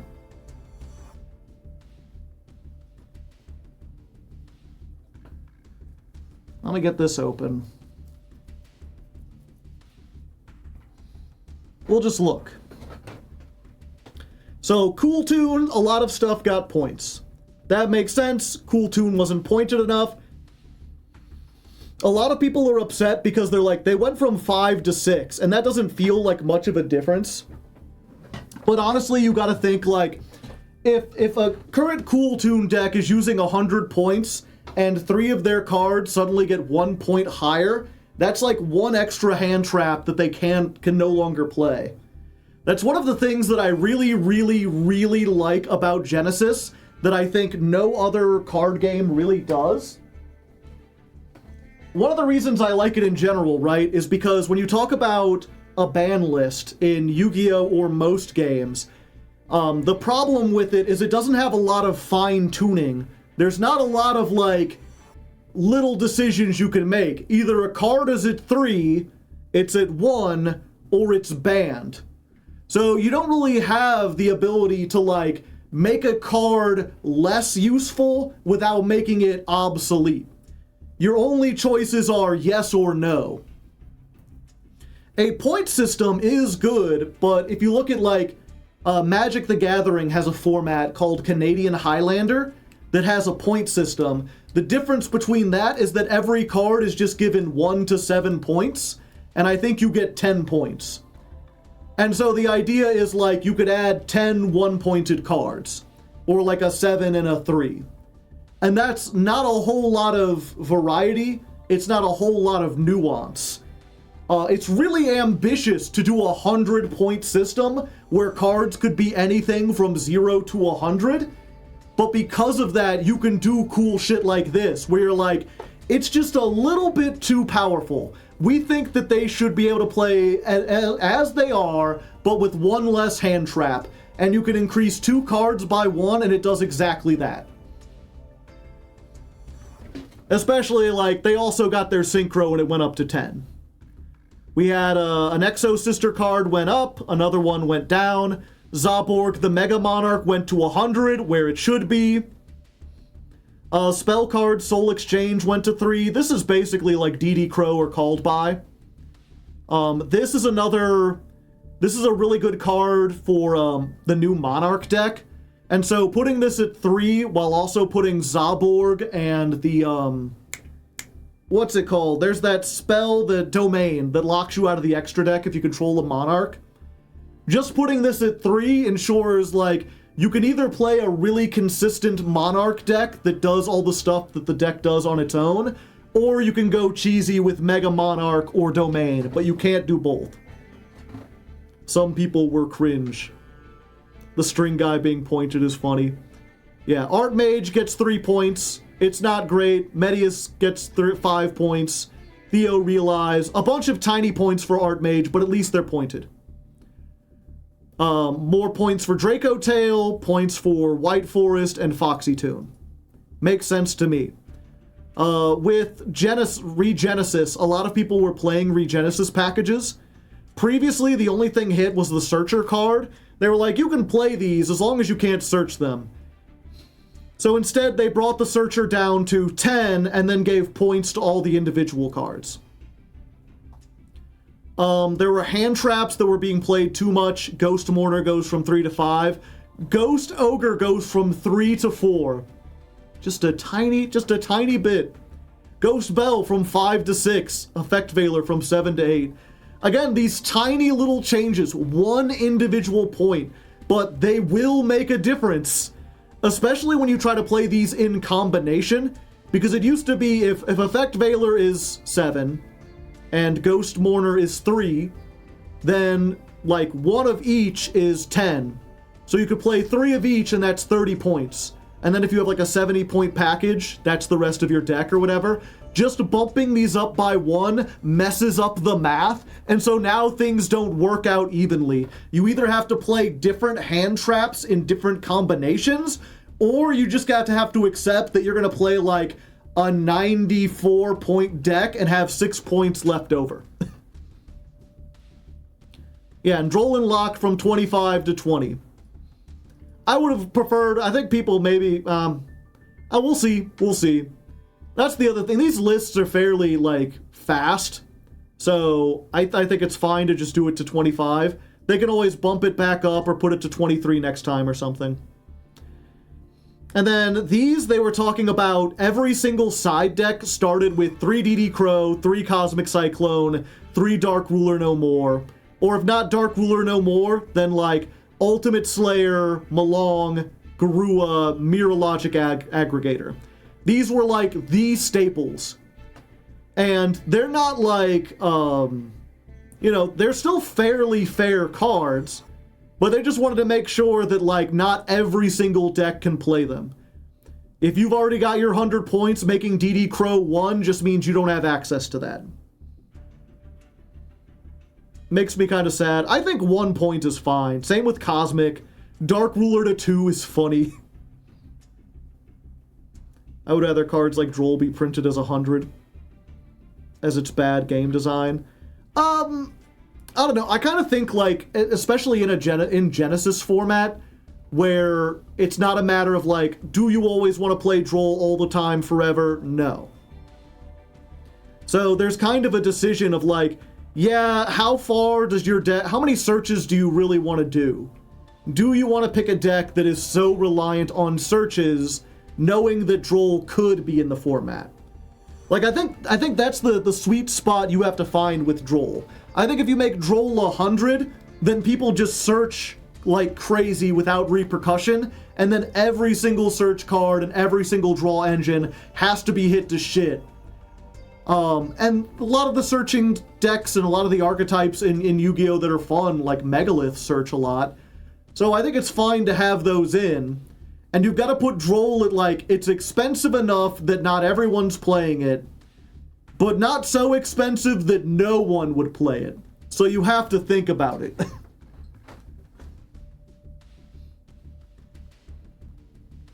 The player going first, using it as the same with mistaken arrest.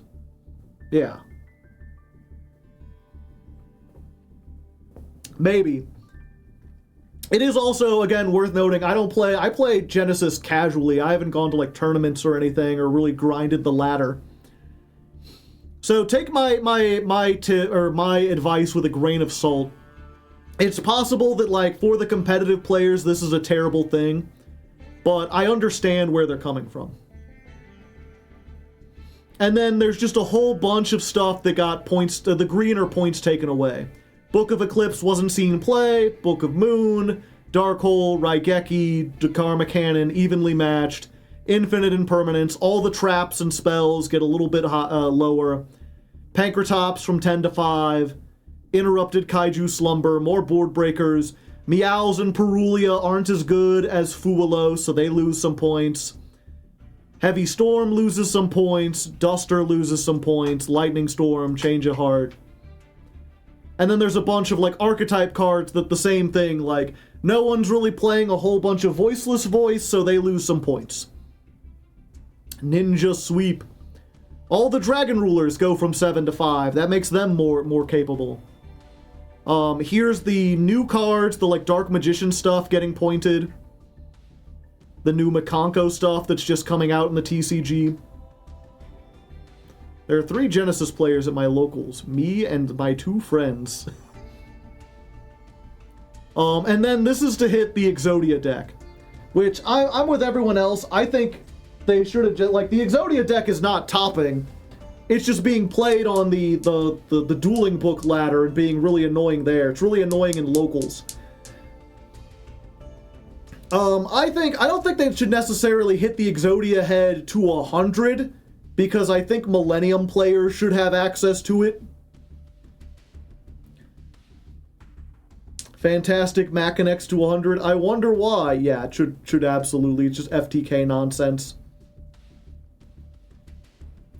Dire, stop being annoying in dueling book. Yeah. I think the Exodia head should be like 50 points or something like that.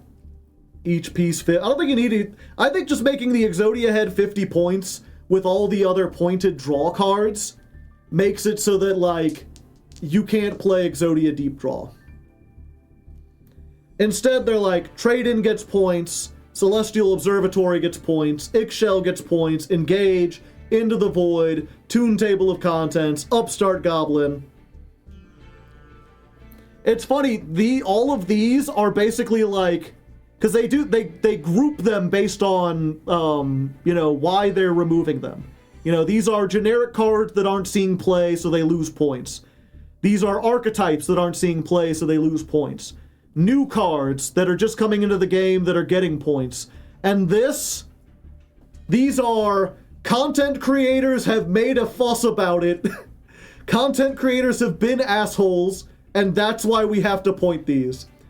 These are specifically like, it's almost like a badge of pride. It's like, you did something to the game that forced the developers to make a change. These, like, Dire can be like, yeah, I did this. This is from me being annoying with Exodia. Raiders Knight, that's Dinston Coder. He was playing this in, Art Mage. Raiders Knight into, what's it called?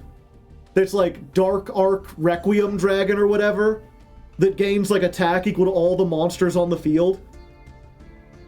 The Stevie Blunder Award, yeah. Arc Rebellion, yeah. You can just, like, OTK out of nowhere if you get 2 level 4 Dark Monsters, and Archmage could do that really, really easily. So making that 80 stops you from doing that. And then they're like, you know what? Utopia double, probably the same thing. And then FTK, burn FTK. The Genesis Goat, he's pretty good, yeah. He's the Archmage Goat. I remember looking up Genesis Archmage decks, and everyone, like, I found was just like, yeah, this is copied from Distant Coder's list. But yeah, again, as someone who doesn't play a whole lot, this all makes sense to me. This seems really good. Maybe if you're really in the weeds playing competitive, you might be upset with it. But, you know, I think it's these are reasonable. There's nothing here I'm like, what were they thinking? I kind of know what they're thinking. So that's the Genesis points list. I don't know if you have any other questions about that before I move to what I was originally going to talk about.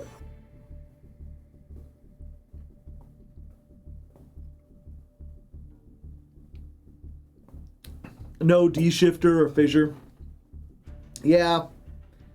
Yeah, I keep going back and forth with that.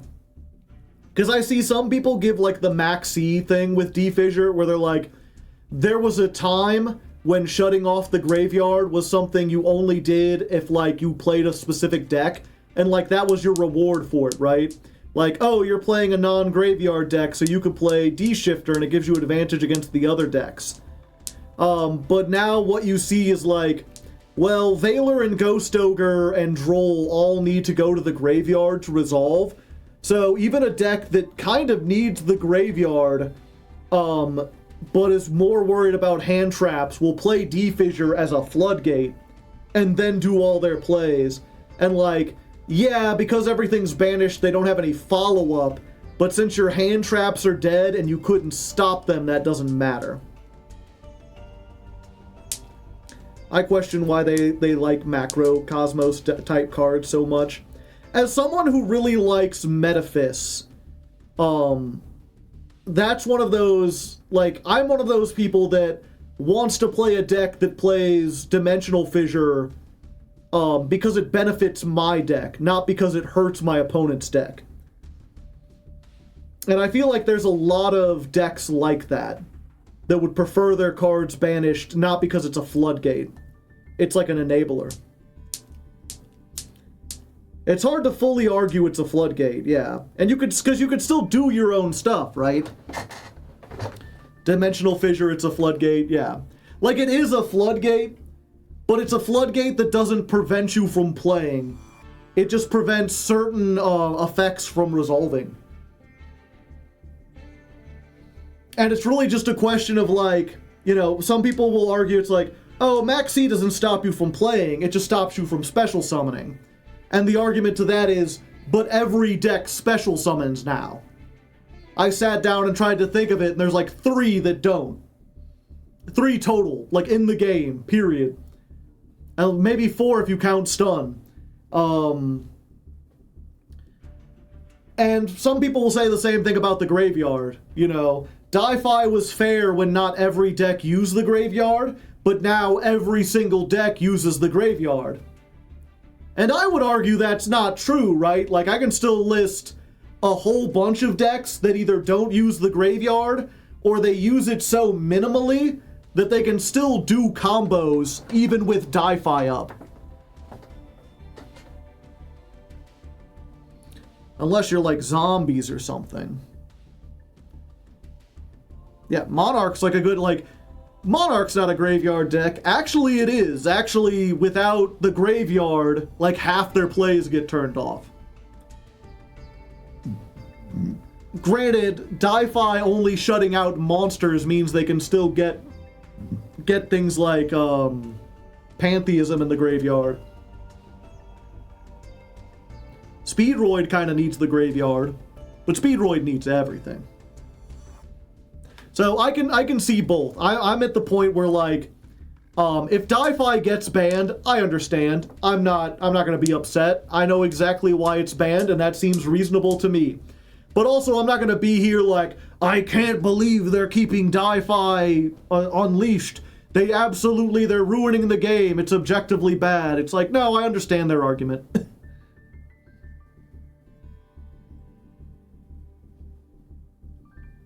I wish Flu was at least somewhat playable. I think it should die.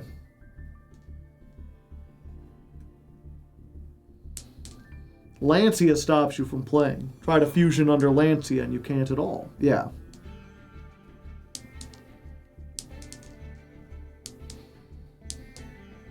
Yeah, and that's the thing is you see, like, I remember in like tier format, Sprite decks were playing Dimensional Shifter, and people were like, but don't you want your cards to be brought back with Sprite Elf?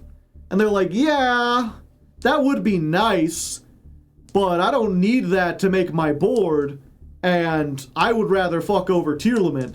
And I think that's a neat play pattern, where you purposely make your deck weaker because the Floodgate hurts your opponent more. What do you think about K9 engines in general? I haven't used it yet, so I can't really say. Yeah, but I need to beat tier. Anyway, so now that that's all been said, Fill in the Jank, the new show that I'm making. Let me set out the concept for you first, because a lot of people, I feel like, aren't familiar with the concept. It's me, I'm the host, and I've got 4 friends who are new to Yu-Gi-Oh! They've played a little bit, but they're far from competitive. They're still learning a whole bunch of stuff. So this show is kind of like a progression series, where, yes, it's a tournament where there's going to be winners, and it's a fun thing to have them duel, but also it's an excuse to teach them the format by having a limited game where they don't have to learn as much. Lamp and the others. Lamp has actually ducked out because we had 5 people and we needed to get rid of someone, and Lamp was like, I play Yu-Gi-Oh! The most out of everyone. And one is secretly DZ, yeah. But it's the others. It's going to be Aram, Mitt, Rube, and Nubby are going to be the 4 contestants. The wheel limits only for their added fill, and yeah. Let me, real quick, open up. I realized I also need this.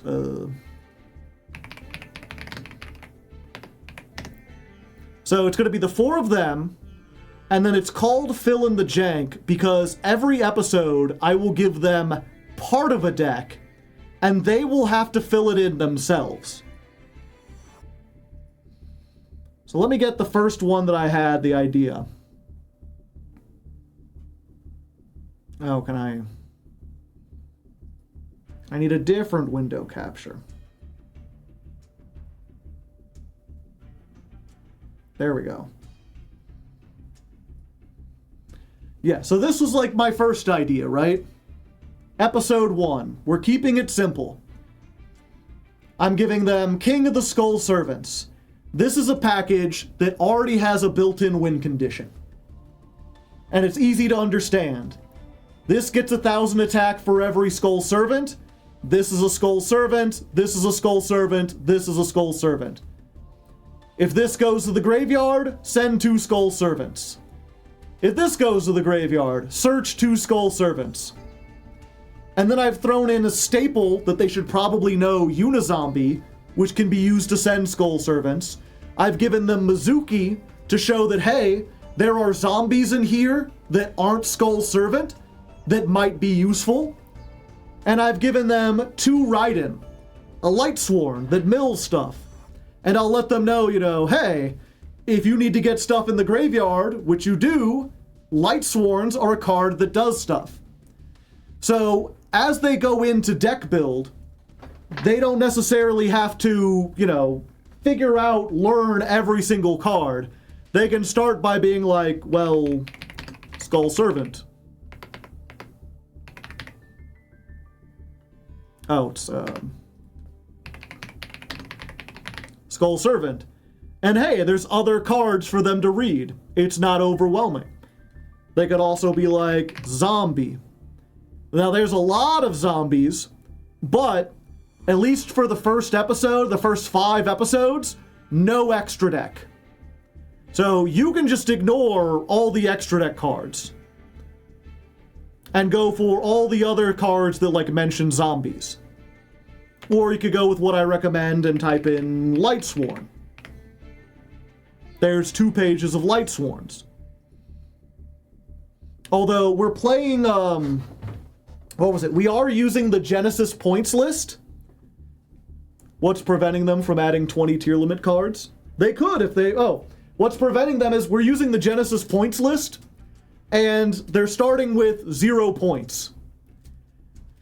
That's basically to stop them not only from like adding a bunch of tier limit cards, but if they're like, hey, I've heard about Yu-Gi-Oh! I know that Ash Blossom is a good card. You can't play Ash Blossom. If it has points, it is effectively banned in this challenge. So just like, we're using Genesis points, but you have no points. 0 point Genesis. Now that being said, every episode is going to be a tournament. You know, we're going to be 2 people, 2 people. The winners will face off in a final. The losers will get a losers final. Whoever loses the losers final will get some amount of Genesis points for the next episode. I'm thinking 50. Maybe we might go down to 30. But then it'll be like, okay, you came in last. So next turn you get 50 Genesis points. If you want to start looking at the points and picking out like some number of them, you can add them in. Makes sense. The loser gets a catch-up mechanic. I think you should maybe award for decks. But yeah, so that...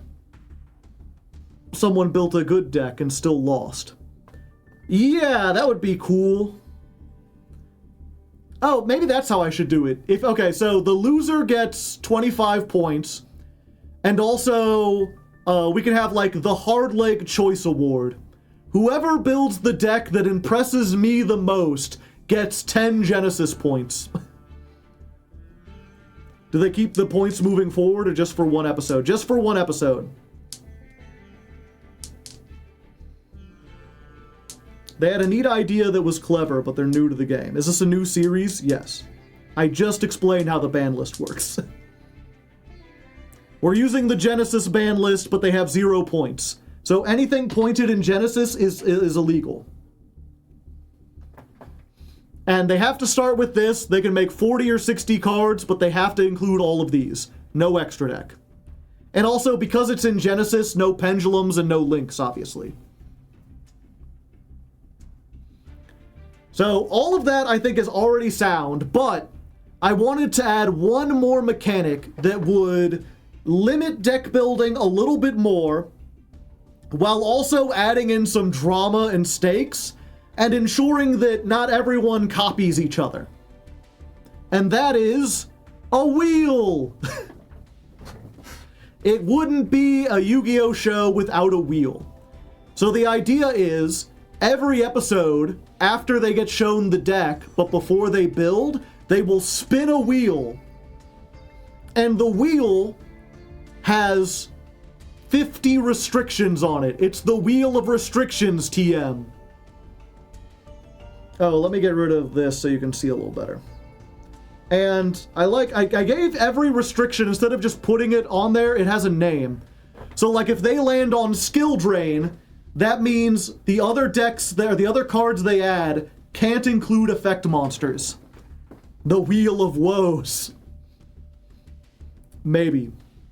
I've already done it over Wheel of Restriction, so I think I have to stick with that. But yeah, so basically what that means is you have this deck. Like, you don't have to take out the effect monsters that you have here, but if you land on Skill Drain, you cannot add any more effect monsters.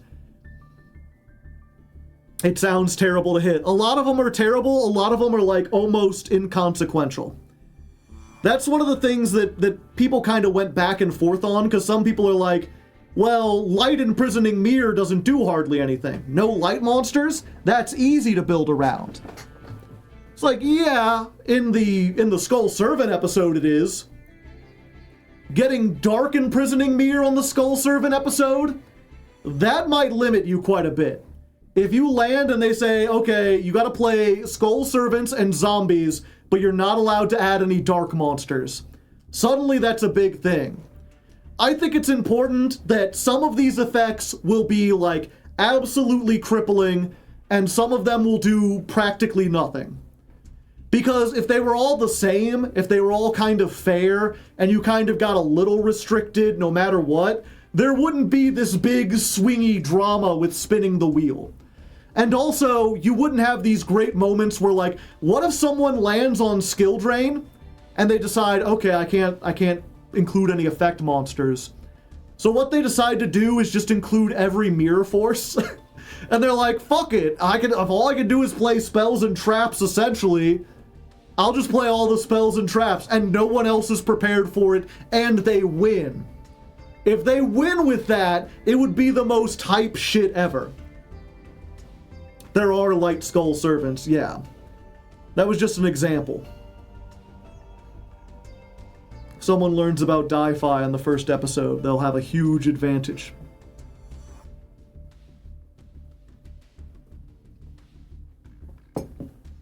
Can you have multiple copies of the monster? Yes. So that's the thing, what was it? With this, and the band played on, every monster added must be a different level. That's basically like, if you pick Thunder King Ryo, you can play 3 copies of that, but that's your only level 4. You cannot add another level 4. Do we have there can be only one? Yeah. Basically, most of these are named after floodgates, and they basically just apply the floodgate to your deck. So, and the band played on, which is you can't summon a monster if a monster of the same level is already on the field. That's just every monster you add must be a different level. There can only be one, every monster must be a different type. Gravity Bind, no level 4 or higher monsters. Rivalry of Warlord, every monster you add must be the same type. Pick a type, that's all you can add. Gozen Match, every monster must be the same attribute. Imperial Order, no spells. I like Power Sink Stone because even though it is just skill drain but weaker, that's also what it is in the real life, right? It's just, okay, you can add 2 effect monsters. After that, no more effect monsters. Kokimiru Dragon, no light or dark monsters. We've got every barrier statue for locking you into every attribute.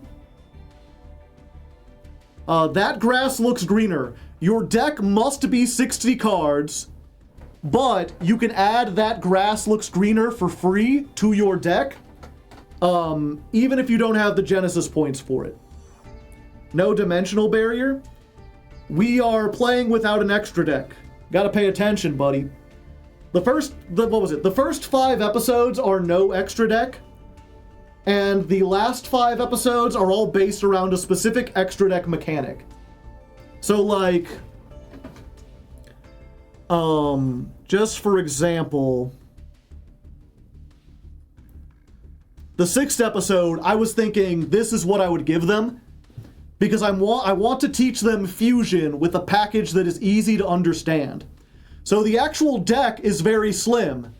You get Alistair, you get 2 Invocation, you get 3 Magical Meltdown. And then your extra deck is just 14 Invoke Fusions, all the attributes except for Makaba and Caliga, which are both banned effectively because they're pointed in Genesis. So you have a very simple thing that can fuse with every attribute. What kind of attribute do you want to fill your deck in with? Maybe the wheel will decide for you, maybe you'll be free to choose whatever. But my point is, if I did something like Dimensional Prison, one, that would do almost nothing because they already have most of the extra deck monsters they would want. But also, if I like locked them out of they're locked out of Ixies, it don't do anything because they're already locked out of Ixies.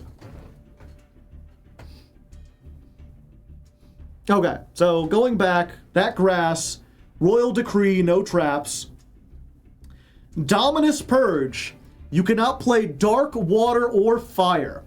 But since it locks you out of 3 attributes, I said you can add 1 Dominus Purge for free. And same thing with Dominus Impulse.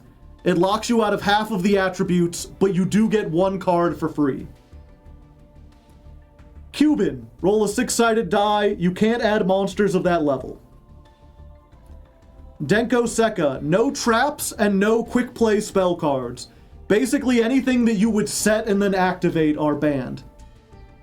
Prohibition. All the other players get to name 1 card and you can't play those cards. That one will be useless on the first episode, and as it goes on, be more and more funny. Masterpiece might be a little too harsh. Pick 2, monster, spell, or trap. You cannot add those 2. Yeah. Basically, Masterpiece is like Royal Decree or Imperial Order. It just, you get to choose which one you want. Yeah, and that's the thing, so I have all these. I don't think these are the perfect list. I want to maybe replace some of these, but the key word is replace. I've posted this on Discord, and I've posted this on Blue Sky, and I've got a lot of people telling me, I don't like this one, I don't like that one, and that's fine, I understand, but you need to give me a replacement. Give me something better to replace it with, and I'll remove some of these. But simply telling me it's bad isn't gonna do it because I want to have 50. And by the way, the people asking, oh, why don't you have this? Why don't you have that? We're only halfway there. Halfway there. Halfway there. Messenger of Peace. Messenger of Peace is already similar to another one we have. So, Newman, Erat, Tetsudo. No monsters with 1800 or less. Tetsudo, Erat, Newman. No monsters with 1800 or more. Which, if you don't know, are the tiny turtle cards. Power Filter. No monsters with 1000 attack or less. And yeah, if I did Messenger of Peace, it would be, like, no monsters with 1500 or more, which is just this, but, like, by 200 different. Yeah, and also we have Deck Dev. I have all the viruses. These are already very, like, originally I had King Tiger Wanghu on here as well, and I'm like, that's just the same thing. I don't want to, basically I have all the attack things I could possibly need. I don't want any more based on attack. Zero Xerox, only monsters that have 0 attack and question mark attack. Royal Command, no flip monsters. This is basically free. If you get that, you're good. Unless we're playing exactly like Shadal's, you're fine. Toon, you cannot attack. So I didn't want to do ones that changed the rules, because these people are already learning the rules, and so I don't want to give them something where they have to remember on top of everything that, oh yeah, this time I can't attack the turn it's summoned. Etc., etc. A same thing where, like I considered doing something like Di-Fi, where it's like, you can't have cards that activate in the graveyard. But the problem is, if these people are still learning Yu-Gi-Oh! And they're searching through, how are they gonna know, like, what's a graveyard trigger effect? And also, there's no way for them to, like, search or leave out. In a lot of these, like, no matter what they're using to search, if they're on MD Pro or Master Duel or Dueling Book, it is really easy to just be like, show me all the monsters that have 1000 or less attack. Show me all the Earth monsters. Show me all the monsters that say zombie. It's difficult to be like, okay, show me all the monsters, but exclude everything that has a trigger or trigger-like effect that activates in the graveyard. That doesn't exist. So it needs to be, It needs to be something mechanical with deck building. It needs to be something that can be like very obvious to search or do, even if you don't know anything about Yu-Gi-Oh!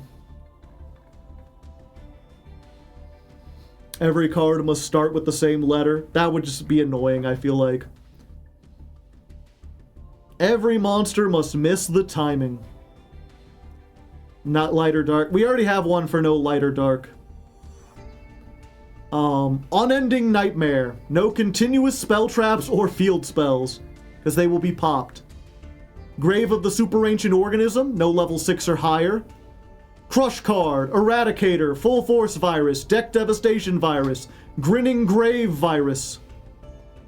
Just basically do, no monsters with 1500 or more, no monsters with 1500 or more defense, no monsters with 1500 or less, no monsters, period.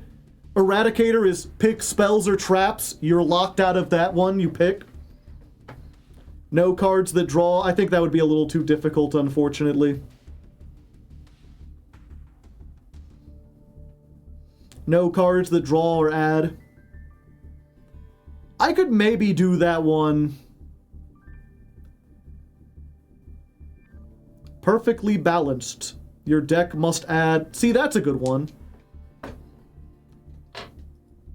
Let me add that.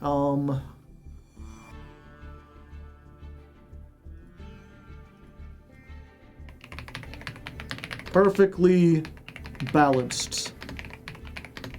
Deck must contain exactly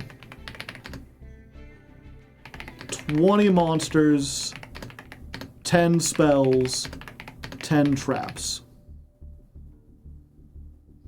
Tailor of the Fickle, no equip spells. It's an easy week for sure. I don't think I would want to do that. I would want to do the opposite. I would want to do one where it's like, what's that card that Armory Call?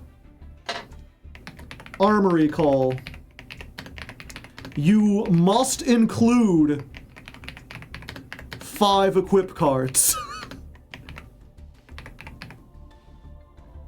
Oh, let's just do 6.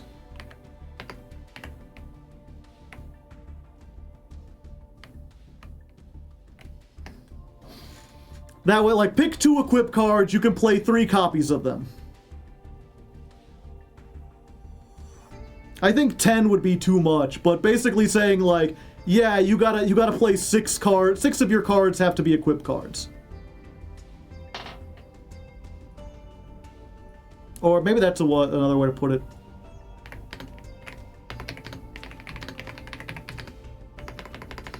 Six of the cards added must be equip spells.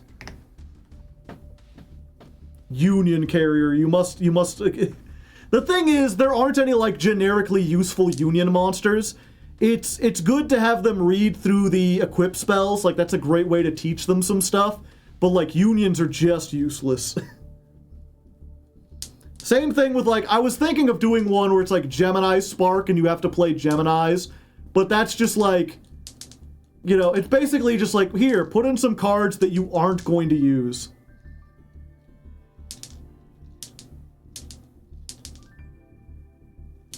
Dark Arm Dragon. Must add a monster that says cannot be normal summoned or set. Maybe.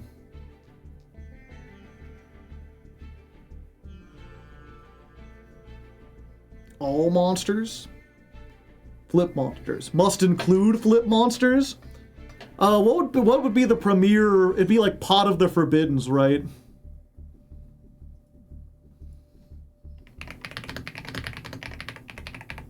Pot of the Forbiddens. 6 of the cards added must be flip monsters. Yeah, I don't want to add the secondary market. I do also have, as I got to the end here, I started adding in ones that were like not named after specific cards, but named after decks. So like if you land on Tri-Brigade, you cannot add monsters except Beast, Beast Warrior, and Wing Beasts. Sprite, you can only add level 2 monsters. Ragnarika, only insects, plants, or reptiles. Ryuge, only dragons, dinosaurs, sea serpents, and worms. Ryziel, only level 4s. Paleozoic, only traps. That one might be a little too harsh, too. Some people were asking about Highlander. Orbital Hydrolander. You can only play one copy of any card you add. And then with that, sometimes, but not all the time, every card you add must be played at exactly 2 copies. No more, no less. Because you want to see it sometimes, but not all the time. Consistency is key. Every card must be played at 3 copies. Elemental Burst, you must include 1 monster of every attribute. True Draco, no spells or traps unless they're continuous. And then as the 50th one, as the final, I wanted to have 1 restriction that is like a benefit, that isn't a restriction. Which is, you must play 1 copy of Pot of Greed. That's your restriction. You get a free draw 2. I know you don't want to include it, but you must. Also, notice it doesn't say for free, so if you do have points, you gotta spend them on Pot of Greed.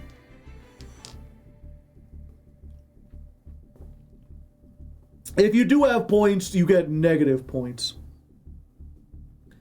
Benkai equip. Again, this is a restriction that it's deck building. We don't want to give them challenges or things to do in the episode.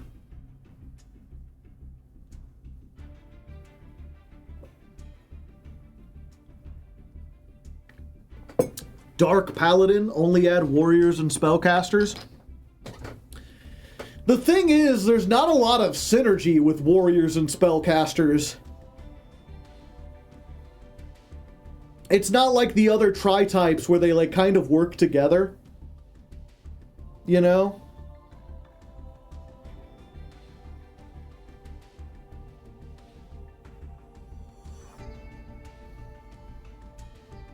You must play 3 different types, like the tri-types. Machine, Psychic, and Cybers.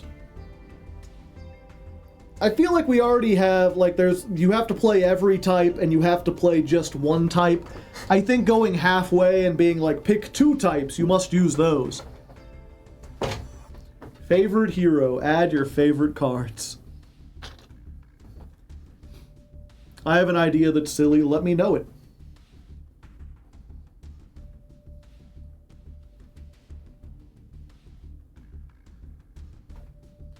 But yeah, if you have any other coin flip and dice, nah. Because again, one of the core things of this is teaching people, or not teaching people, or yeah, it is teaching people, but it's trying to get these new players to learn the Yu-Gi-Oh! Card pool 1 tiny chunk at a time. The cool thing about getting something like the Sprite is that not only is it a challenge to be locked into level 2s, but it also gives them excuse to be like, okay, I'm on a zombie deck, and I can only play level 2s. What level, like, it gives them an excuse to read through just the level 2s, which are not that big on their own, and find some cool stuff. And so I don't want to be like, read the coin toss and dice roll cards, because all of those are terrible. Learning those will not help you in any meaningful way.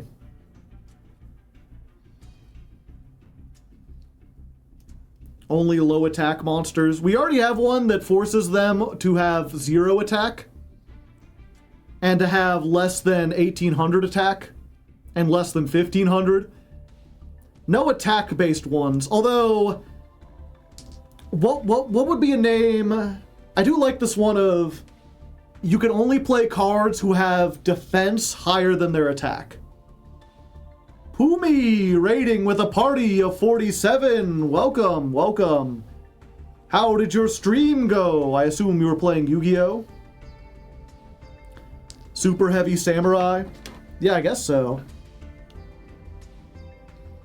Do we have something with just level 5 or higher? Yeah.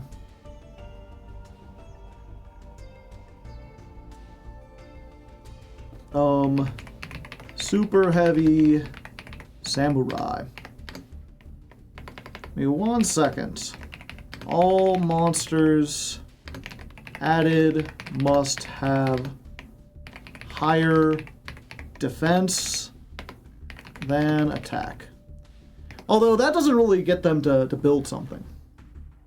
We dated Femina. I mean, played ranked. Nice. I played ranked as well. But this month I'm locked into playing Speedroids. Which is not the best deck, I tell you what. But we started in bronze this month and we've made it to gold 4, so that's progress. You know, we're getting there. As for what we were doing, I was looking at, there's a new show I'm going to be starting called Fill in the Jank. Which I would explain to you, but I've just been explaining it for like an hour, and I don't want to start over. Especially since my stream is nearing its conclusion, actually. House of Adhesive Tape, that's a good one. 1 second, let me add this in here.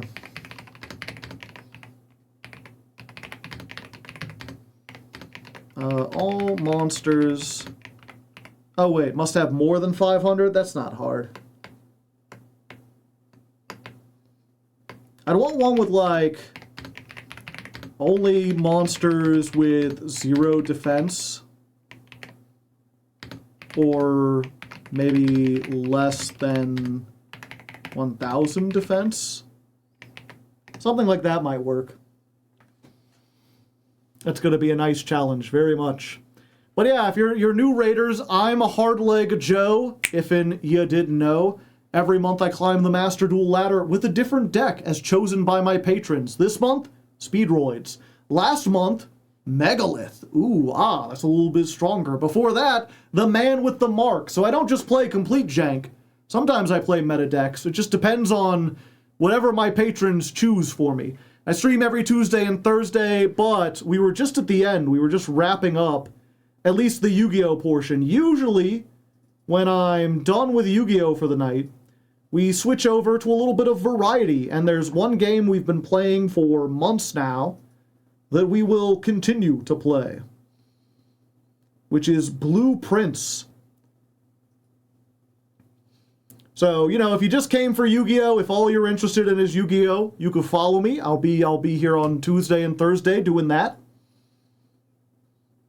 If you're here for like a fun time in general, Blueprints.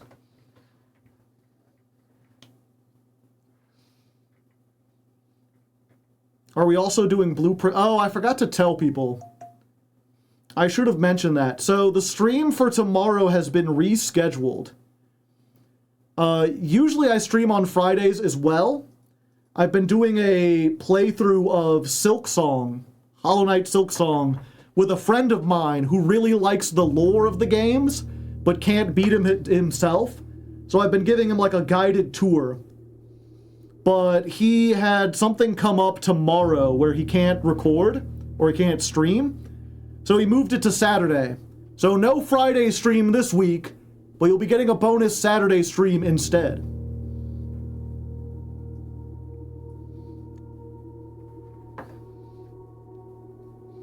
Acid Trap Hole. Wait.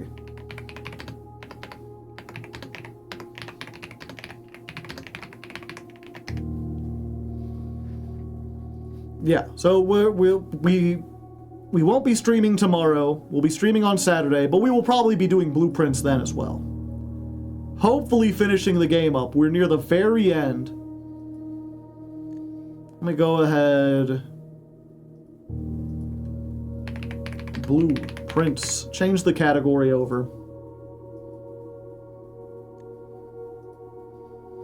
And let me remind myself, this is a weird one. If you're unfamiliar with it, it is a roguelike puzzle-solving game. It's kind of like Myst if parts of it were randomly generated. And it had graphics. Okay. So what we need to do this time, we need to set the Banner of the Kings to black. We need to draft the throne room and the treasure room, grab the scepter, set it to blue, and then draft 8 blue rooms in a row. That's our goal for today. We like blueprints, but we hate it also, yeah. It has gone on for far too long. It's one of those games where I'm just like, I just want to finish it. I got so many other games I would like to play. Just let me end this one. But every time I think it's over, they keep drawing me back in. Day 91. 91. Okay. So, step 1, get my allowance. I like money. Let's see what's outside the house. If you're new here and you have any questions, feel free to ask. I always like to chat. I can always yap. If you're not new here and there's anything on your mind, you know, I can chat about whatever as well.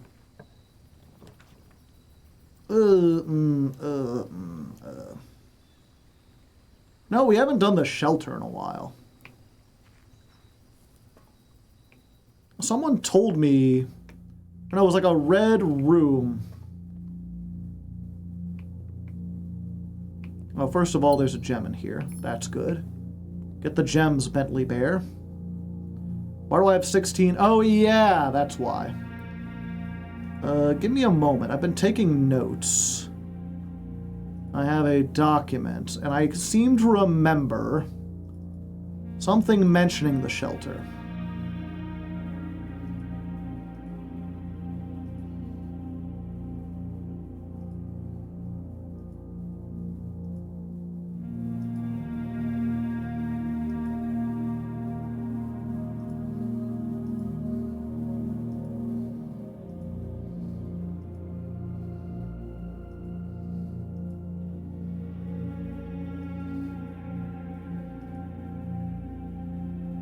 There's a major key hanging on the wall in the safe house.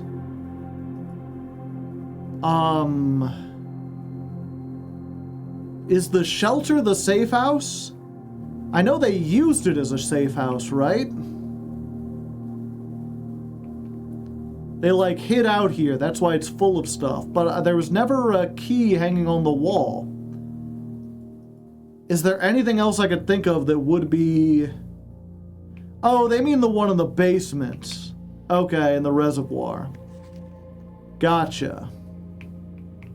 Okay, so there's nothing down here that we haven't done already.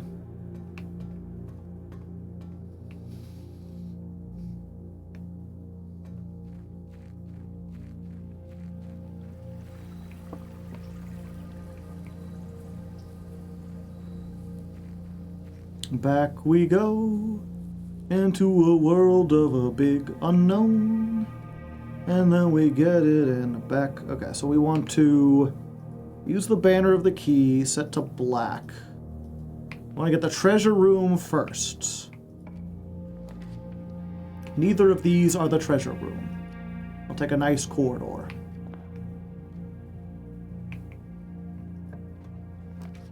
And there it is! Easy as pie. Treasure trove.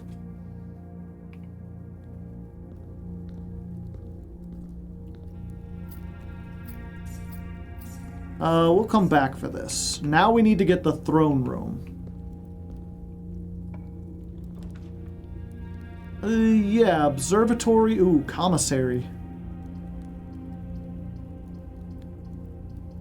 Let's get the observatory. We have any items from the pendant? No, just the key card. We're at 67 stars. You could screenshot all the scepters. Hey, there's a key. Apples are extra tasty.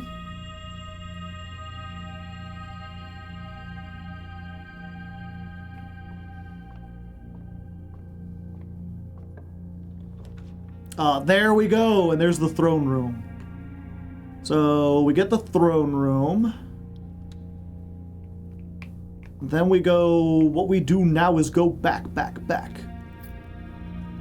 Grab the rest of this money. Also, I think, yeah. Blue, purple, yeah. Yeah, okay, we knew all these. So we pick blue. Floor plans of the chosen color are more common. So the throne room was the next time you draft 8 blueprints in a row, permanently unlock all blue sealed doors. I don't know what the blue sealed doors are, but now that we've got this, we're more likely to draft blue rooms. So we just need to get 8 of them in a row, which shouldn't be too difficult, because there's a lot of blue rooms. Okay, we're gonna go back over here actually to make it a little easier. I don't have any, I only have 1 key and I want to save it. That's unfortunate. I guess I don't have to enter it. There's 1.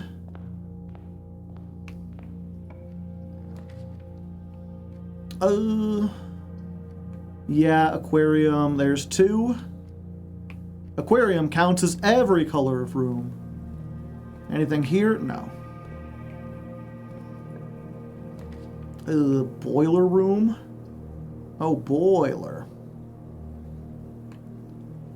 Yeah, we'll get a boiler room. There's an actual counter. There is.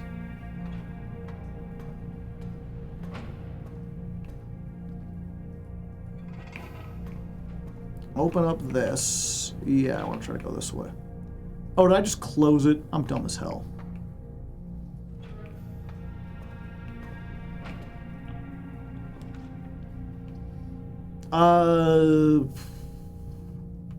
Storeroom, I guess. That gets us a key.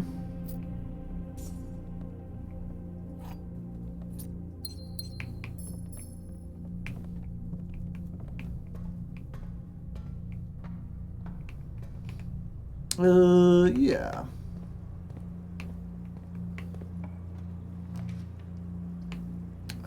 Den? I think we do the walk-in closet. It makes a dead end, which kinda sucks.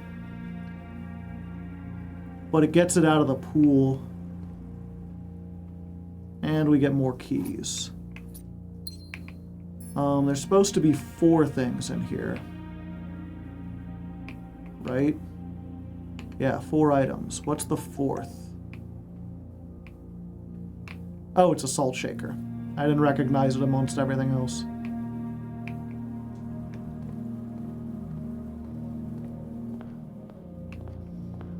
We're gonna go to the blue room, or the throne room.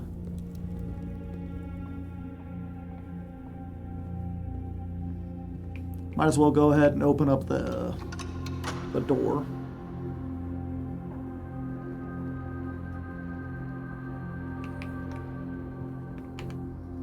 Okay. A trophy room. Parlor? Yep, parlor lets us continue. We've already got enough gems, so we'll wait. Break room is nice. Get more keys. And it goes up.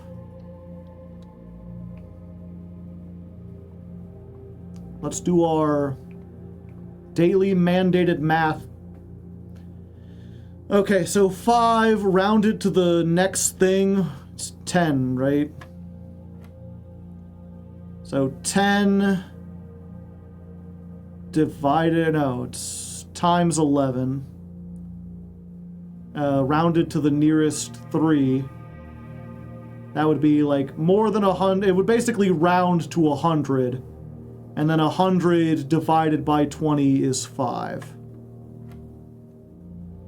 10 times 2 is 20. Minus 2 is 18. But then we round to the nearest. Yeah, 18 rounded to the nearest is 20 minus 3. rounded is 20. 2 keys. All right. This is the 8th one. Easy peasy. Seal unlocked.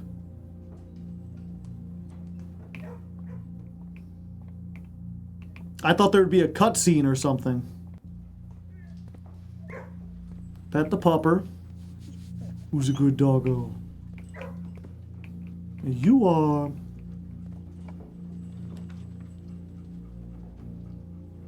Seals are cute.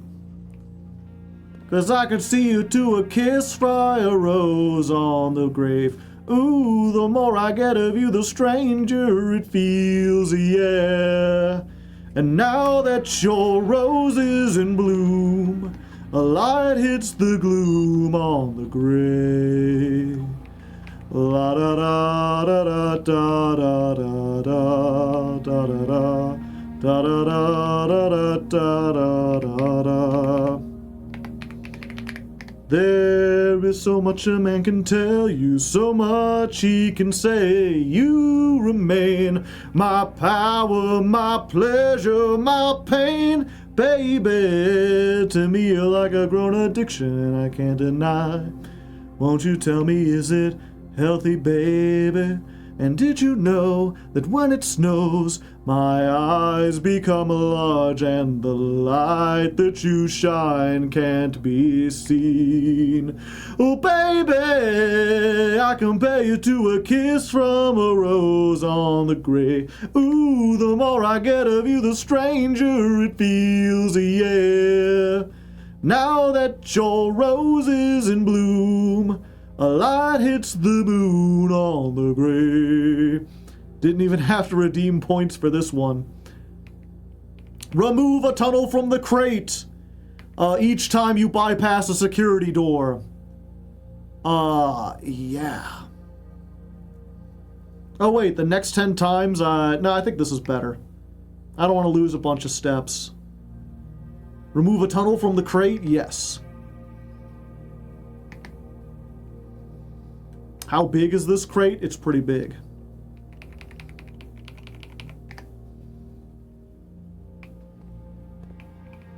Yeah, so, bam. Tunnel removed. Let's see. We also need to draft blue rooms on rank 8. Do we have the rumpus room? We do not, so let's skip that. Coat check? Yeah, we can coat check. What's in the coat check?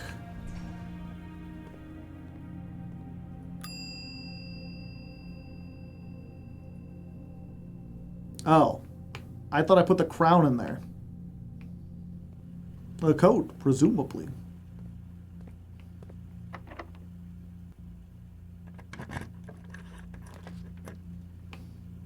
Ooh, a terrace.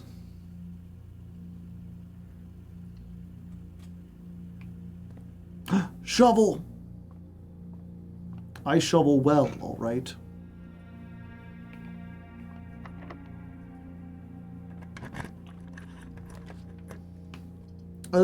Den. Yeah. Wait, why did it go back to 1? I thought it said all of them were permanently unsealed.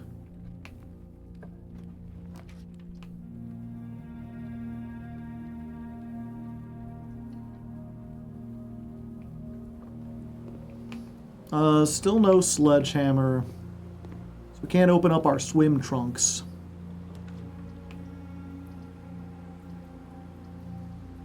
Yeah, I'm a little low on steps, so let's just get the classroom. I think every 8 rooms it unlocks again. But it unlocked permanently the first time.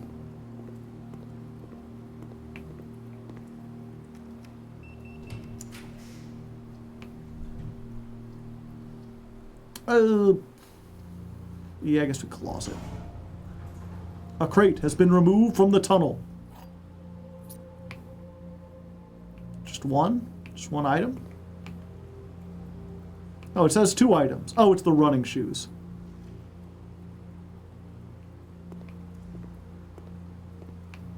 What day are we on? 91.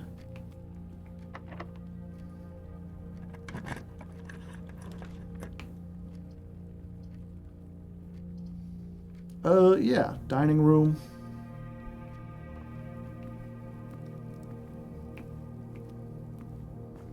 Now that I got a shovel, I can dig a hole.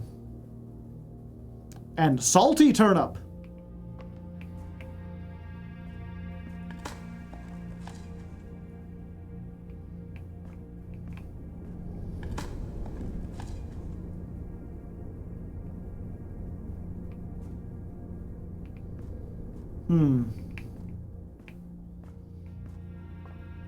So, where are the seals that they're talking about?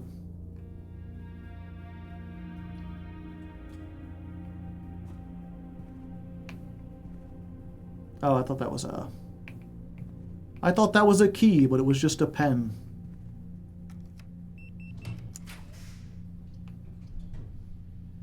Gallery? Sure.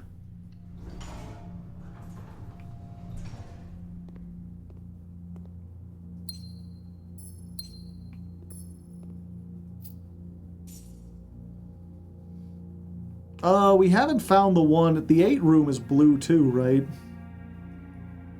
Presumably it'll unlock room 8.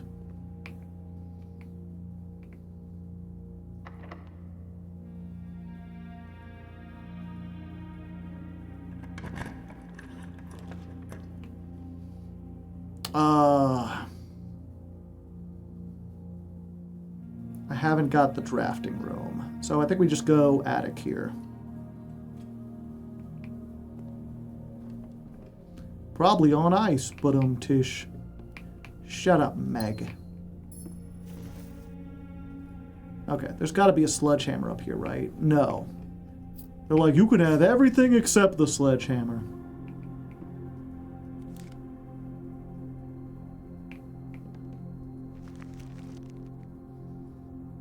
Treasure. That's one I already have, right?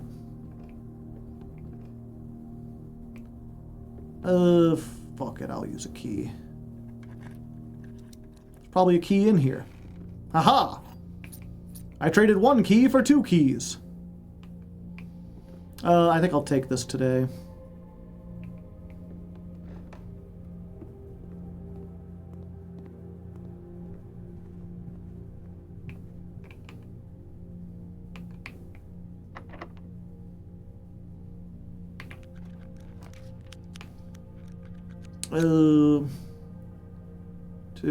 No, 8 is the one right before.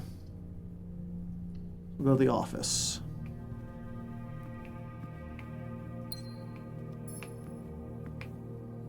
Yeah, we got to 9 again and it didn't do anything. Workshop, sure. Sledgehammer? No. Just a dumb battery.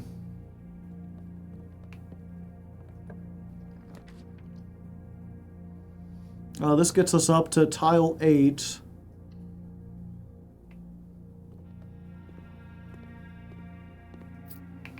Apples are extra tasty. Especially when they're salty.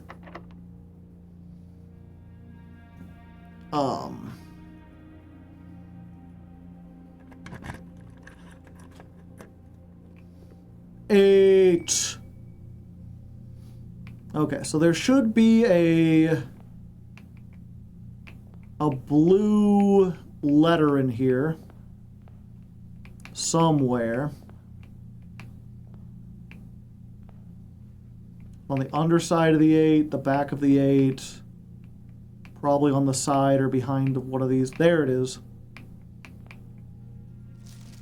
The elephant belongs in this bin. Thanks. I'm glad I got the 8 again. Never seen this room before. There's no reason really to go into it except the first time.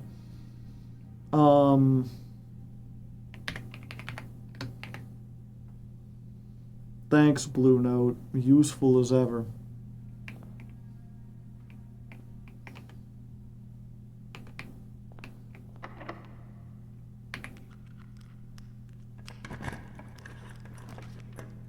Rumpus Room. That was what we wanted, right? Yeah.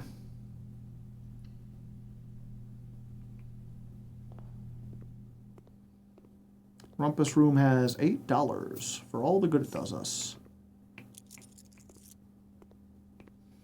And I've already seen everything from the Great Alzera. I cannot drink ye beer. Where is the blue note? Where is the blue note? You've got a blue note hiding somewhere around here. It's usually behind something.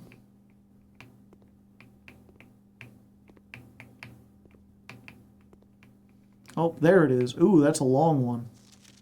The real Alzara was an Arajan soothsayer who belonged to the royal court of Ares. He was banished from the realm in the 15th year of Ajura for a prophecy that did not come to pass. Lore. The classrooms do have different blue notes. Son of a bitch.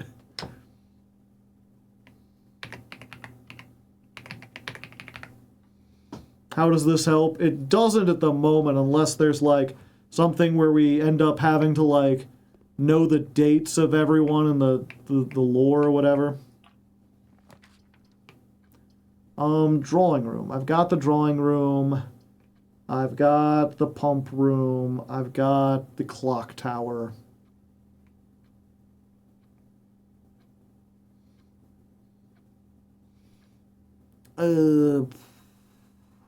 I don't want to use my stars.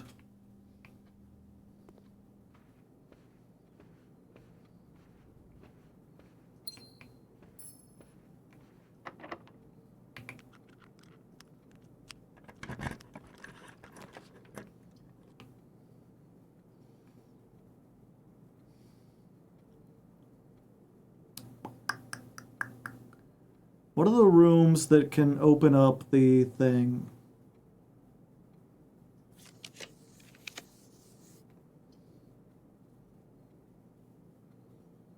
The casino. The laboratory.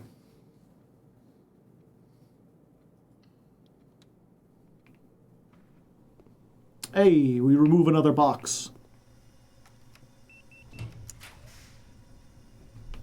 A locker room. Sure. A crate has been removed.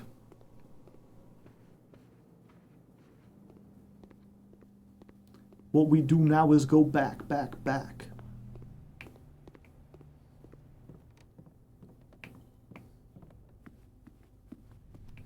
Conference room should have like a million billion keys in it. Because the locker room spreads out stuff throughout the estate, but the conference room says if something would be spread out, it just all goes here. Where's my dining room? It's right below the foundation. Might want to check the tunnel. Oh, okay. Delicious fish. I did have an aquarium. So 30 steps plus 1 because salt.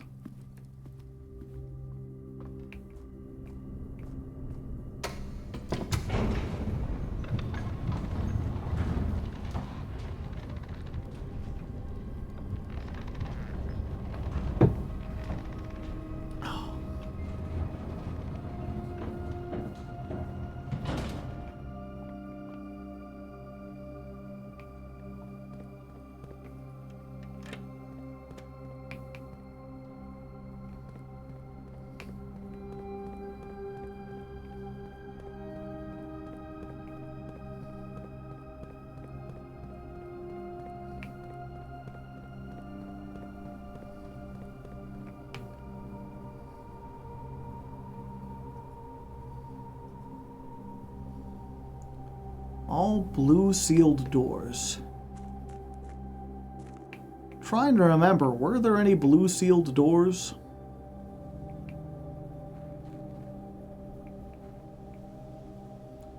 Yeah, and if you're wondering, the crates in the tunnels were down here. This is where we're removing crates from. We got a lot of crates to remove still.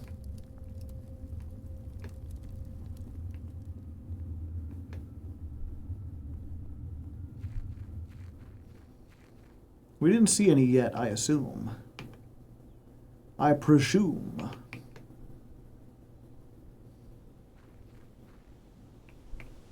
Trying to remember if there's anything like down in the basement. And maybe I just forgot.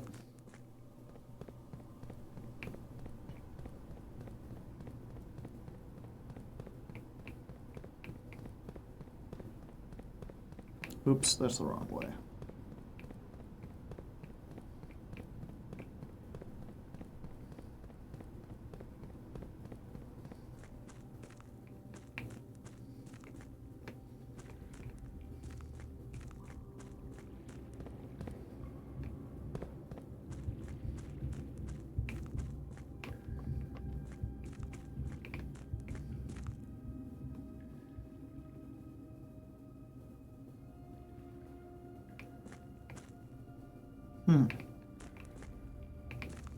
Rocks, rocks.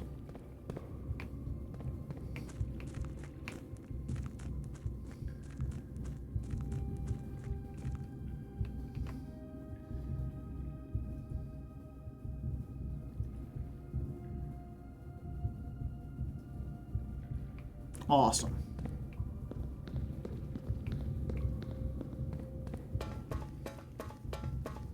The safe house with the key on the wall? Oh, we already got that.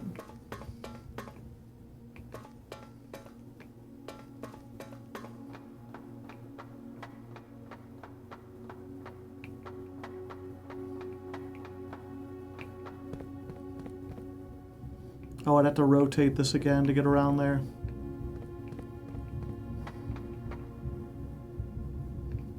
Yeah, I don't think there were any blue doors up there.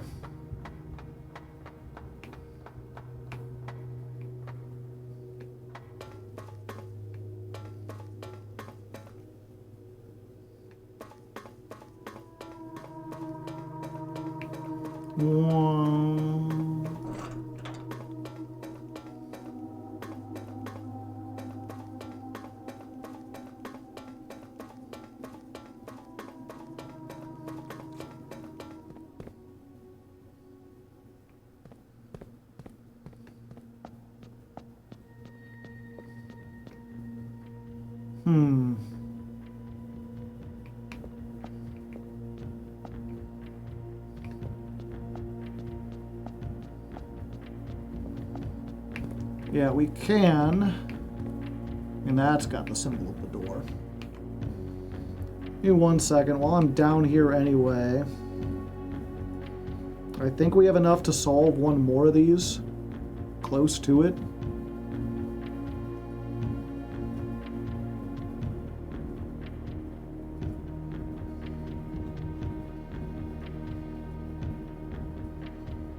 We could be sigilling.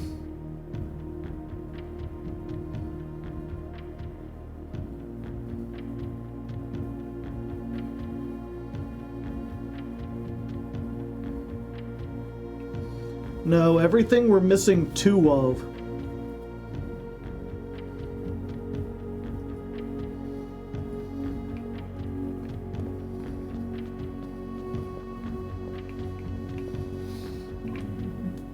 This one, we know they're orange. We know they're based on academics. We don't know what their transport is or what their main type of weather is.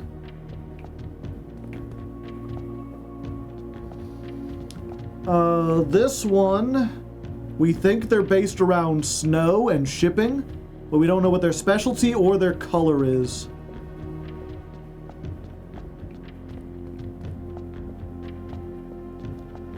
This is Vera. We know they're pink and we know they ride turtles. We don't know what their weather or their specialty is.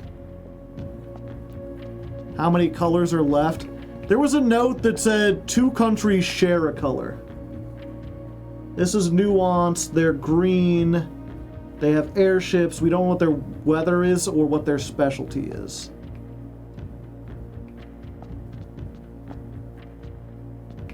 There's 6 colors total. Yeah, and there's 8 countries. So some of them share. So we can't like process of elimination it. And even if we did, we still don't know what their... I mean, we could process of elimination what their specialty is. 7 counting blue, but no one uses blue, yeah. I just got to assume we're missing data somewhere. Either that or there's like a clue that's just too subtle and I haven't figured it out.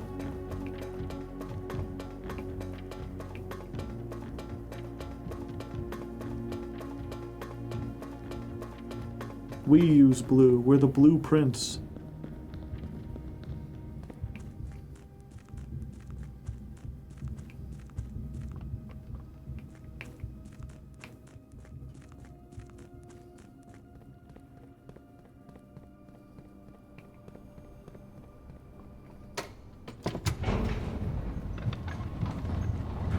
A mansion isn't much of a country. I mean, it's like a magical mansion. That's got to count for something, right?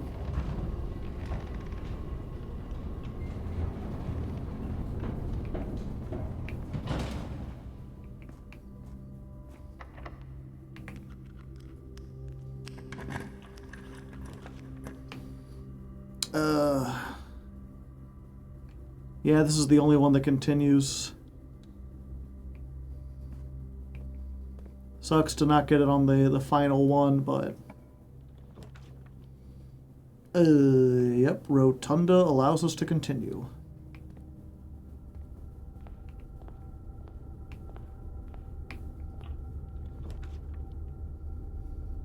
Pump room, mail room. We can rotate. That allows us to get out of the pump room. Oh, another box removed. The library. A crate has been removed from the tunnel.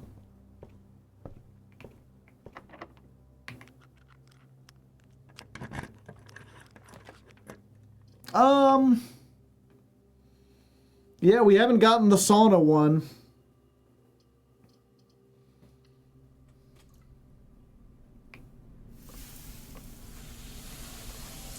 Ouch. Yes.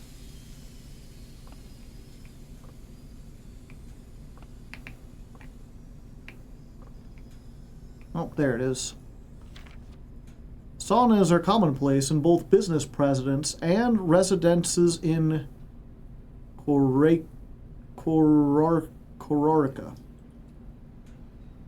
Does that help me? Let me save this to my notes. Kororica.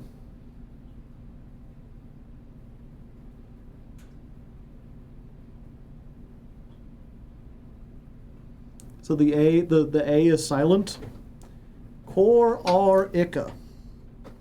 Kororica. That might be a sigil hint. Yeah. Because that is one, we needed their weather.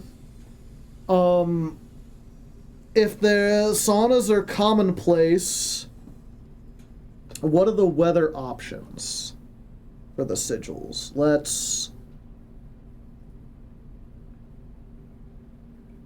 It can be a lack of unusual weather. It can be foggy. It can be hot. It can be rainy, stormy, snowy, and windy. So if saunas are commonplace, then it's probably not heat. And snowy? Guess we could try it. We got nothing else to do.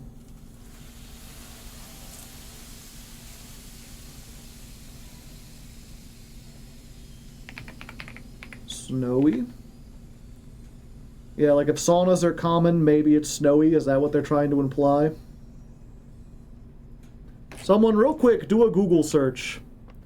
Which country has the most saunas? Per capita.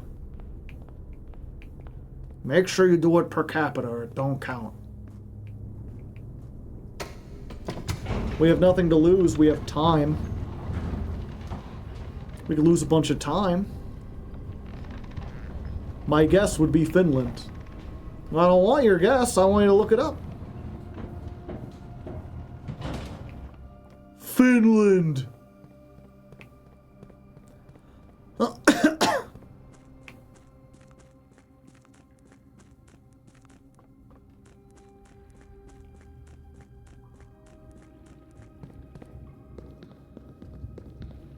We could also lose depth, that's fine.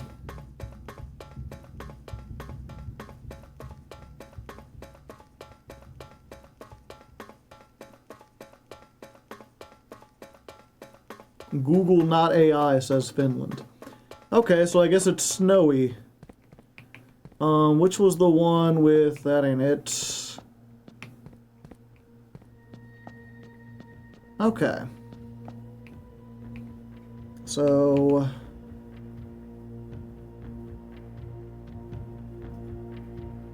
we don't know the transport. That's what the rays have to do. The moats. And the borders. Okay, so the borders have to do with the color. This is orange, so it's the diamonds. I think. Let me double check our notes. Yeah. Korarkia is orange, so we need the diamonds. That ain't it.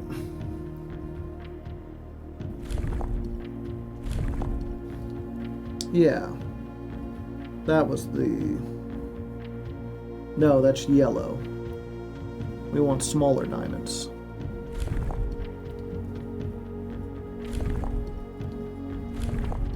Like that. So that's the sign of orange.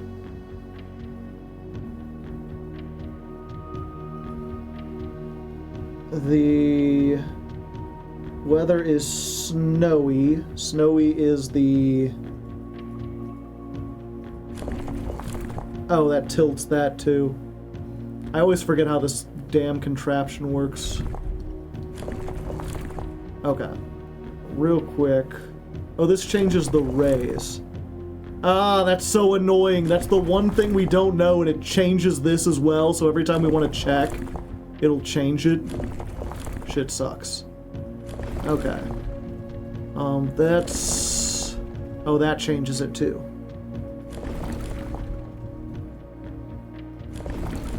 But yeah, so snowy is the dots. That's snowy. And the... what are they called? The moats. The one thing we learned last time, they're like 3 generations have gone to school in Korika. And academic is 3 vertical lines. So we think like that's what their like thing is. Damn it, that's the wrong one.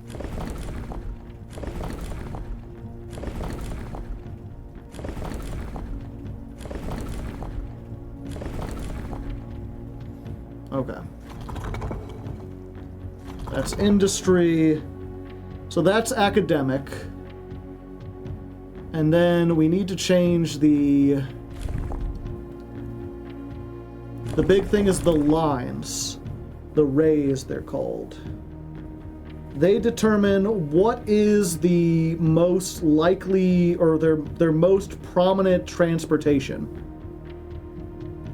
That's naval capabilities. We do already have one that's naval. Granted, there's 1, 2, 3, 4, 5, 6, 7, and 8, so they could be again.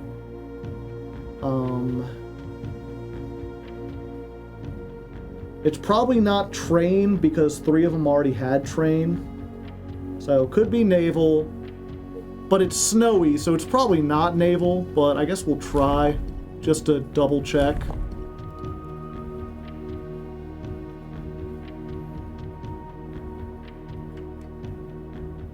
No, that ain't it.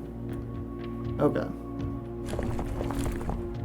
That one is... what was it? Streets and roads and such? Roads, streets, carriages. They look like a crossroads on a map.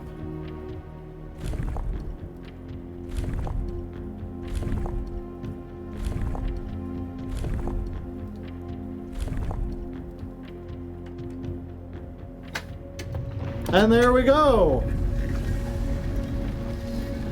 We solved it! Okay, let me make sure I put in my notes what the correct answer was.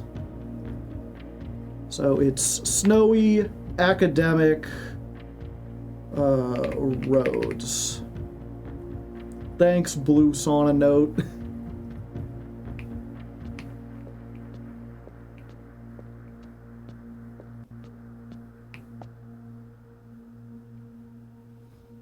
How lovely.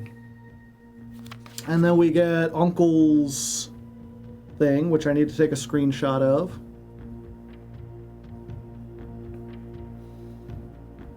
Because that's the final puzzle is there's something in Uncle's, in room 46, in his room, where it has like every country, and then there's 8, like pins that are numbered. And every time we do one of these, we get a postcard from when he went there. And by reading these, we can figure out what order he traveled the world and then solve that puzzle. So this is postcards. And this is Florarica. Okay. There are fewer and fewer opportunities the further we travel up into the mountains to attend to my correspondence, and I find myself regretting having brought so many books, as this is the first realm I have visited without porters. Here every person is expected to carry their own belongings, and if you can't, you throw away that which is expendable. It's looking like I'll be bringing back less souvenirs than I had planned. I never expected to appreciate the cold, but the frigid weather here is a welcome relief coming from the sweltering shores of Vera. Hold! Hold! Weather in Vera. Heat. Hot. P.S. I ended up forsaking all but one of my books. That's new. That's one of the things we didn't have the weather for Vera.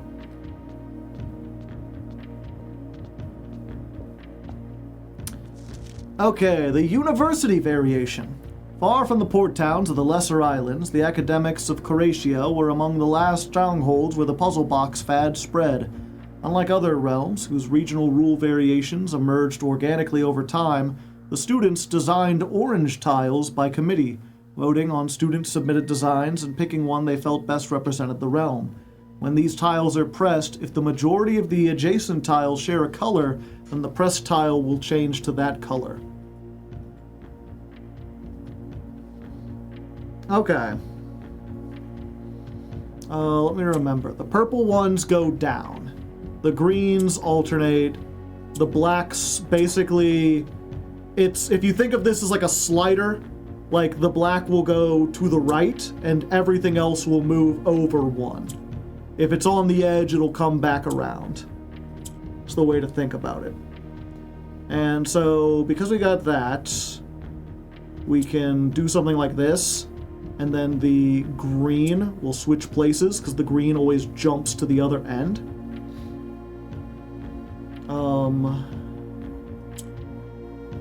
Then we can put that over there. We can swap back.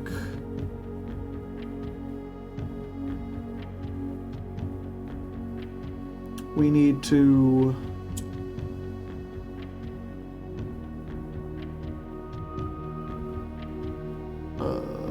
yeah. That moves down one. So now we've got 2 of the 3. We just... yeah, we just need to do the thing in reverse. So we do this, We move it over. We swap with that purple. We move that purple over. We move it down.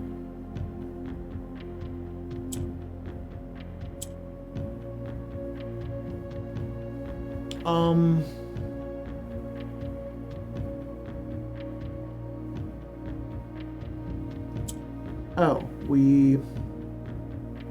no, that won't work. Or will it?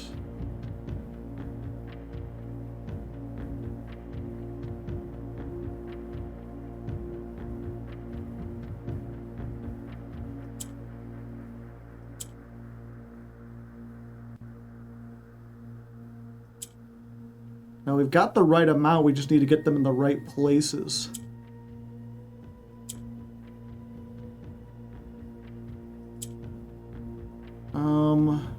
Hold up. Swap this. Swap that. There we go. Orange, orange, orange, orange. More allowance! I need more allowance, yodelay. Shores might be important. Yeah, we already knew that they were, their specialty was turtles. So, hold up. This was the lumpy rectangle. No, that was the...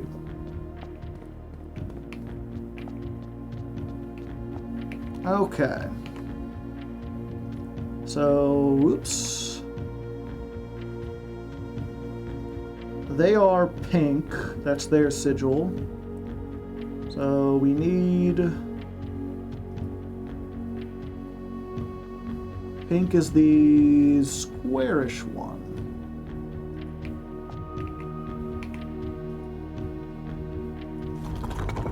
Oh yeah, we need the inner things first. I always start from the outside, but we need to do the opposite. And that's the one thing we're missing is the specialty. We don't know what their specialty is. It could be... They could be tribal, they could be agricultural, military, metropolitan, academic, industrial, spiritual, or poetic. I feel like if they were known for warfare, we would be aware of it. They're probably not big cities because I think, like, considering they ride around on turtles, it's probably tribal or architecture or agricultural. Maybe spiritual. But let's start with, we've already got it on the agricultural one. We'll start there. Next we need this. The weather. The weather is heat. Is this the one?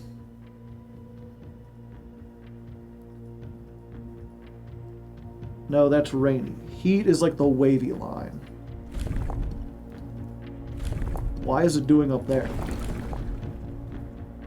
That is stormy. Yeah, so that's the heat. Then we want the one that's shaped like turtles, which is the weird one. That's the horse. That's the railroad. That is... Oh, you can't even see it. That's aviation, because it's in the sky. That's camels for some reason. That's the turtle. It's supposed to look like a turtle going away. Turtles could be very advanced. And then we need the square. There we go. Try it like that. No. Military, probably not. Metropolitan. Probably not. Academic, probably not. Which one is this again? Industrial. Probably not, but I'll click it. No. Spiritual? It was spiritual.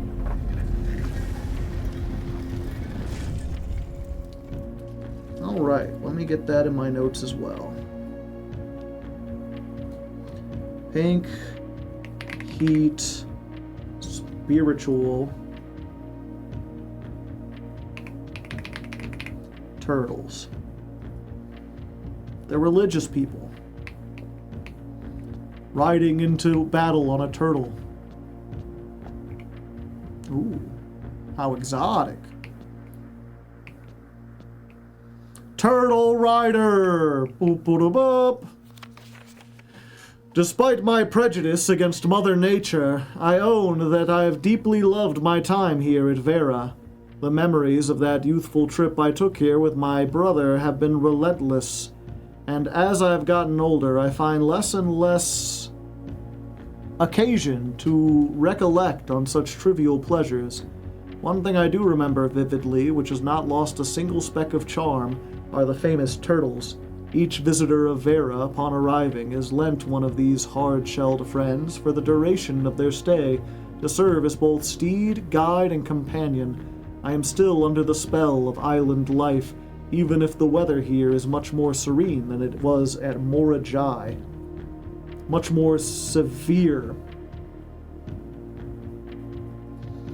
Is Morajai one of the ones we already got? And that's how we knew it was turtle, because we found another letter that had that stamp in the corner showing people riding a giant turtle.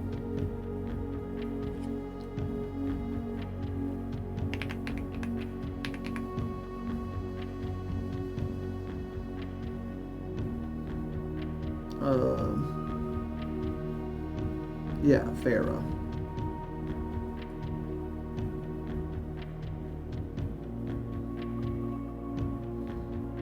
The weather here is much more severe than it was in Morajai. So let me look at Morajai. I had snow, and I don't think that's right. If it's much more severe, then that means it's still probably decent.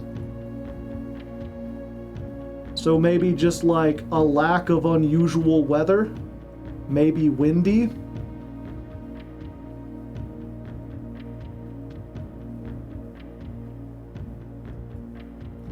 Or maybe it is, maybe they're both heat, but like this one is just a more severe heat. But that's his clue that like they're similar. Their specialty, their transportation is shipping. So, heat, straight, or windy, could be any of those.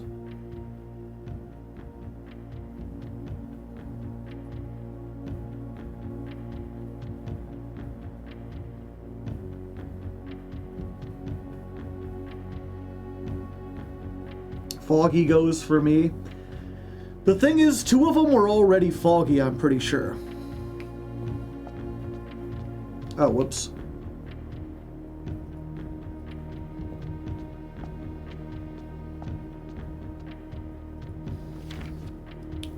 While Morajai boxes were never as popular in Vera as in other realms, pink tiles were eventually introduced based on the Veran people's devout respect of the sacred circle. When these tiles are pressed, all adjacent and diagonal tiles rotate. Oh yeah, we've seen these before. So you could see that basically, think of it as like rotating around the center one. And then orange will copy whatever the majority is.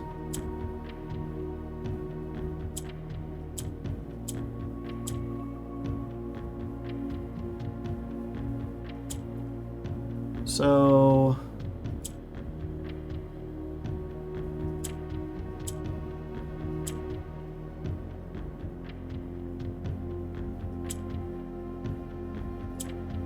there we go. So if we can get two of them around the orange one.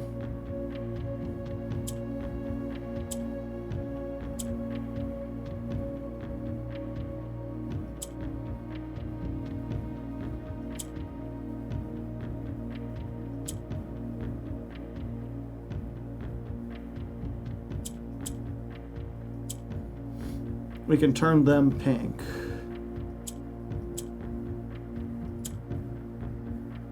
Oh, it's 2 and 2. There we go.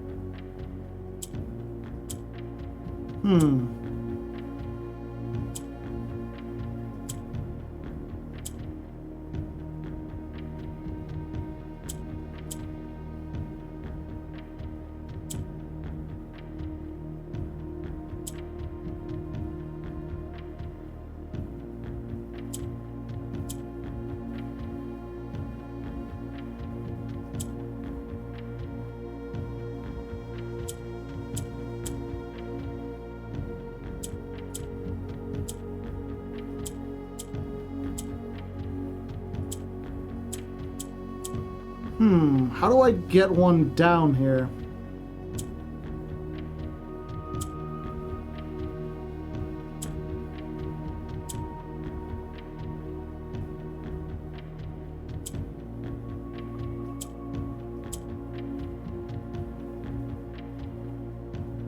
I need to get them all in the corner.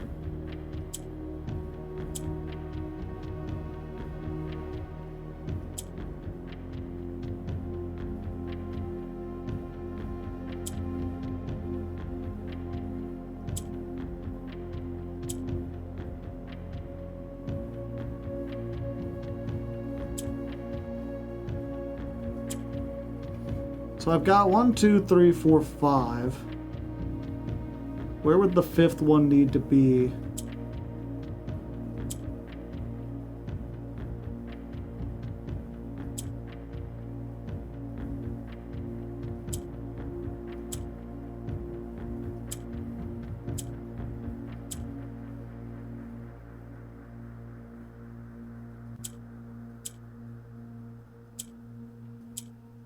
Yeah, I keep getting into the same, like, exact things.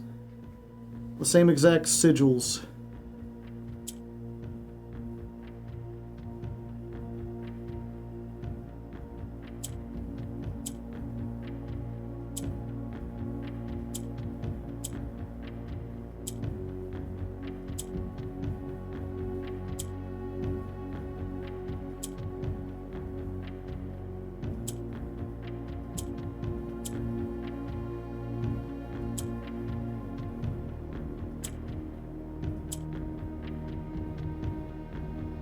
This is like the opposite of what we wanted. Oh, wait. There we go. Took me a second. Okay. So real quick, this makes me think, I have forgot, it's been so long. Let me read these again. This is our homeland. Good old Orinda Ares. 8 realms in 8 months. The objective was simple enough, but in what order, what rate, and where to start? Questions like these are ones I tend to ignore, as planning has never been my strong suit. In the spirit of adventure, I have departed, forsaking both map and plan. As it happens, the road has taken me south. It seems fitting to begin my journey by visiting a fragment of the Old Kingdom. A landmark as black in realm as it is in name, and a story I feel connected to. Okay. So we should also start putting, like, make another thing in a note for Uncle's trip. He started in Orinda Ares. If he went south, that would put him in Araja.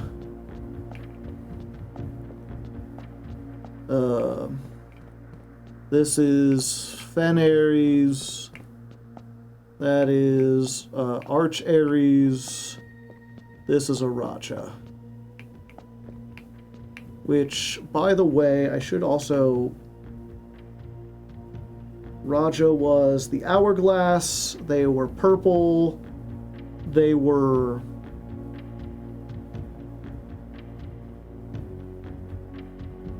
What was the weather? Rainy?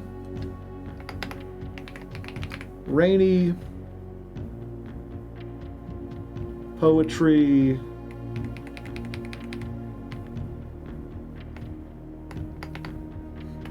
Railroad. Okay. I was a little disappointed that there's not been a drop of rain during my time here, as every Arajan story I've ever heard began with the rain. I suppose the anecdotes I make on this trip will have to do without flavorful setting. Even without the rain, the puddles and ponds that dot the countryside make this place feel different than home. And then he's got some Arajan down there. So, probably a Raja. He doesn't mention where he's going yet, just that he came from home, so probably this was the second place. What would be the third, though? So this is the same country that we're in now, which is Orinda Ares, but the history of it was Orinda Ares, and then there was an insurrection, and now it's Fen Ares. They tore down the railroads, which is why they don't have railroads anymore. So they're Pentagon, they've got the Red Prince, so they're the red. The weather is foggy, because that's where it is in both places.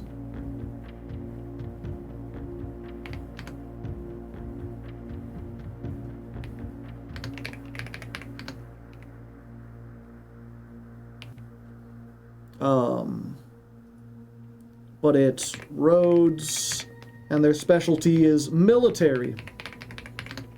The military place launched a coup, who would have thought?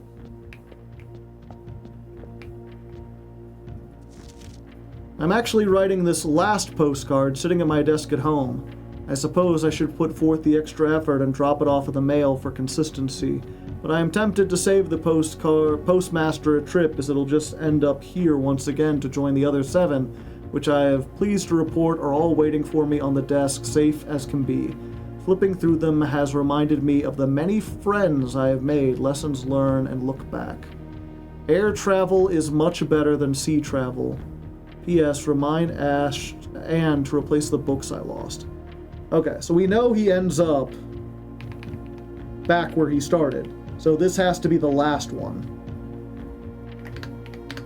The air travel being better than sea travel might be a hint. So this is 8, ends up back in Fen Ares. Hello! El Rey Gorilla, raiding with a party of 2. How you doing? Air places, yeah, we don't know what his last one is. Okay. So then, Arch Ares. This is way in the north. Mountains, yellow, it's stormy. What was the boxes again? Was that industry? Yeah, industry.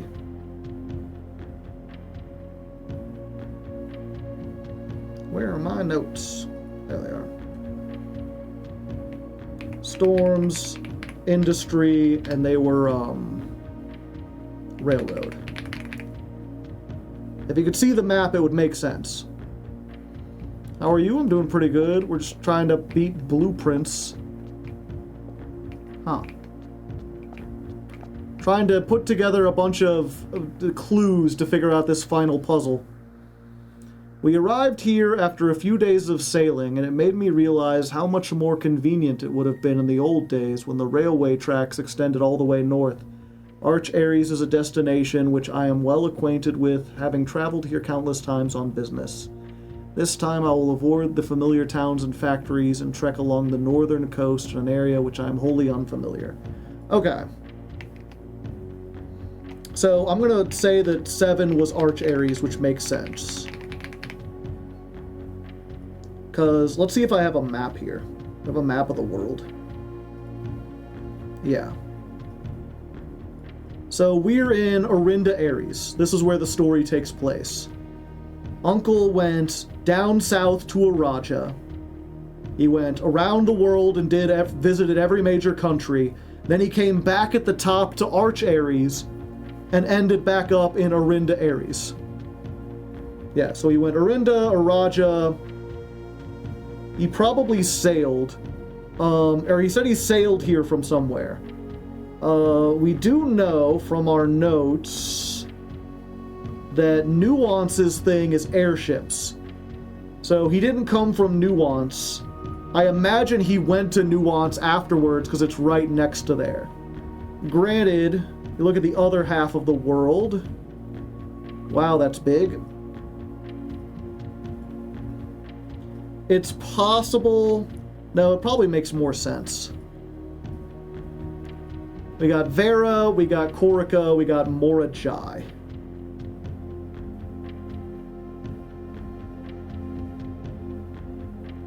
So he probably took the airship. He probably went to... Do we have the one for Nuance? Is that one we've solved yet? They're the Diamond. He sailed here. Yeah, he sailed here from somewhere. So we know he didn't come from Nuance.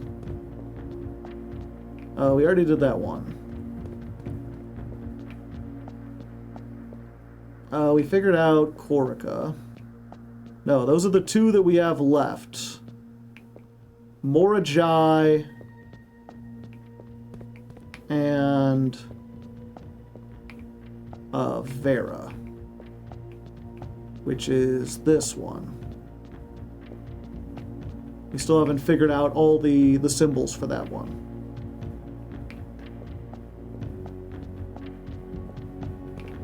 Okay. 1 second here.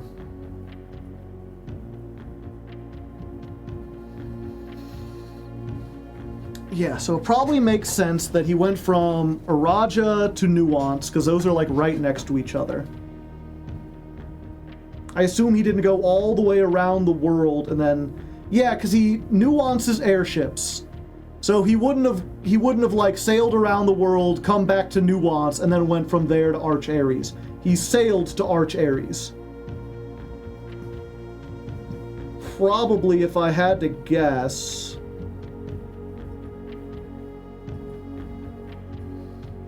from Morajai. That would make sense. Morajai does have a ship by it. And do we know in our notes? Yeah, we know there's shipping. If there's shipping, they're probably windy. So 6 was probably Morajai.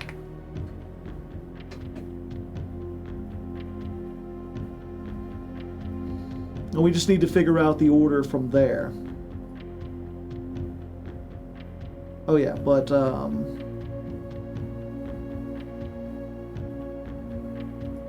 okay, so they started at Orinda, they went to Araja, then Nuance, and then we just need 4 and 5. Probably need more postcards. The thing is, we only get the postcards by solving the puzzles.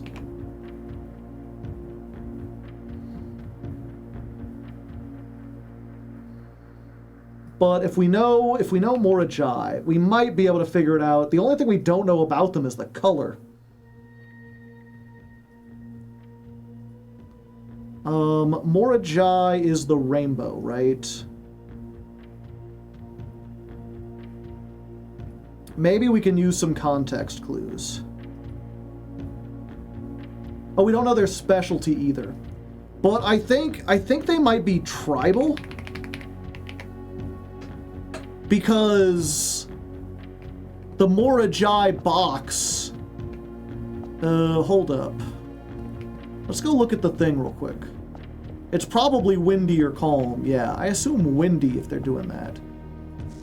Overwhelming amount of artifacts bearing the sigil that were destroyed. They're often collector's items. Okay. Because that's every time we win, we get a postcard and we get a Morajai box.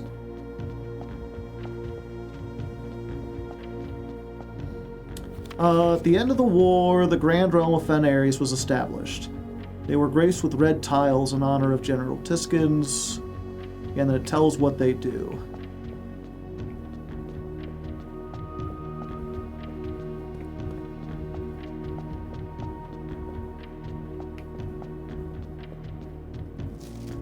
The very first realm to introduce a new color to the traditional monochromatic tiles, given the number of shit routes and trade routes between the two realms. Okay, so that just goes to establish you go from Morajai and get to Arch Ares. It was based on the brass compasses manufactured in Arch Ares that were traded to sailors in exchange for the valued Morajai puzzle boxes. We get all the letters from the mailroom? We did. But yeah, I remember something else. I think I have an old picture here. One second. The original one, because we didn't find one down here. We found it in another room originally, where they explained, like, what they were from.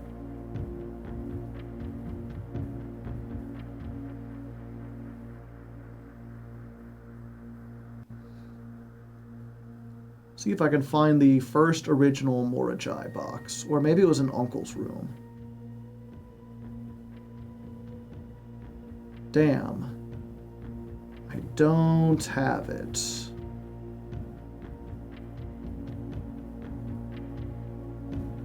Admin key. Do we know the first color on the boxes? I don't remember.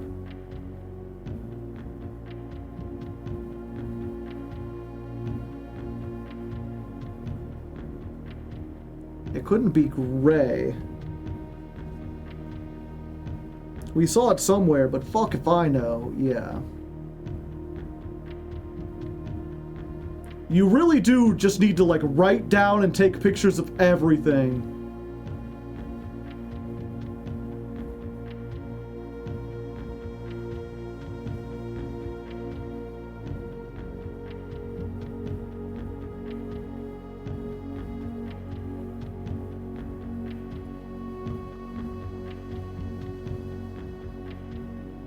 Is black a color you can use? Yeah, but no, black was our country.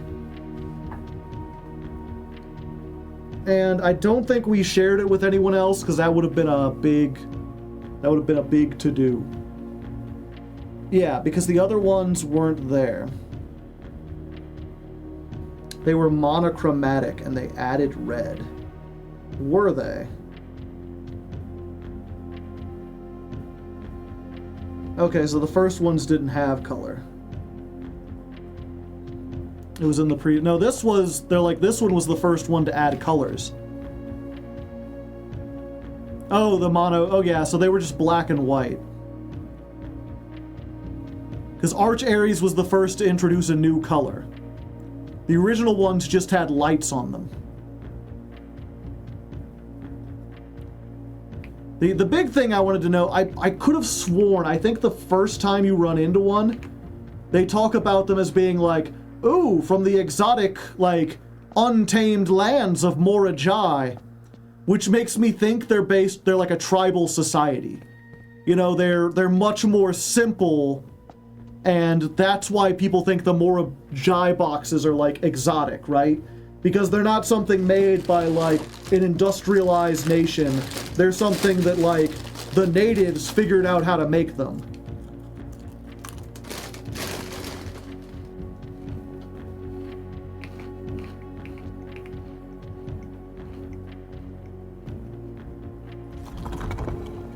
Okay. So 1 second.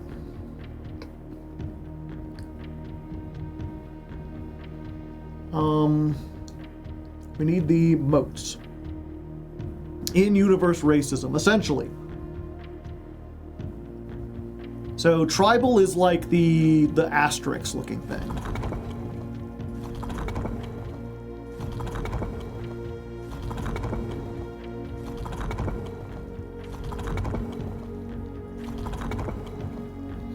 Yeah, so that's tribal.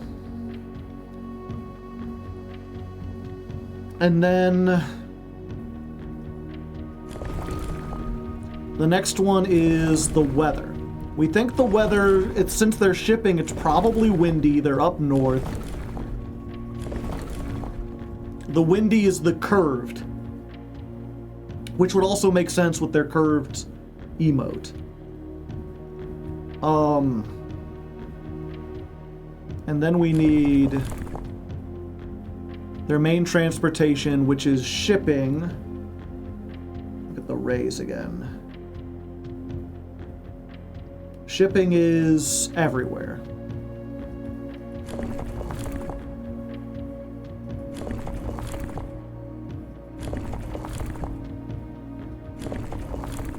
That's camel. That's turtle. Yeah, shipping is just, we're going everywhere, baby. And if all that's true, then the only thing we don't know is the color.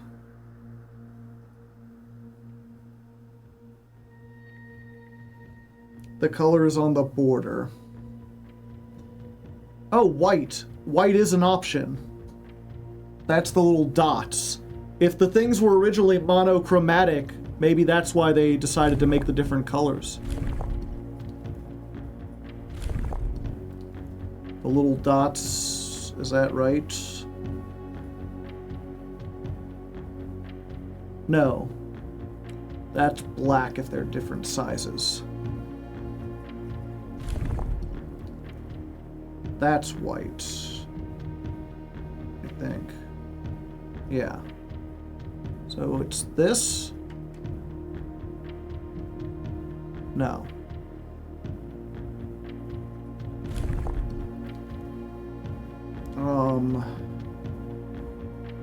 Probably not yellow because they added yellow to it. Unless they were, you know, Archerry's was similar.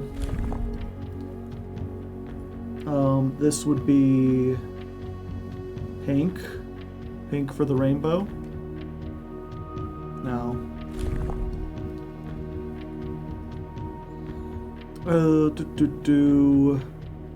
Red. Could they also be red?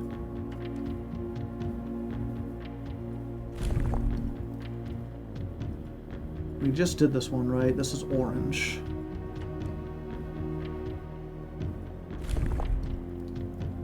This is green?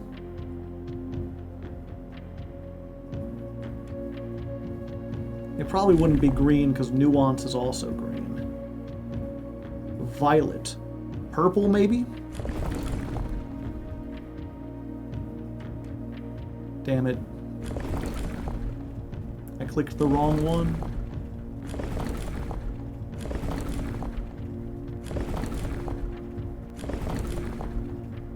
Okay. I mean, I guess we already did that one, right?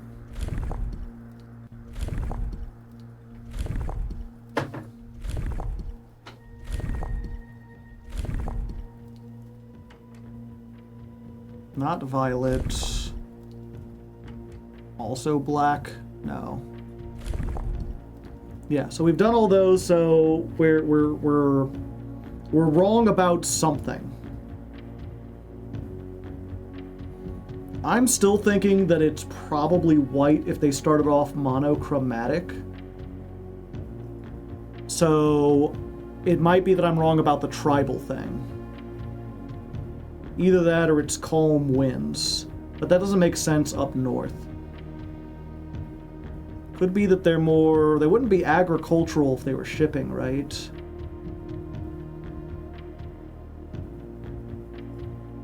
Calm weather instead of wind. Yeah, I guess we could try that. That would be calm weather. Just try every color. Green. Didn't mean to do that.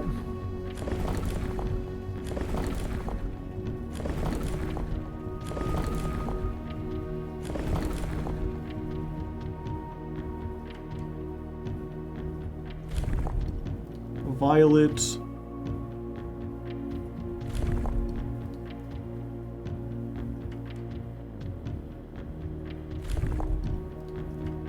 And we're back to white.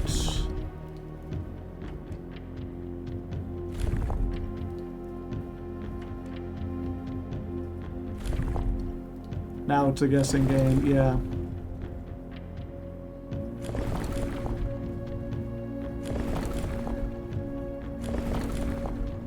North can be windy and rainy and snowy and so on, yeah. I imagine it wouldn't be snowy if they were sailing all the time, is the thing, right? That's why we're kind of assuming. We could be wrong about what their specialty is.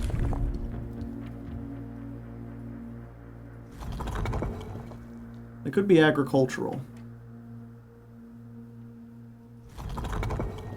They could be a big military threat. Could be industrial. Maybe that's how they made the boxes. Educational. That's why they make puzzles.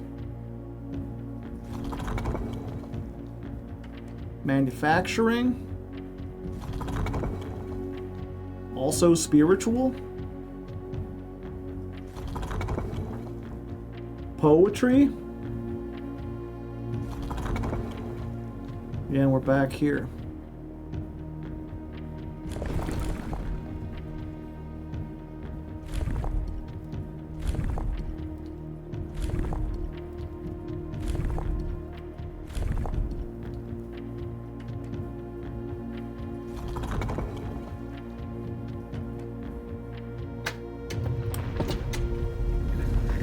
All right.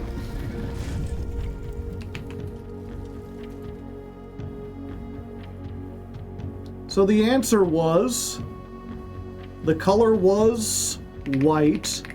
I was right about that. They had no strong weather.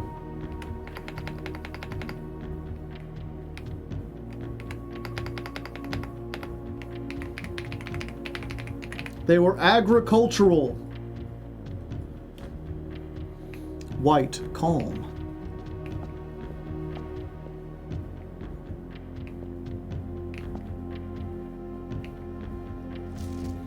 After a short sea voyage, we arrived on the main island of Morajai last night in good spirits. The people here are beleaguered in their politeness, and after spending a full day among the Gyrel, I am just as afraid of eating another dish as I am of rejecting their offers. I may try to sneak away tomorrow and spend some time alone with my books, as I have noticed that each realm I have visited has one thing in common. They each have been short on solitude. Okay. Huh.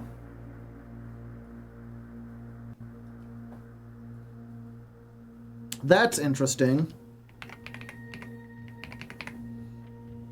That puts us in a little bit of a tricky pickle. He still has his books.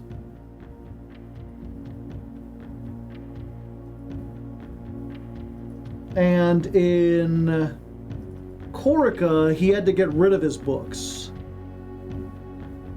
So he had to go to Corica after Morajai.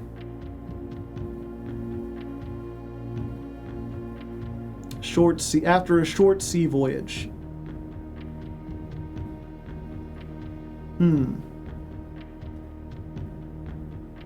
So let's look back at the map real quick.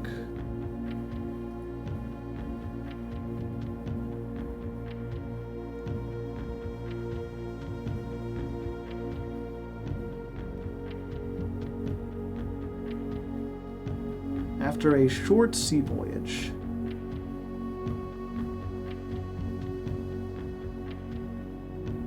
Vera or Corica? Probably Vera, because that goes from the sea.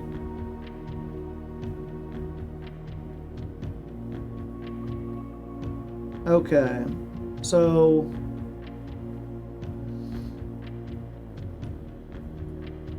let's re-evaluate this real quick.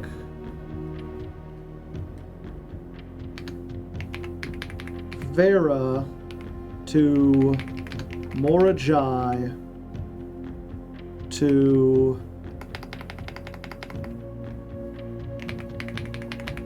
Corica. That would be a long trip, though. Okay. So basically... oops. He started in the center. He went down to Araja.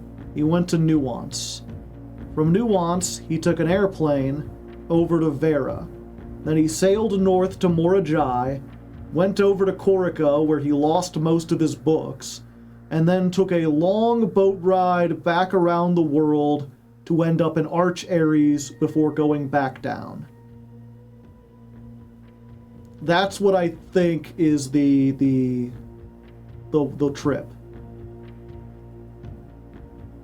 Have we solved all the nations? No, we've got one more left.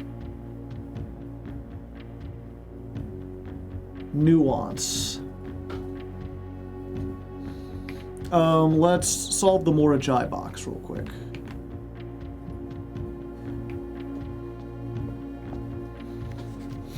Fun for the whole family. They were a popular fad in the early 30s among both peerage and common crowds. Small mechanical boxes originated on the islands Morajai as a children's game, but quickly gained popularity among seafarers who valued the compact boxes both as a lockbox and entertainment. It's distinguished by a 3x3 grid of white and gray tiles. Each tile can be pressed like a button, which will change the color.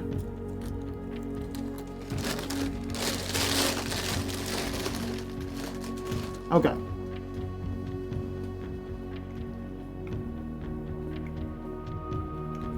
I forget what the yellow ones do.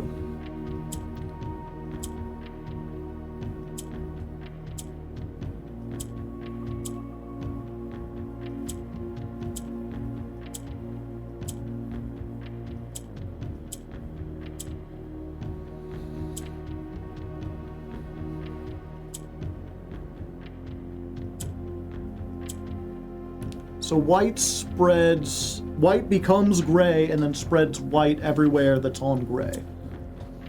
Pink rotates. What does yellow do? I think yellow travels up, right? Yeah.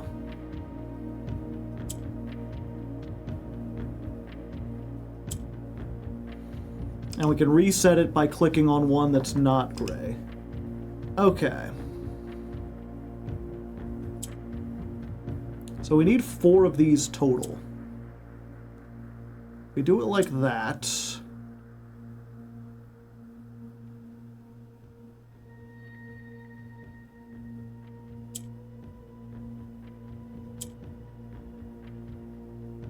These travel up.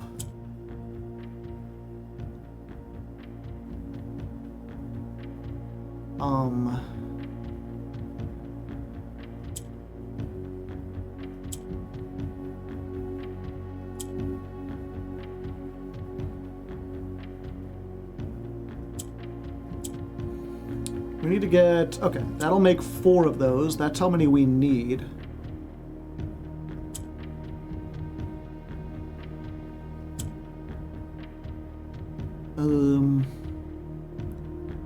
Travel up.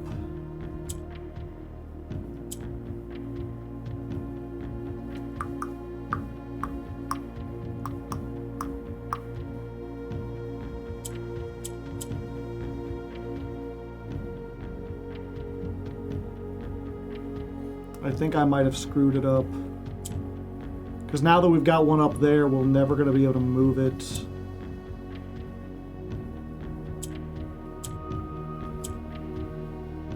Yeah, okay.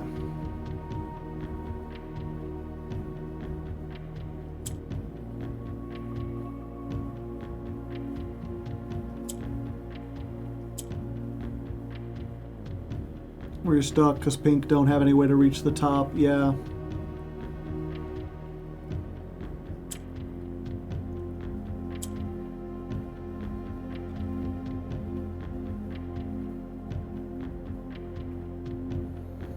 If we move that up there, move that up there. All we've done is move that around. There's 4.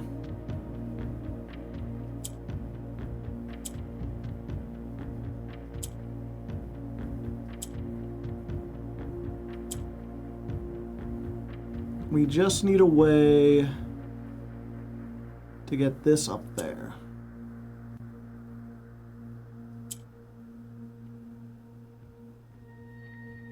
Oh, move that down.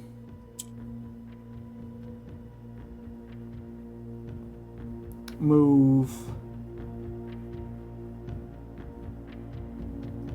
Yeah, we need to get them all one thing apart.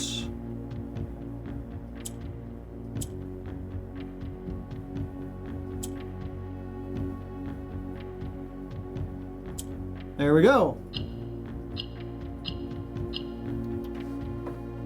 Ha ha ho ho!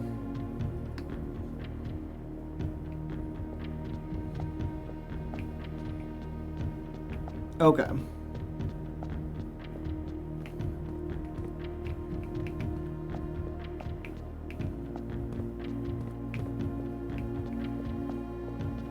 Okay, so Vera.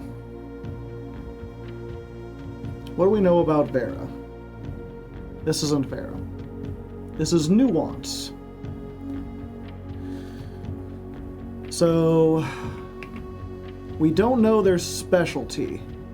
We know they have airships. They're airships, so they're probably not tribal. No one's tribal anymore. They're probably not agricultural.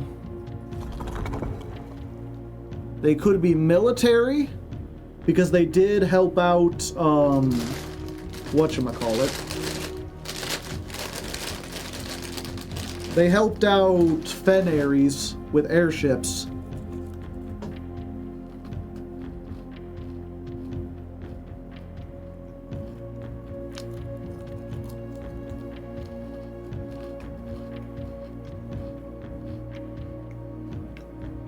They could be metropolitan.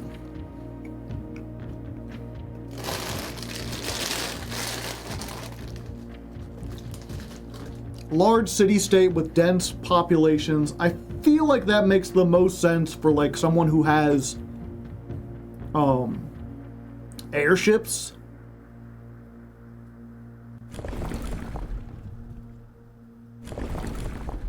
We don't know the weather, but if they're doing air stuff, it makes sense that they would be windy. Now it's the weather. The weather is a guessing game, and the industry is a guessing game. We know that they have airships. That's horseback. That's trains. Airships is the sky. And then we know they're green. What color is green? Oh, that's the one where it's like all slashes, right? Yeah, that's green. That ain't it. I mean, I guess it couldn't hurt. Educational, industrial. Probably not spiritual. Probably not poetry. Probably not tribal. Probably not agricultural. Military? Oh, military. What do you do with your military? So the weather is windy. The specialty is military.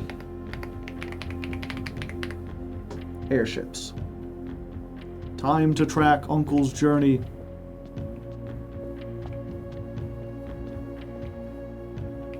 See, that looks industrial.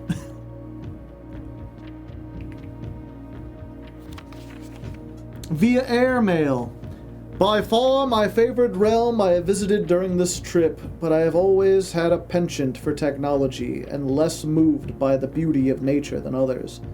The soot-filled streets and the soaring skyscrapers here are just as stirring to me as the mountains of Croatia or the beaches of Morajai.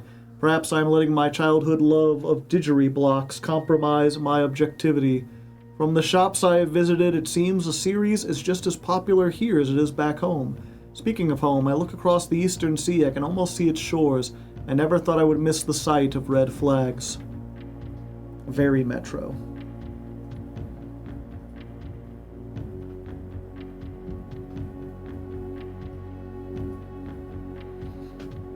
And this is, what was it called? Nuance.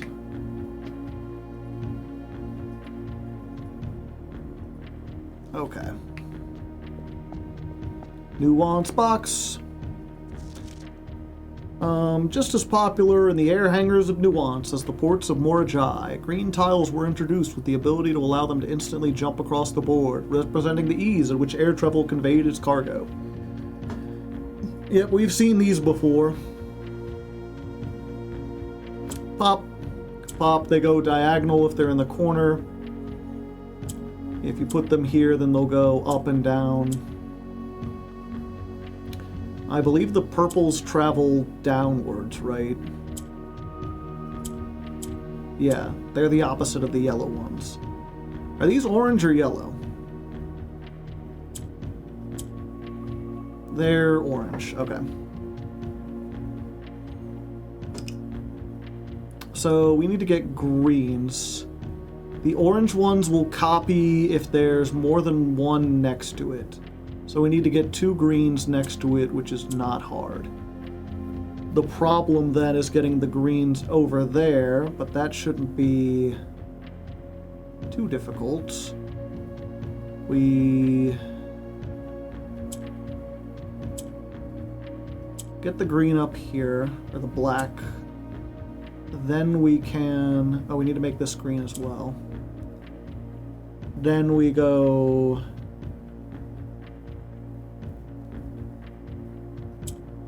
down. That gets 1 up there. Go down again. Jump this across. Jump.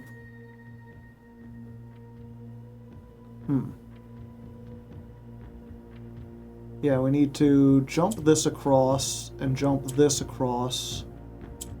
And we need to move this down. Then we can jump this across.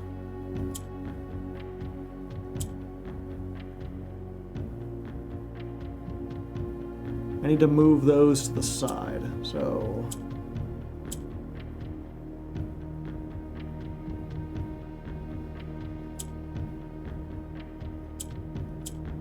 There we go. All boxes solved.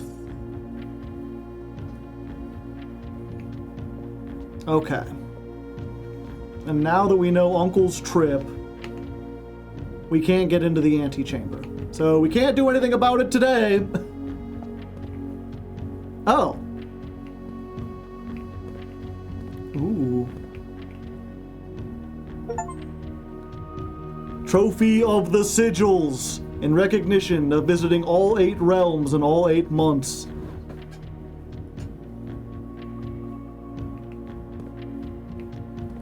We did it, Chad. We're the legend of the lost legend.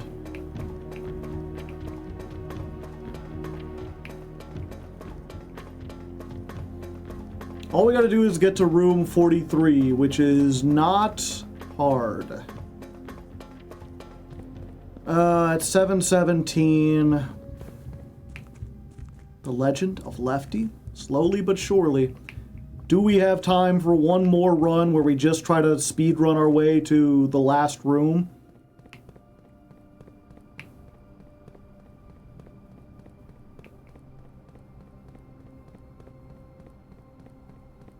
Lefty mentioned. Yep, the longer I spend on this, the less time I work on Lefty. Surely it's easy to get to room 46. It's not, like, trivial, like, it does take some effort. But it ain't that difficult.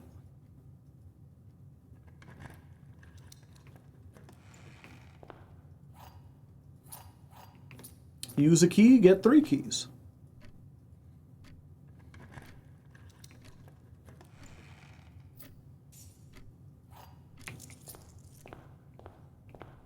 Two diamonds. Start tomorrow with 1 key for every time room? Sure. That ought to make it a little easier.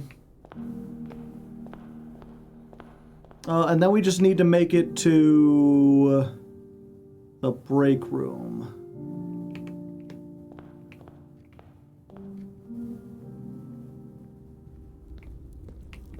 Oh, yeah.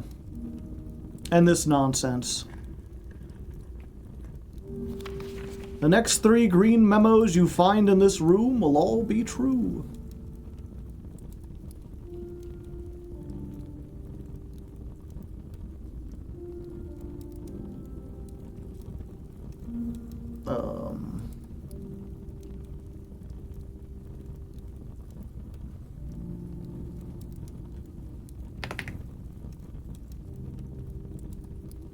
You still need to find the blue doors, but I have no hint as to where that could be.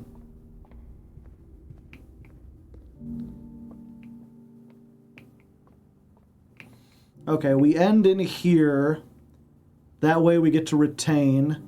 We get to retain the Royal Scepter for what it's worth and the key card. Call it a day.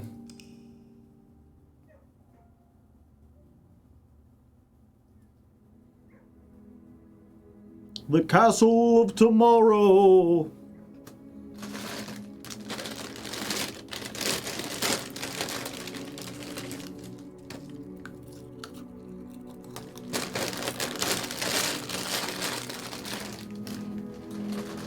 You only get blue rooms. Well, the scepter only works the day you pick it up. After that, it don't do anything.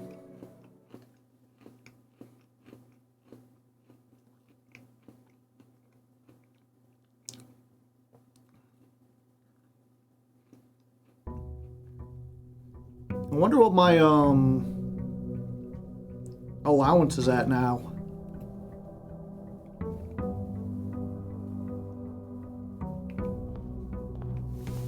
We had 20 more steps because we were in the sauna.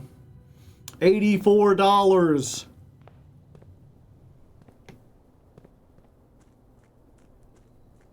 Okay.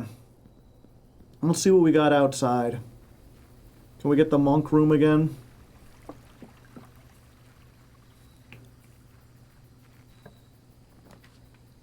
Nope. Let's take the tool shed. Ooh, shovel and a wrench. Why, thank you.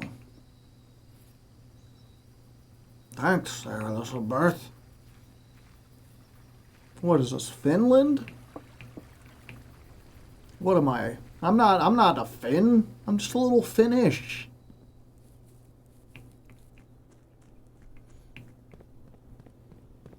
Okay. So, what ways are there to open the antechamber? There's the Great Hall, which we need a bunch of keys for. There is the garden room. There's the gymnasium. And the secret, and the mechanarium, yeah. So, there's not really like, I'm trying to think, what do we set the banner to the king to? And I think maybe we might want to set it to hallway. Throne room? Throne room only opens the back door, which we can get in through the foundation. Also an experiment. Yeah, we do need to get an experiment.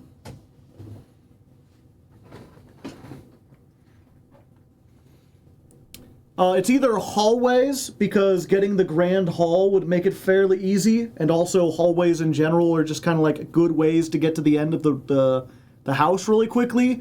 Or we can do shops and then just get a shit ton of items and then make it easy.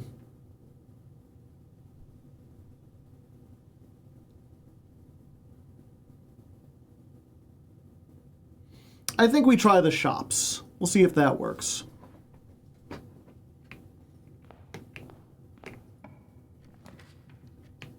The gift shop.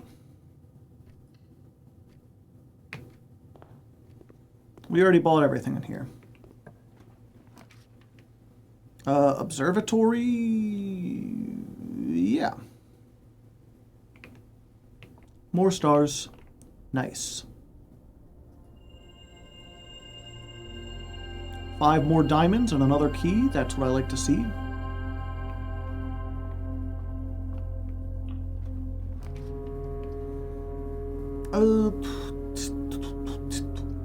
Yeah, we'll corridor.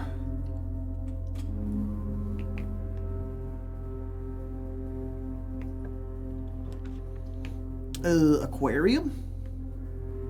Yeah, I like an aquarium. Oh, another free key. Garage, do we just want to get a million billion keys? Probably not.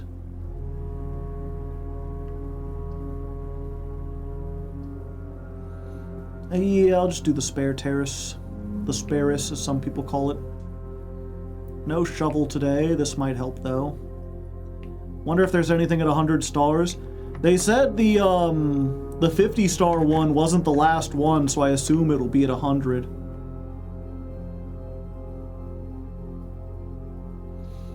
Yeah, we need to go back at some point. Let's just get the rerolls. We have a shovel. Oh, yeah. I forgot about that.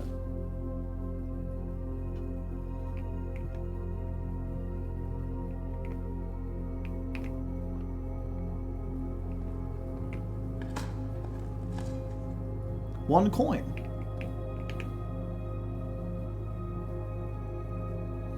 You know what? Let's go back to the start. We have extra steps today.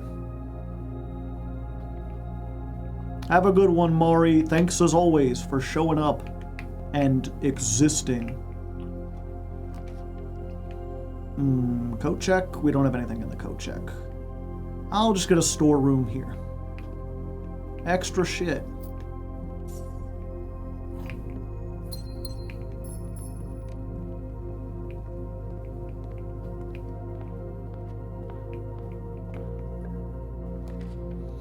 I try hard to. I don't like any of these.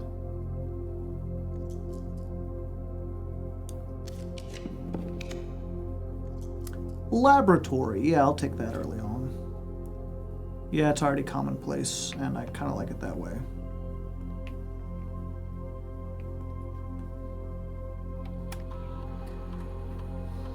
Set up an experiment.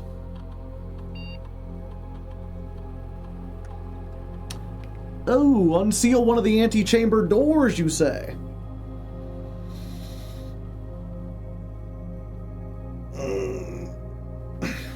I think we still need to work on removing crates if we get them.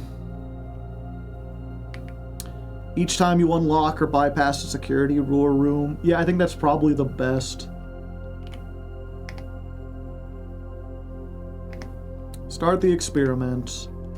And then what we can do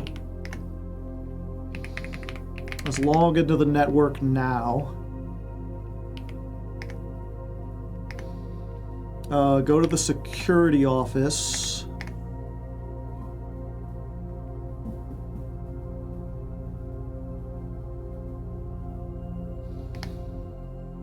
Keycard system. set the security to high.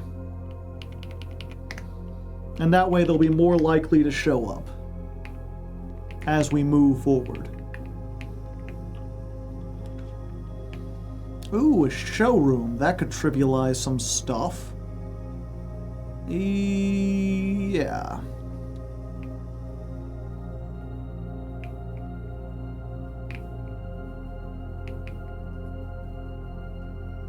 Mastered key or emerald bracelet. We have more keys, so I think we take the bracelet.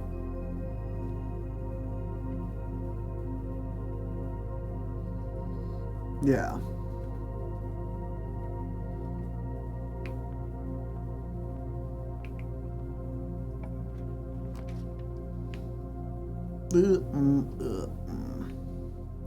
That sucks. I really don't want to lock off that whole side of the map. That's much better. Commissarium. We get a sledgehammer. Bum, bum.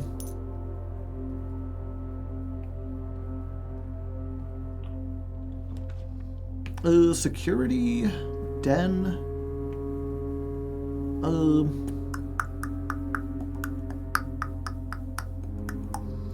Real quick, let me look at what blue notes I have.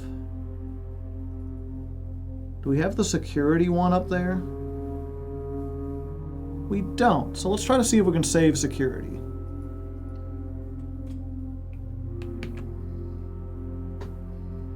Also, I got more notes. Or more... Okay.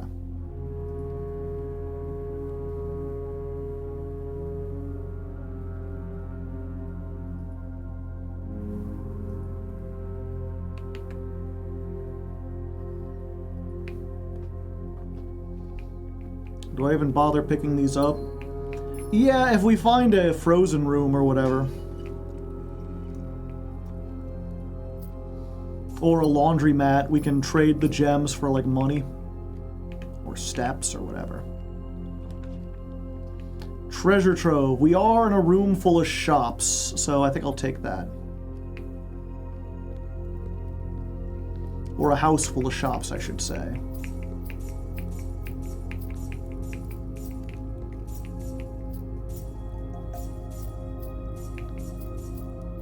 Every time you enter the treasure trove, there's $5 more.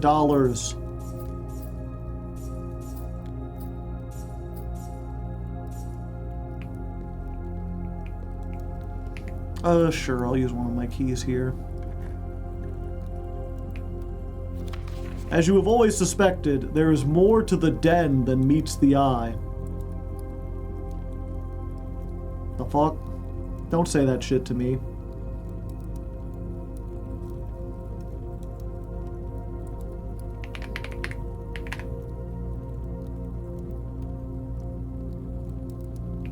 Green. The chest is trolling you so much. They're lying. They're just lying. Also, the showroom's right here. Now that we've got like 1 million, let's just go ahead and get the master key too. And the silver spoon.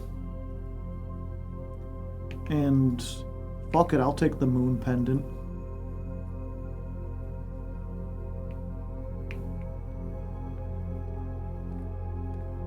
Wait, did I not get the sledgehammer? I do. Yeah, I don't need any of that.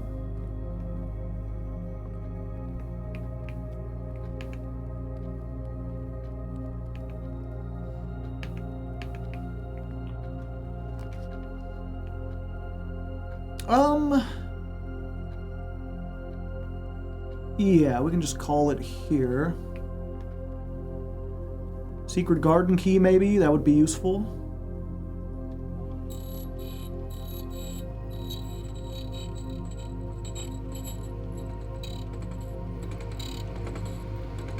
Nope, it's just a silver key.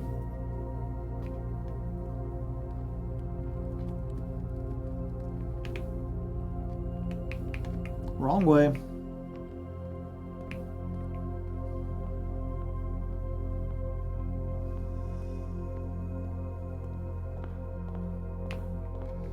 Up we go.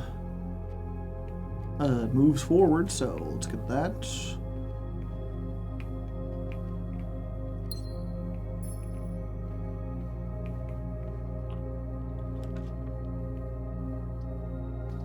I will redraw this. Ooh, a dining room.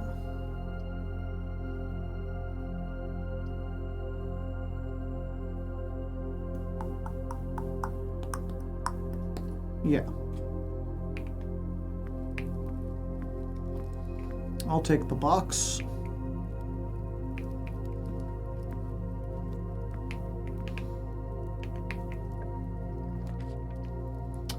We do want a break room at some point, right? Yeah.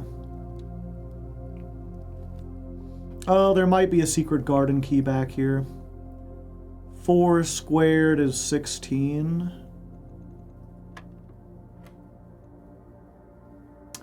3 squared, rounded up, so 9. That would be 10. 12 reversed rounded up, or rounded, would be 21, and then rounds to 20.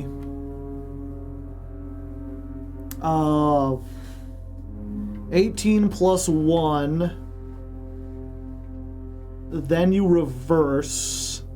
So 81 rounded is...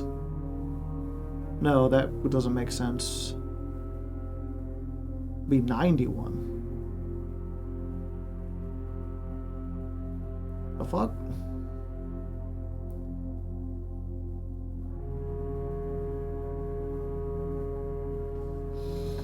Unless we round first.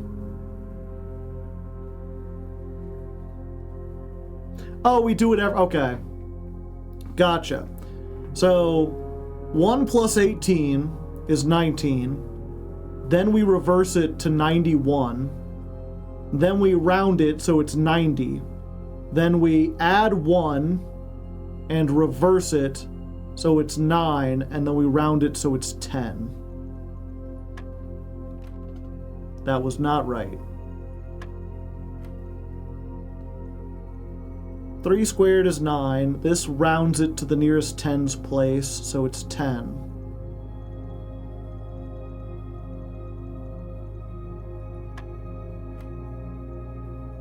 This is 12 reversed.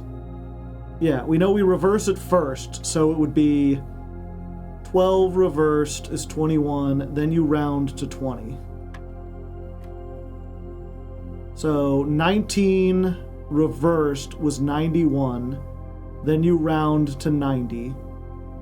90... Oh yeah. No. 90 plus 1, then you round to the 10 spot. Oh, I'm sorry. 90 plus 1 is 91, then you reverse it. Oh, 19, then you round it so it's 20. And there's the secret garden key. Exactly what we wanted. Now we just need to get to a place where we can use it. We'll get the closet out of here. Get a reroll and an extra key.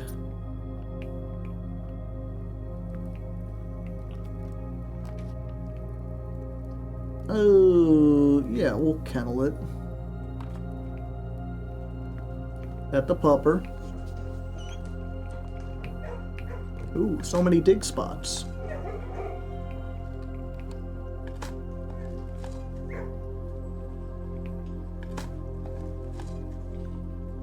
Despite turning the security high, we haven't seen a security door yet. Sure.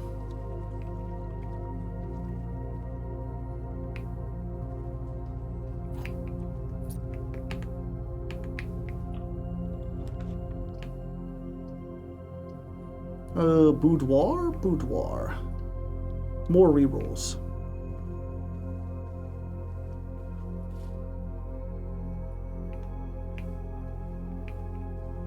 No reason not to take the free gem.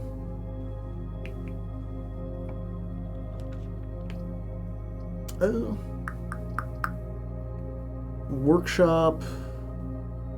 Yeah.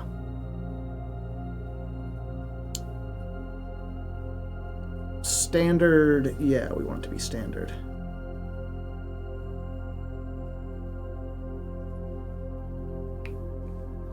Hey, there's one.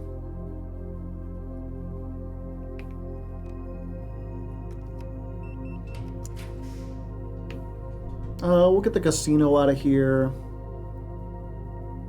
We still need to open the workshop.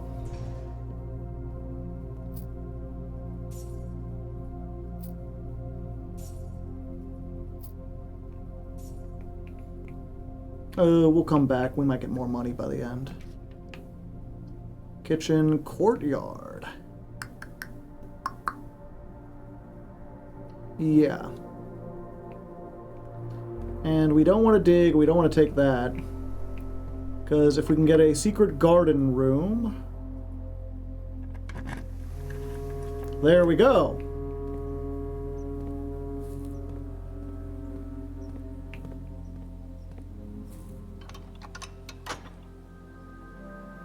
There's the door on the right opened.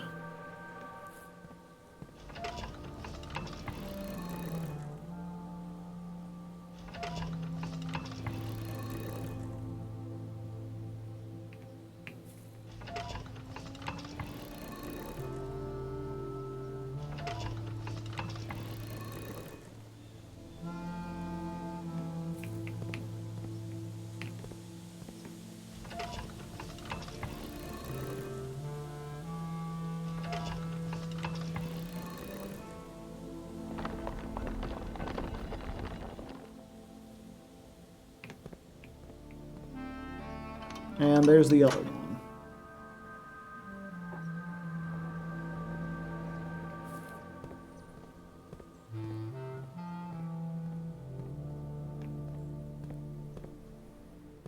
Okay, so now we can dig these up.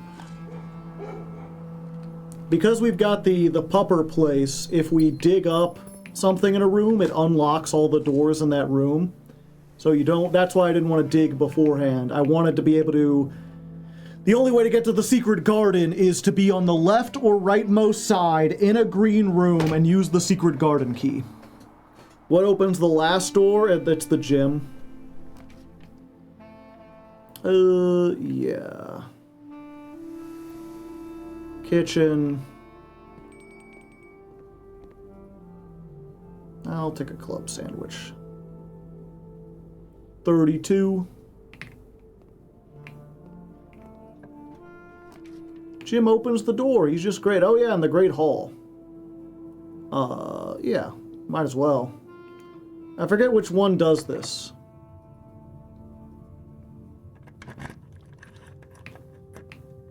Nothing.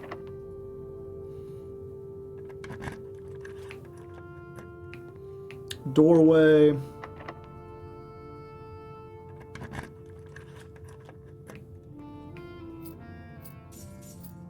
Too bad there's no dig spots in the Great Hall, am I right? That would be neat.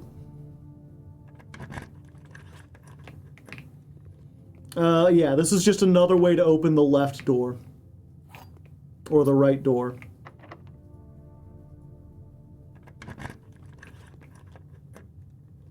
Okay, there's nothing up there then. Reading Nook gets us there.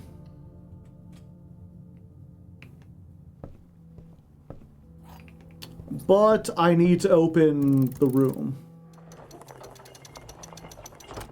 Yeah, and that's just the basement key.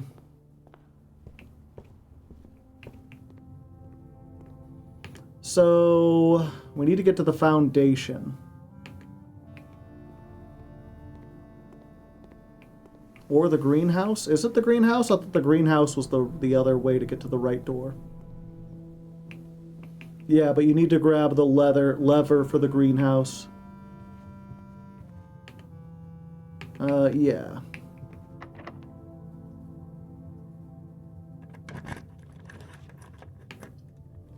Yeah, I need to get in the foundation, please. I need to get in the foundation, please. Thank you.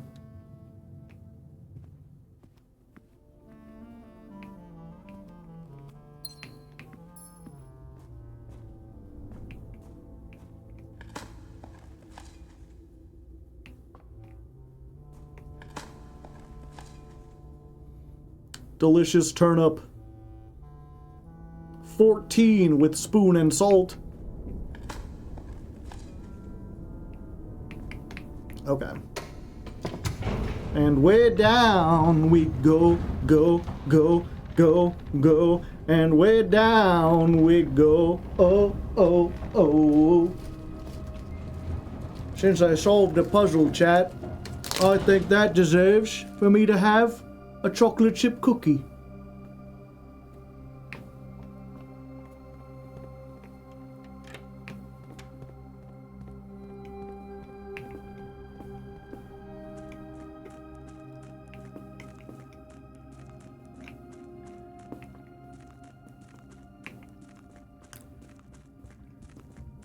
Victory cookie.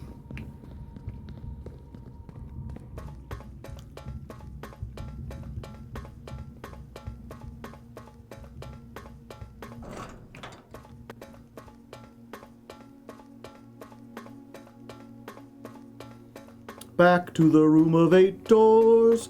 We've got 8 whole doors in here. They're all opened and stuff.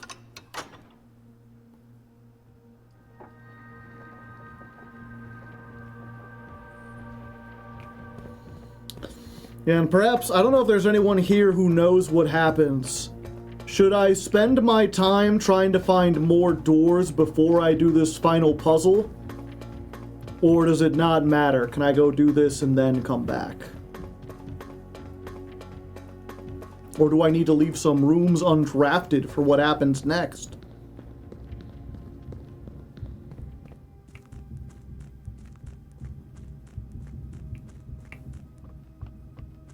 No idea.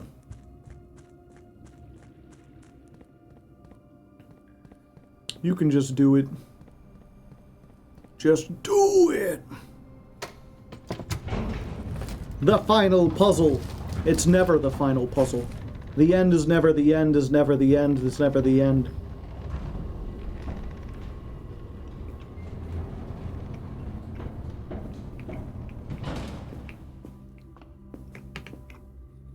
I am already here, so I might as well.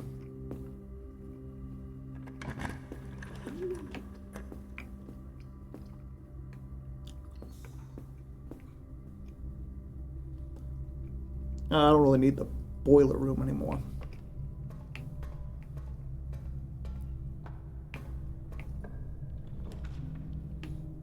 The dark room. Mechanarium?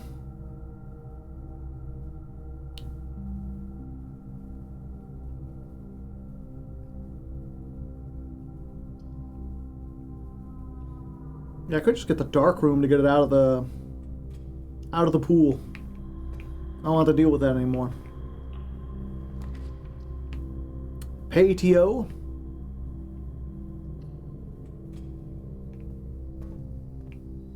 Hey dude, don't make it bad.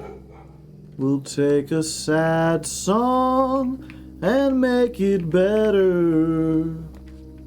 Remember to let her into your heart, and then you can start to make it better. Hey dude, don't be afraid. You have found her, go out and get her. Remember to do the things that you do, and then you wear shoes, 'cause shoes are better. So let it out, don't let it in. Hey dude, refrain. Ooh, the Cloister of Farah. Oh, we wanted security up here. We haven't gotten the security room, yeah. Yeah. Yeah. 2 security doors. What is it, my birthday? Okay, there should be a blue note somewhere in here. Because it's on the 8th rank. And this doesn't count. Yeah, that's before. You know what we hate? Tunnel crates. Fuck those guys.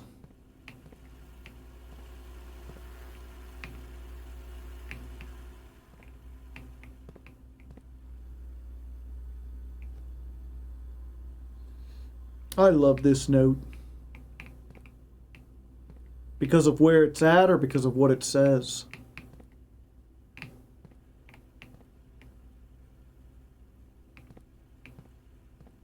Tunnel crates rule. Oh, Doyle rules.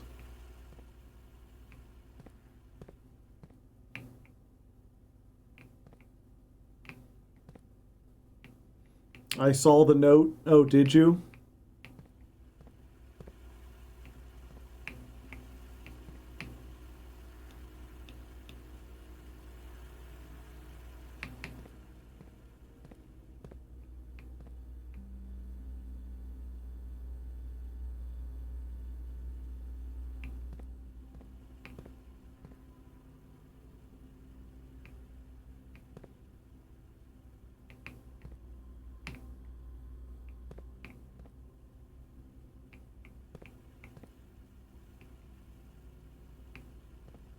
On the cork board.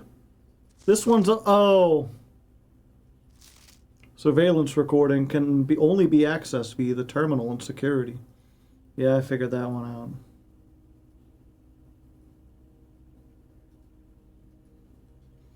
out. Security.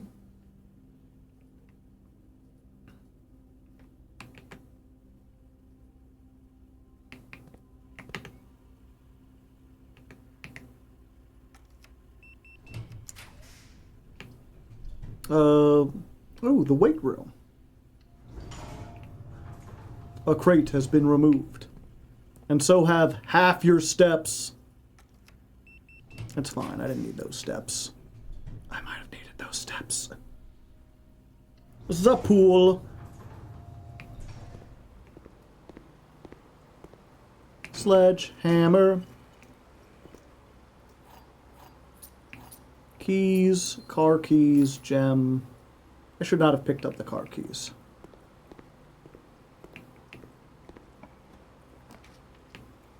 Ooh, the conservatory.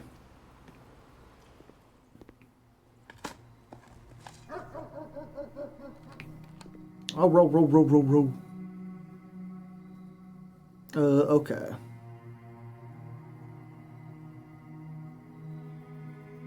Vault needs to be standard, unfortunately.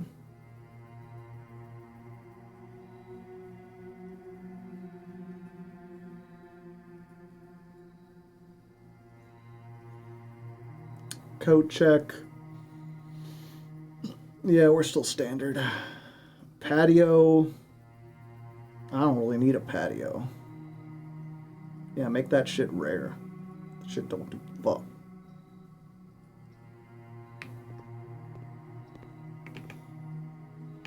We just need a blue room that we haven't been in.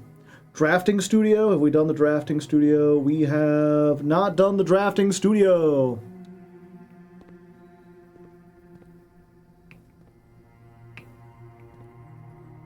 There are no new floor plans.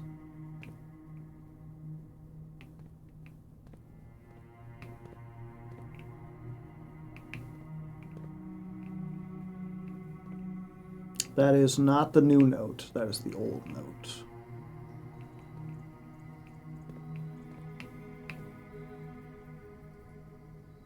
There's a tiny safe.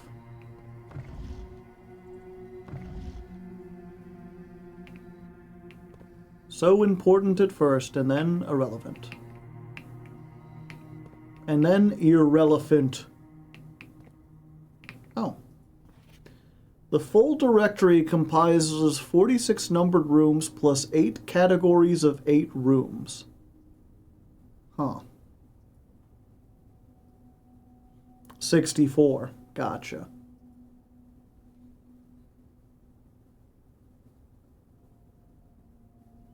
Oh, I'm saving these in the wrong folder.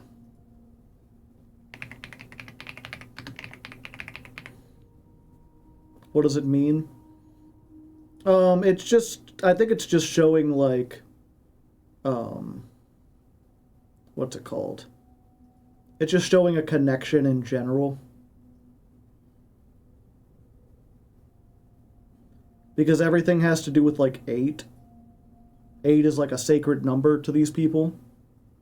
So 8 times 8 is 64. And then the diamond means to reverse something.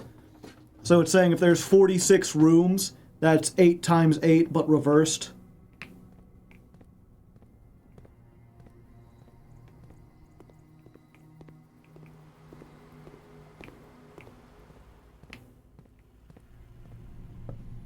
And hey, there's one more. Might as well. The final door. I opened all of them, baby.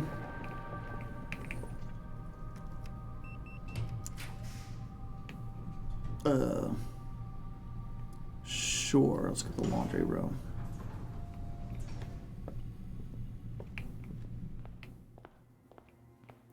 $46. Give me my crown, bitch.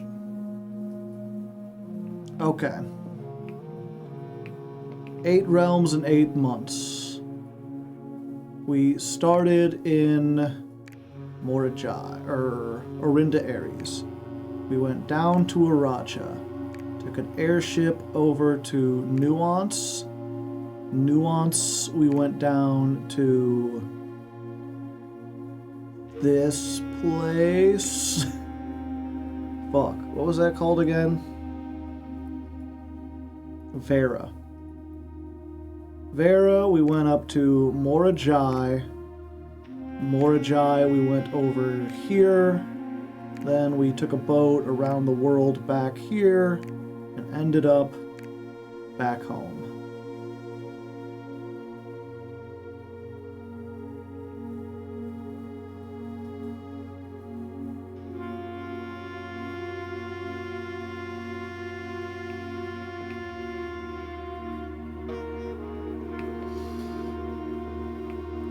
Did we mess up? Wasn't something supposed to happen? Where's my prize?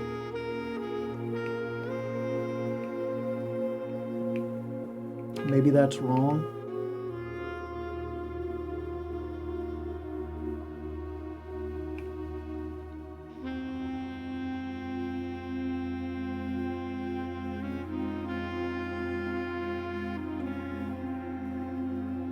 Nuance was the second last. Insert villager sound.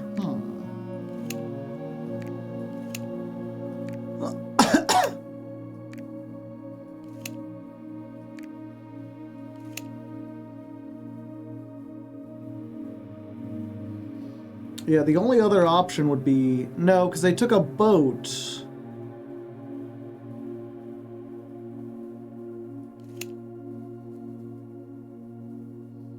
Were you screenshotting the postcards? Yeah.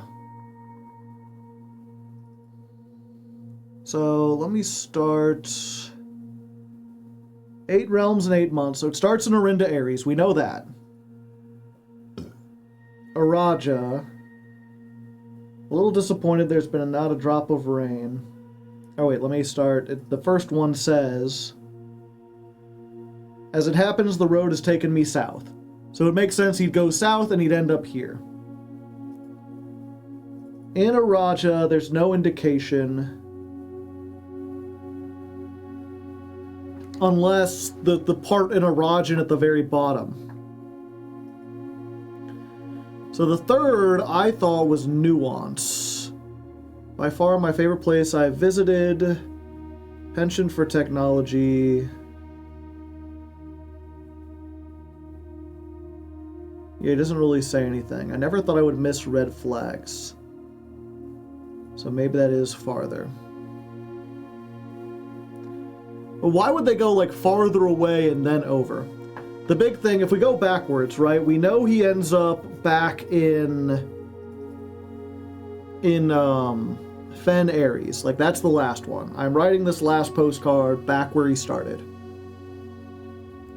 And we know that he came south because Arch Ares, the place above it, we arrived after a few days of sailing. It made me realize how much more convenient it would have been in the old days when the railway tracks extended all the way north. Wait. Arch Ares... It would have been convenient when the railway tracks extended all the way north. So... does that mean he sailed up here? Because the railways used to go all the way across this continent, and then when the people took over here, he got rid of them.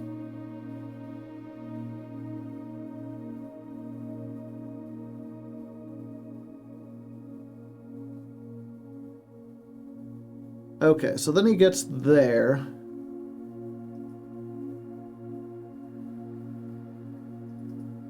Croatia, he loses all his books.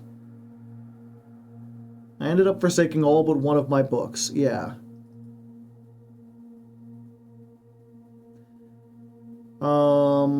That's a Raja. Morajai. After a short sea voyage, we arrived on the main island. People here were beleaguered in their politeness. I may sneak away to spend some time alone with my book. So he still had his books in Morajai. And we know he didn't go from... we know... okay, so we know the shipping lanes. Maybe we got this confused. Maybe he went to Morajai. Even though he says it's a short shipping thing. A short sea voyage. This doesn't seem short. I assume short meant it had to come from one of these.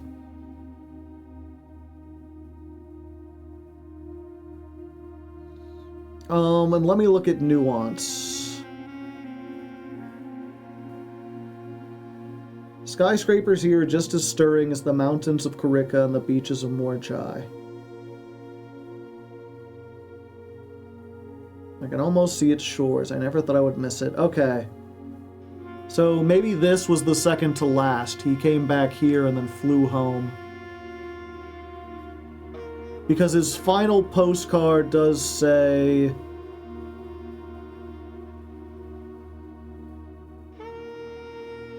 air travel is much better than sea travel. So he took a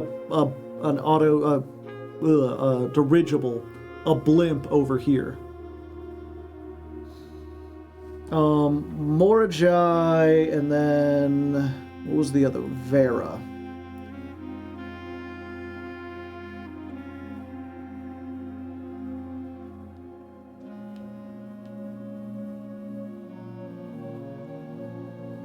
The weather here is more severe than it was in Morajai. So maybe he went here, here, and then back. Oh. Okay.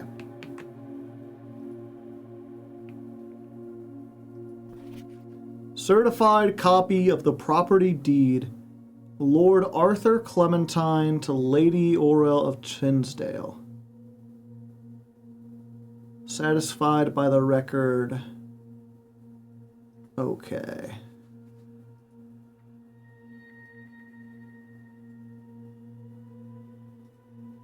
Let me save as deed cover. Next page. Know all men by these precepts, that Lord Arthur Clementine, rightful owner of the land that rests in the northern range of the Reddington Mountains, doth grant and convey to the bearer of this document, Lady Oreville of Tinsdale, the land, forest, and waters of the sheer cliffs that rest in the northern shadow of the Holy Leaf Mountain, with all the rights, privileges, and apertures thereunto belonging. Boundaries. The property of Mount Holly consists of dense woods flanked by cliff walls, irrigated by a mountain spring, streams, and punctuated by several runoff waterfalls. The area is sheltered between the summit's northern slope and saddle, spanning 80-odd acres of land. The property is situated southwest of Reddington, bounded on the south by steep crags, and abutted on the east by the high road to Tanner Fork. I, Lord Arthur Clementine, convent, promise, and agree that Lady Arvel and her heirs and assignees, that I am lawfully seized and possessed of the said premises that are free and clear of embracences, good rights to sell and convey the same. Yada yada, I will warrant and defend. In hand and seal I make my mark in the great year of Fen Aries 1912. So this is the original deed to the land we're in. Hopefully I don't need a magnifying glass to figure out special stuff here, because I do not have one. Deed interior. Okay, so it's just those two. The last will and testament of my uncle. Do publish and declare this instrument my last will and testament, and hereby revoke all wills and codicils heretofore made by me. I declare that I am not and have never been married and have no children. I direct all my debts and outstanding expenses be paid as soon as my decease is possible. Second, I direct that all servants and staff in my employ at the time of my death shall be granted indefinite leave to be paid out of the reserves of my estate set aside for such occasion, until such time as a new master of Mount Holly bids their return. In the event that the aforesaid reserves for this purpose are depleted before a new master of the estate is found, I direct my executor to make provisions for their future employment and to do so in a manner that is just and equitable to all parties involved. Do I need to... Whoops.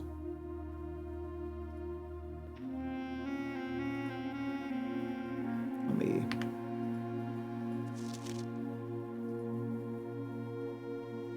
More notes. You know what? I'm just going to put new folder. Last will. 1. Thirdly, to my faithful valet, Hartley Ruota, I hereby gift him the lake house in Trinsdale as a small measure of gratitude for his many years of unwavering loyalty and devoted service. I direct that my executor take such steps as necessary to transfer ownership of the lake house, should all reasonable efforts to persuade him to accept the same.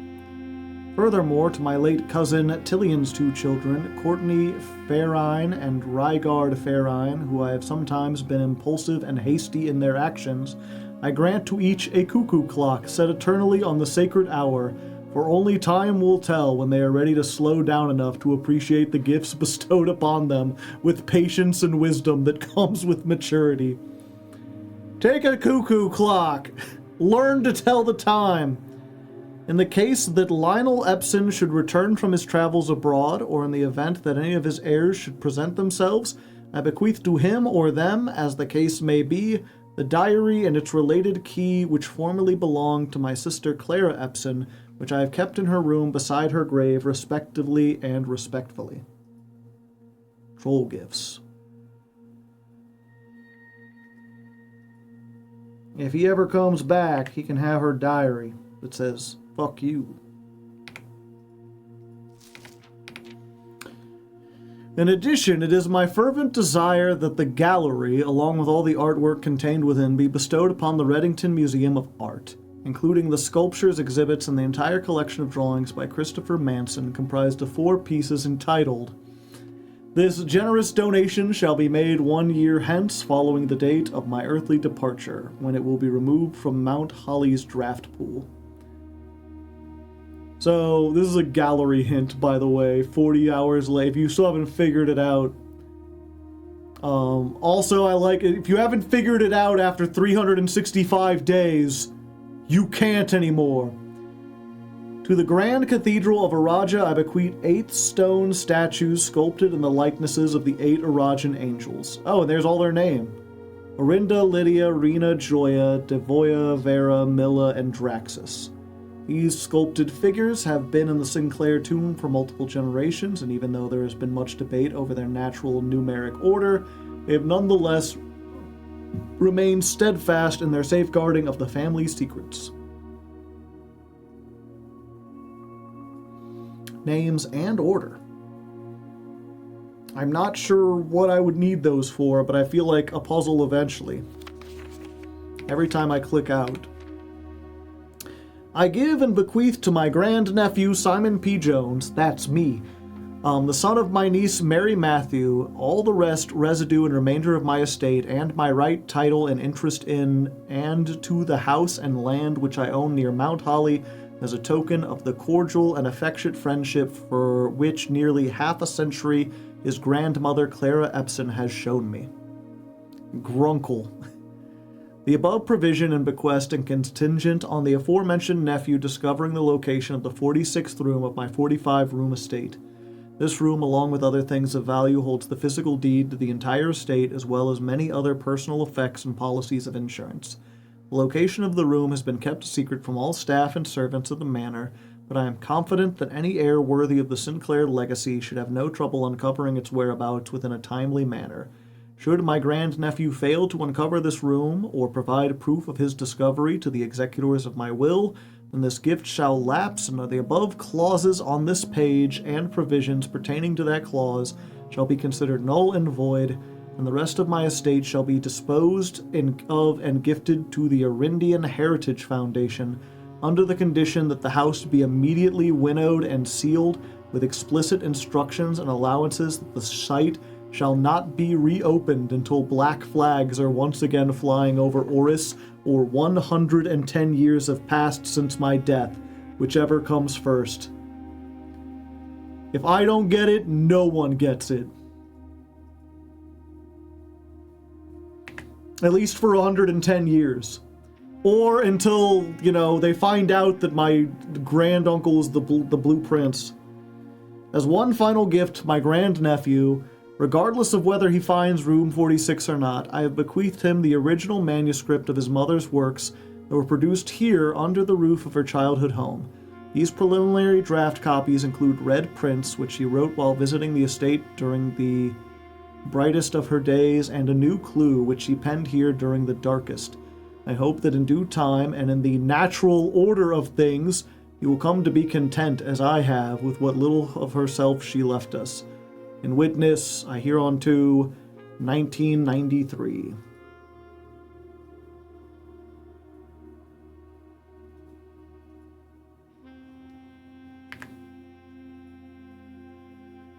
Adios, automatic ninja.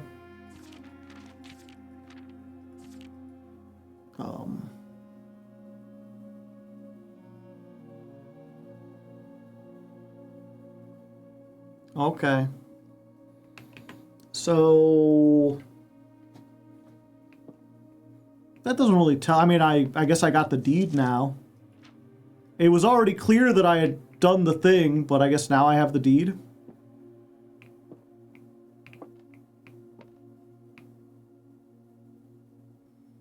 Jones.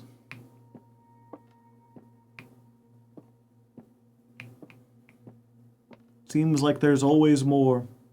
Yeah, I thought there would be a big reveal, but maybe there is, and I'm just not getting it.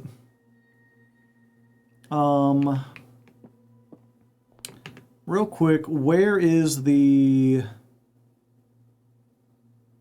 dining room? I know I drafted one at some point in here.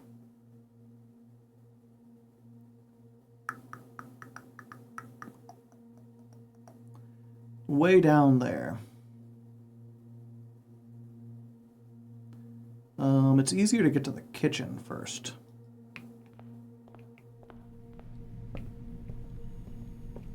And I need the whatchamacallit to show that, to trade my steps for stars.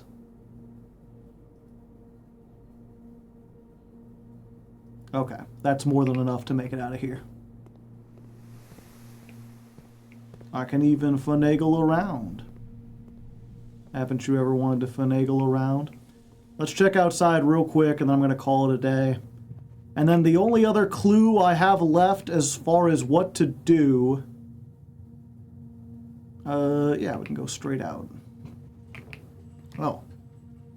I am a banana. The only other clue I have as to what to do, I mean, I might as well while I'm here, is the things underneath.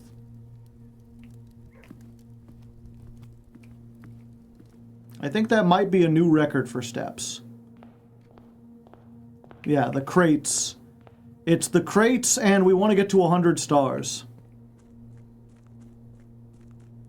Want a hint for the blue doors? Yeah. I haven't the slightest clue where the blue doors are. It's one thing if I'm like, wait, I think I can figure it out. It's another thing is like, no idea.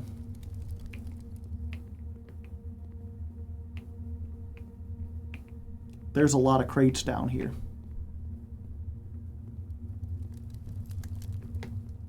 Crates, okay. The hint is I gotta remove the crates and then the blue doors.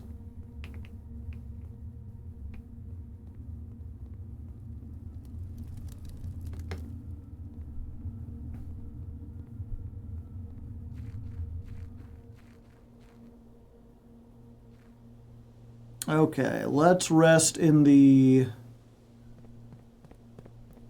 whatchamacallit. Yeah, we just want to rest in the break room. And then the next 4 doors are another 60 hours of gameplay.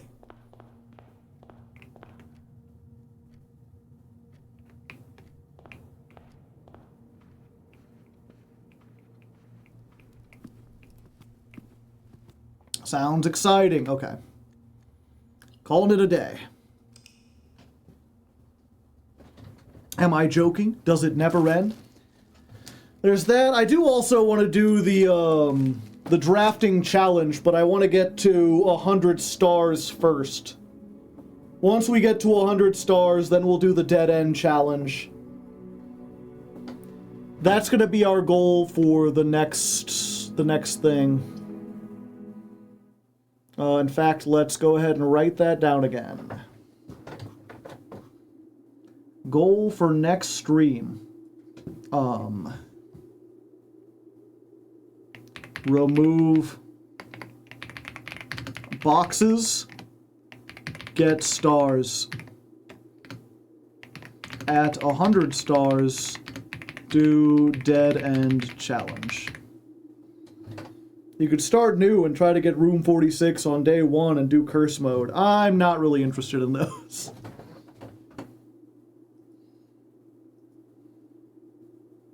Unless, is there another ending for getting all the trophies?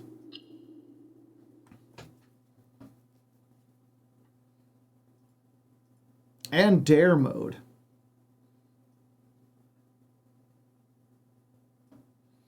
Figuring out something from the will is important. Is it something that, like, I would already know what it's useful for?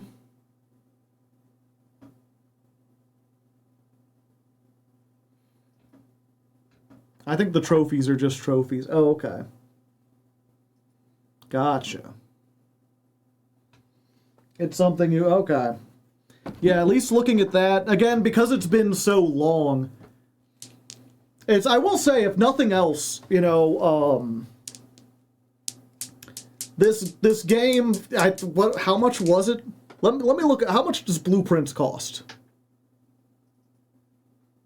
If I were to buy a copy of Blueprints,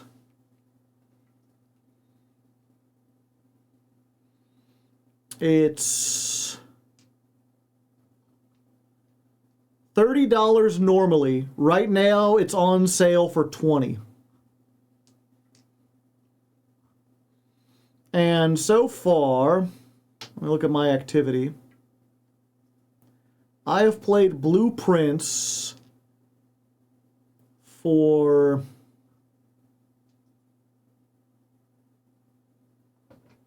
92 hours. Too much game per game. Yeah, it's entertained us for like, if you wanted a puzzle game that would keep you busy, like, fuck, you're gonna get your money's worth. 16 pounds because of the sale, yeah. Like, I'll give that to the developer. And I mean, for what it's worth, like, the world building is really nice. They got me to, like, learn all these different countries and everything. They got me to learn some manner of Arajan. They got me to care about these characters that I barely know. They did a good job. It's just, I think, and I've talked about this before, these are just not my kind of puzzles a lot of times. There's some of them I like, but I'm much more into something like Opus Magnum. I feel like I'd want to do it all, but I'm not compelled to finish it all at once. Yeah. It's one of those things where, like, I'm curious if I wasn't on stream if I would become more or less invested in it. I'd not be able to play this myself. I couldn't do the maths related thing. One thing, I had a friend who, like, absolutely loved Blueprints, but they said they had, like, 2 other friends, and he would play it on Discord, and they would just all be in a call together, and he'd be, like, streaming it. And so having 3 people that you can talk through with and basically come up with, like, different ideas and, like, remind people of stuff, he's like, that made it, like, a super memorable and fun experience because it was much harder to get stuck when you had 3 different minds who were all kind of, like, coming together on it. That sounds like a good time. Like, as fun as it is to do on stream where you guys can give me some ideas, the fact of the matter is, because of the way I stream it, and because of how late I stream it, and because just the way the chill streams in general, it's like, a lot of you aren't paying as much attention as I do. Which I'm not, like, blaming you for, but it's not the same as, like, being on there with 2 friends who are just, like, sitting there, like, observing it, you know? You just pick wherever you want to drop off. Yeah, I keep waiting for something that... It's funny, because the first ending, I guess, felt a little bit more climactic, but as soon as you go in again, it's like, also this other stuff. And I keep waiting to get some... Like, the Blue Prince ending, where you sit on the throne, had, like, a sense of weight to it, except you're literally just, like, sitting alone in a throne room by yourself. I don't know what it was supposed to accomplish or what it did. I keep feeling like there should be something where, like, I find proof that, like, the guy who's the current king is not the proper king, and it sort of sets up where, like, I could start a revolution, or I find my mom, or something that should be something that's like, oh, now that I've done this, the world will change. But so far, it's like every victory has been... Like, the first victory was a personal victory, and every victory since then has just been like, and now I learned more things. He's not the proper king, right? He took the throne in revolt. Yeah. It's weird because part of this...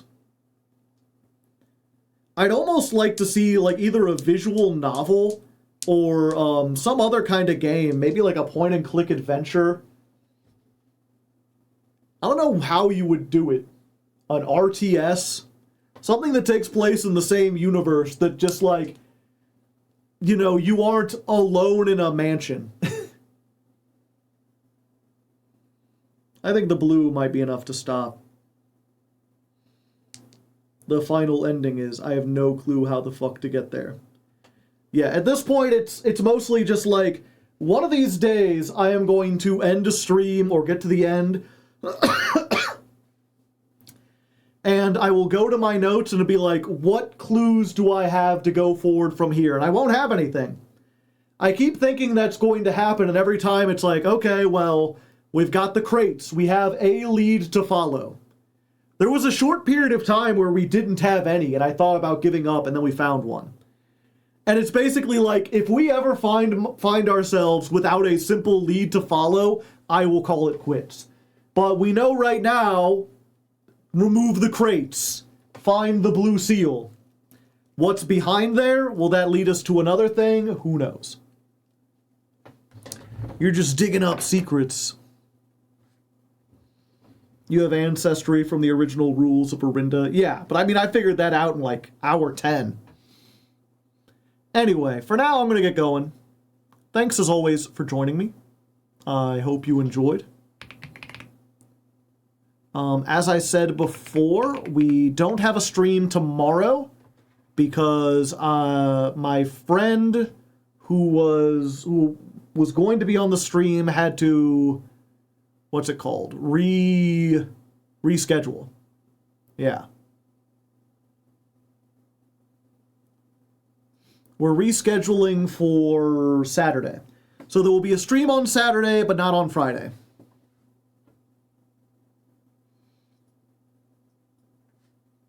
You're the blueprints of the realm of Mount Holly.